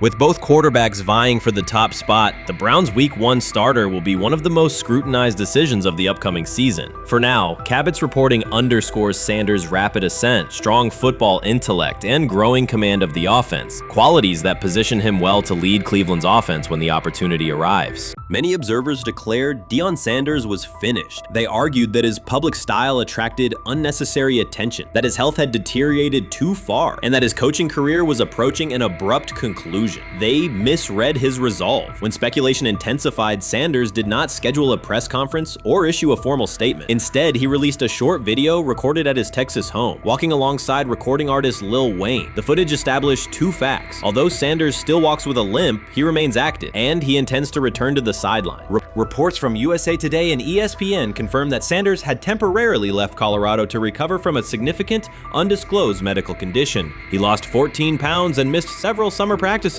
leading to widespread debate about his future. Unofficial sources suggested complications related to previous blood clot issues, but no official diagnosis was provided. Throughout Sanders' absence, numerous media outlets framed his situation in crisis language, frequently questioning whether he would coach again. By comparison, when coaches such as Lincoln Riley paused their duties for health or family reasons, coverage emphasized understanding and patience, an imbalance that reflects a common difference in how high-profile black coaches are treated. Sanders' silence was not a retreat, it was a period of recovery. During rehabilitation, he relied on family, faith, and trusted colleagues, yet stayed connected to his program through brief online updates. The video with Lil Wayne demonstrated that he retained strong support from influential friends, countering narratives that portrayed him as isolated or on the verge of retirement. The visual evidence showed that his setback is temporary, and that he remains determined to lead Colorado into the forthcoming season. Since accepting the Colorado position, Sanders has dramatically elevated the program's national standing. He first drew national attention to Jackson State and the broader HBCU football landscape, then moved to Boulder and transformed a one-win team into a central storyline in college athletics. His approach, combining hip-hop culture, direct communication, and open expressions of faith, has challenged conventional expectations for head coach behavior. Each step forward has been met with heightened scrutiny. His time at Jackson State was labeled a publicity stunt, his departure for Colorado was framed as abandoning HBCU culture, and his social media presence has been cast as distraction from traditional coaching responsibility. Critics often magnify Sanders' missteps and question his motives, while comparable actions by other coaches receive neutral or sympathetic coverage. Showings of enthusiasm from Brett Favre and disciplinary intensity from Nick Saban are celebrated as competitive passion, yet Sanders' displays of confidence are frequently labeled arrogance. The discrepancy illustrates deeper biases rather than differences in performance. Sanders' success challenges entrenched expectations of how a college football leader should look, speak, and act, especially a black coach who refuses to downplay his identity.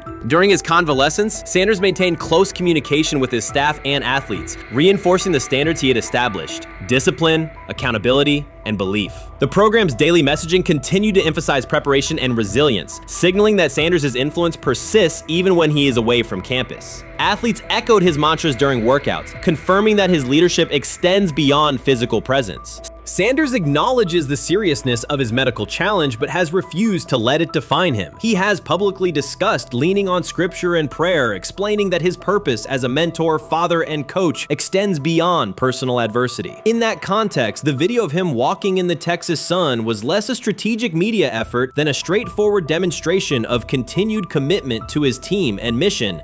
Colorado still requires Sanders' vision, Prior to his arrival, attendance was low, national media attention was minimal, and recruiting momentum had stalled. Sanders' leadership brought renewed energy, authentic identity, and higher standards of accountability. Players who previously lacked representation in college football leadership found a coach who shares, affirms, and elevates their cultural background. Sanders supplements conventional coaching priorities, scheme, fundamentals, and execution with empowerment initiatives that cultivate self-confidence and authenticity. As preseason camp approaches, Sanders intends to resume full involvement, even if medical recovery remains ongoing. His presence is expected to restore on-site leadership, stabilize the locker room, and direct media coverage toward on-field progress. For Sanders, the objective extends beyond compiling wins. It includes completing a cultural transformation that expands how success and leadership are defined in modern college football. Those who predict his decline overlook the underlying traits, faith, perseverance, and purpose that have supported Sanders throughout his career. Doubts, rumors, and disproportionate scrutiny have followed him from playing days into coaching, and he has consistently responded with results. His current health setback is another obstacle, not a conclusion. The broader initiative he leads, centered on authenticity, opportunity, and high standards, continues. When Sanders returns to the sideline, it will mark the next stage of a movement he has guided from Jackson State to Boulder. The recent period of quiet has been strategic rather than passive. Instead of defending himself in daily briefings, Sanders focused on rehabilitation, remote program oversight, and family support. Each brief social media message reinforced a consistent theme: faith and preparation. He has articulated gratitude for medical professionals and has reiterated that his mission at Colorado is unfinished. His public references to scripture have been direct but measured, aligning with his long-standing practice of integrating faith into leadership. By walking through his ranch with Lil Wayne, Sanders signaled continuity. The clip underscored that influential supporters remain engaged, that Sanders' broader network values his vision, and that he remains capable of navigating physical challenges. The visible limp was not evidence of imminent retirement. Rather, it documented the reality of ongoing recovery and the resilience with which he approaches each obstacle. Colorado's athletic administration and football staff continue to affirm Sanders' program direction. Recruitment communications cite his established record in fostering cultural relevance and national exposure. Prospective athletes respond to a coach who presents a transparent path to development, both on and off the field. Current players refer to Sanders' coaching points with clarity, citing specific drills and expectations that remain unchanged during his absence. These indicators demonstrate that the core structures Sanders implemented are functioning, and that his return will be an amplification, not a restart. Criticism regarding Sanders' public persona often conflates media style with coaching substance. Analysis from opponents suggests that social media engagement dilutes football preparation, yet Sanders' staffs emphasize time management and delegation. Defensive and offensive coordinators handle in-game adjustments, while Sanders directs overall culture, recruitment, and leadership. He has articulated that visibility serves to amplify program accomplishments and enhance player opportunities, not replace strategic football planning. Some commentary has attempted to reframe Sanders' health issue as evidence that his coaching model is unsustainable. The argument ignores the documented health challenges faced by numerous coaches across levels of competition. For example, college coaches recovering from heart procedures or joint replacements have returned to successful seasons after appropriate medical clearance. Sanders' case follows a comparable trajectory. Medical complications require temporary separation, structured rehabilitation is prioritized, and a managed return is planned. Institutional medical protocols at Colorado dictate clearance requirements. Sanders will meet those before resuming full sideline duties. Colorado's players have expressed public confidence in Sanders' eventual return, citing regular virtual check-ins and continued accountability. Several athletes noted that positional meetings included recorded messages from Sanders reinforcing tactical goals and personal discipline. These details confirm that Sanders has remained actively engaged, albeit remotely, and that team culture remains aligned with his principles. Looking ahead, Colorado's schedule will attract national attention, both for on-field competitiveness and the storyline of Sanders' comeback. Analysts will evaluate how quickly he reestablishes day-to-day rhythm and whether his physical limitations influence practice oversight. Internal planning accommodates gradual escalation of responsibilities, with medical staff and strength and conditioning personnel contributing to phase reintegration. The broader significance of Sanders' return extends beyond Colorado. His visibility continues to challenge prevailing narratives about leadership styles and pathways in college athletics. By prioritizing authenticity, open articulation of faith, and cultural expression, Sanders offers a contrasting template to more conventional models. His eventual recovery and sideline presence will reinforce the argument that diverse leadership profiles can succeed in elite collegiate competition. In summary, rumors of Deion Sanders' coaching demise were premature. Verified reports confirm a substantial but temporary medical setback. He used the time away to focus on health, sustain program engagement, and rely on a support system anchored in family, friends, and faith. His recent public appearance demonstrated active recovery and reaffirmed his intention to resume leadership in Boulder. The forthcoming season will test Colorado on the field, but it will also underscore the durability of Sanders' vision, one that combines competitive ambition with cultural resonance. Observers who continue to question his longevity overlook the resilience and purpose that have defined his career. Sanders' return is imminent, and the movement he leads remains intact. Watson says he has been mentoring Shedeur Sanders at the quarterback position. The biggest failure in the NFL is now mentoring quarterbacks. The most overpaid underdeliverer at the position is now mentoring 2 rookie QBs and a Super Bowl champ. So what exactly are you mentoring him at? You have had 24 civil lawsuits that you paid off to go away. And when you play, you are as ass as those massage therapists are, apparently. Shedeur Sanders is also a show. It's all about him. It's all about anything else. If you don't see that by now, then you're just blinded. Cleveland's second most talked about player has yet to take a professional snap, and it isn't Deshaun Watson. Rookie quarterback Shedeur Sanders has already captured the locker room's attention and the fan base's enthusiasm, creating a visible shift in the team's internal dynamics. Watson, once the uncontested focal point, now shares the spotlight with a newcomer who has only practiced in shorts. The Browns are experiencing a rapid, unforeseen change in popularity within their roster. Four-man competition. It's not. It's 2 guys versus 2 guys. It's the 2 older guys to be the starter. Yeah. It's the 2 younger guys to position themselves however it may be. Right. Show little improvement every single day, right? So, of all the things I'm watching the first 5 when they break a session, the first 5 with the veterans, with the ones. Who's in there? Where are they going? The ball's going to Jerry Jeudy, right? Flacco's no dummy, lasts as long as he has, right? He can really whiz it. But as we go on, I want to watch these guys because they probably just got plays installed Tuesday and they're out there running on Wednesday. Shedeur Sanders arrived in Cleveland and immediately commanded attention. The rookie has yet to take a preseason snap, yet the energy around him inside the building and across social media eclipses what many veterans receive in an entire season. Fan enthusiasm is so strong that Deshaun Watson's jerseys are already drifting toward the clearance rack at the team store. In a matter of days, Sanders has become the roster's second most popular figure, while Watson watches his once secure QB1 status and public approval shrink by the hour. Shedeur or Deshaun? Who do you want as your quarterback next year? Honestly, Shedeur. I love Deshaun though.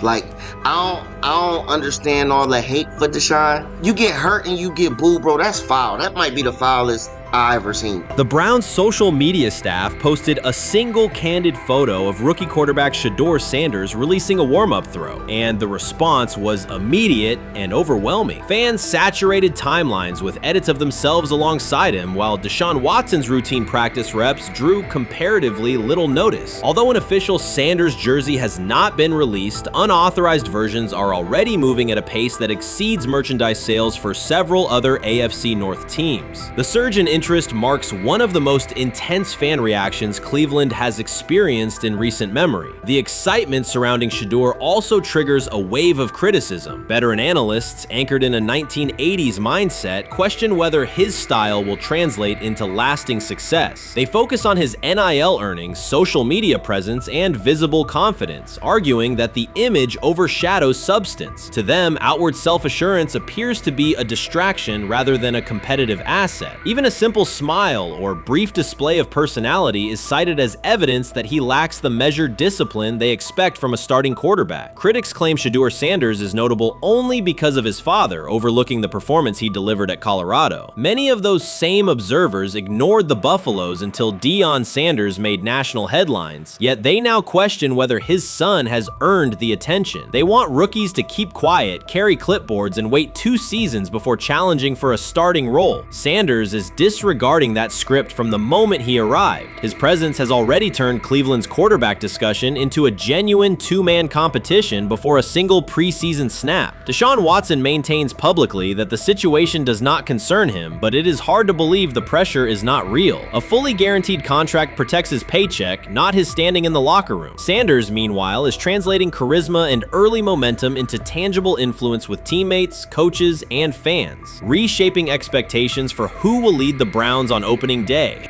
I'm a firm believer. If I wanted Shedeur Sanders at 2, at worst at 33, of course I already think that he's better than other quarterbacks.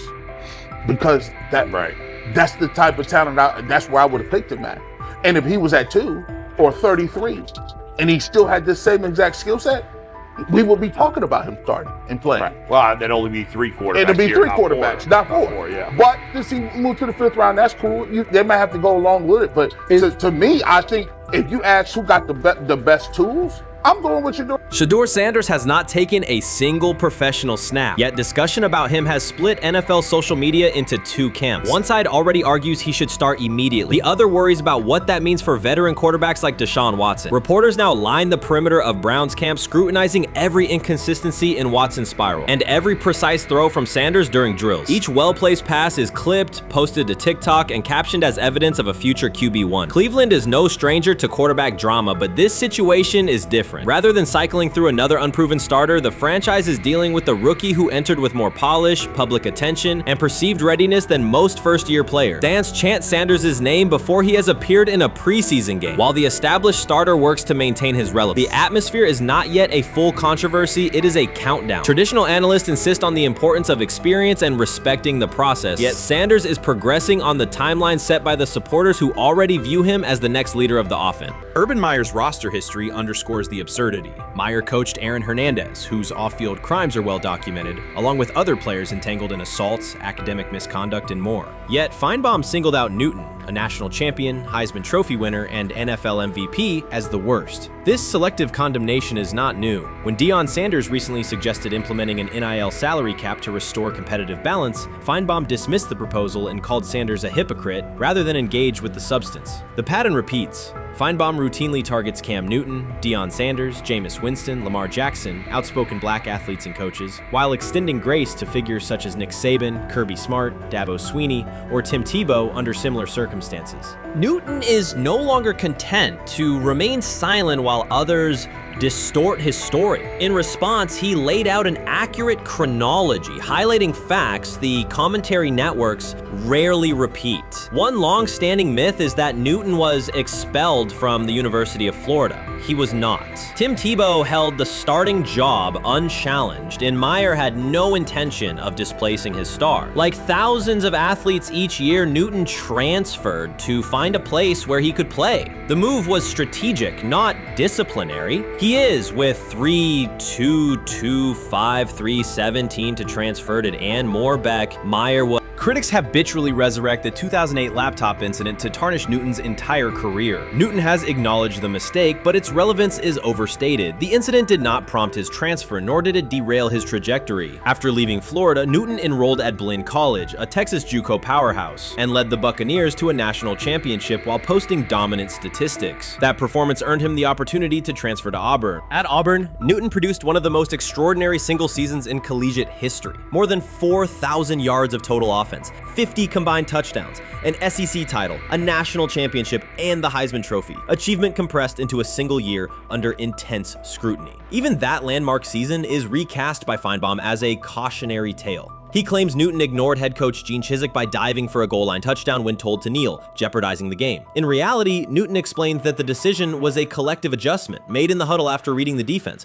While Auburn still held timeouts, the Tigers maintained control and secured the championship. Portraying that moment as reckless serves to recast Newton's success as selfishness rather than leadership. Feinbaum's approach to Sanders reflects the same dynamic. When Sanders urged a structured NIL ceiling to protect athletes and stabilize rosters, Feinbaum immediately labeled him hypocritical. Yet when Saban or Sweeney voice identical concerns, Feinbaum frames them as thoughtful guardians of the sport. The inconsistency reveals that the determining factor is not the argument but the identity of the speaker. Unapologetic black leaders who control their narratives, challenge entrenched hierarchies, and Feinbaum's commentary often functions as a check on that influence. Newton countered Feinbaum's latest attack with a concise statement. "You're lying, Paul. Please stop." Behind those words lay a broader indictment of the media machinery that weaponizes half-truths. By calling Newton the worst player Meyer coached, Feinbaum was seeding doubt among fans, front office evaluators, and future historians. Newton, now an established media presence and entrepreneur, no longer depends on traditional outlets to correct the record.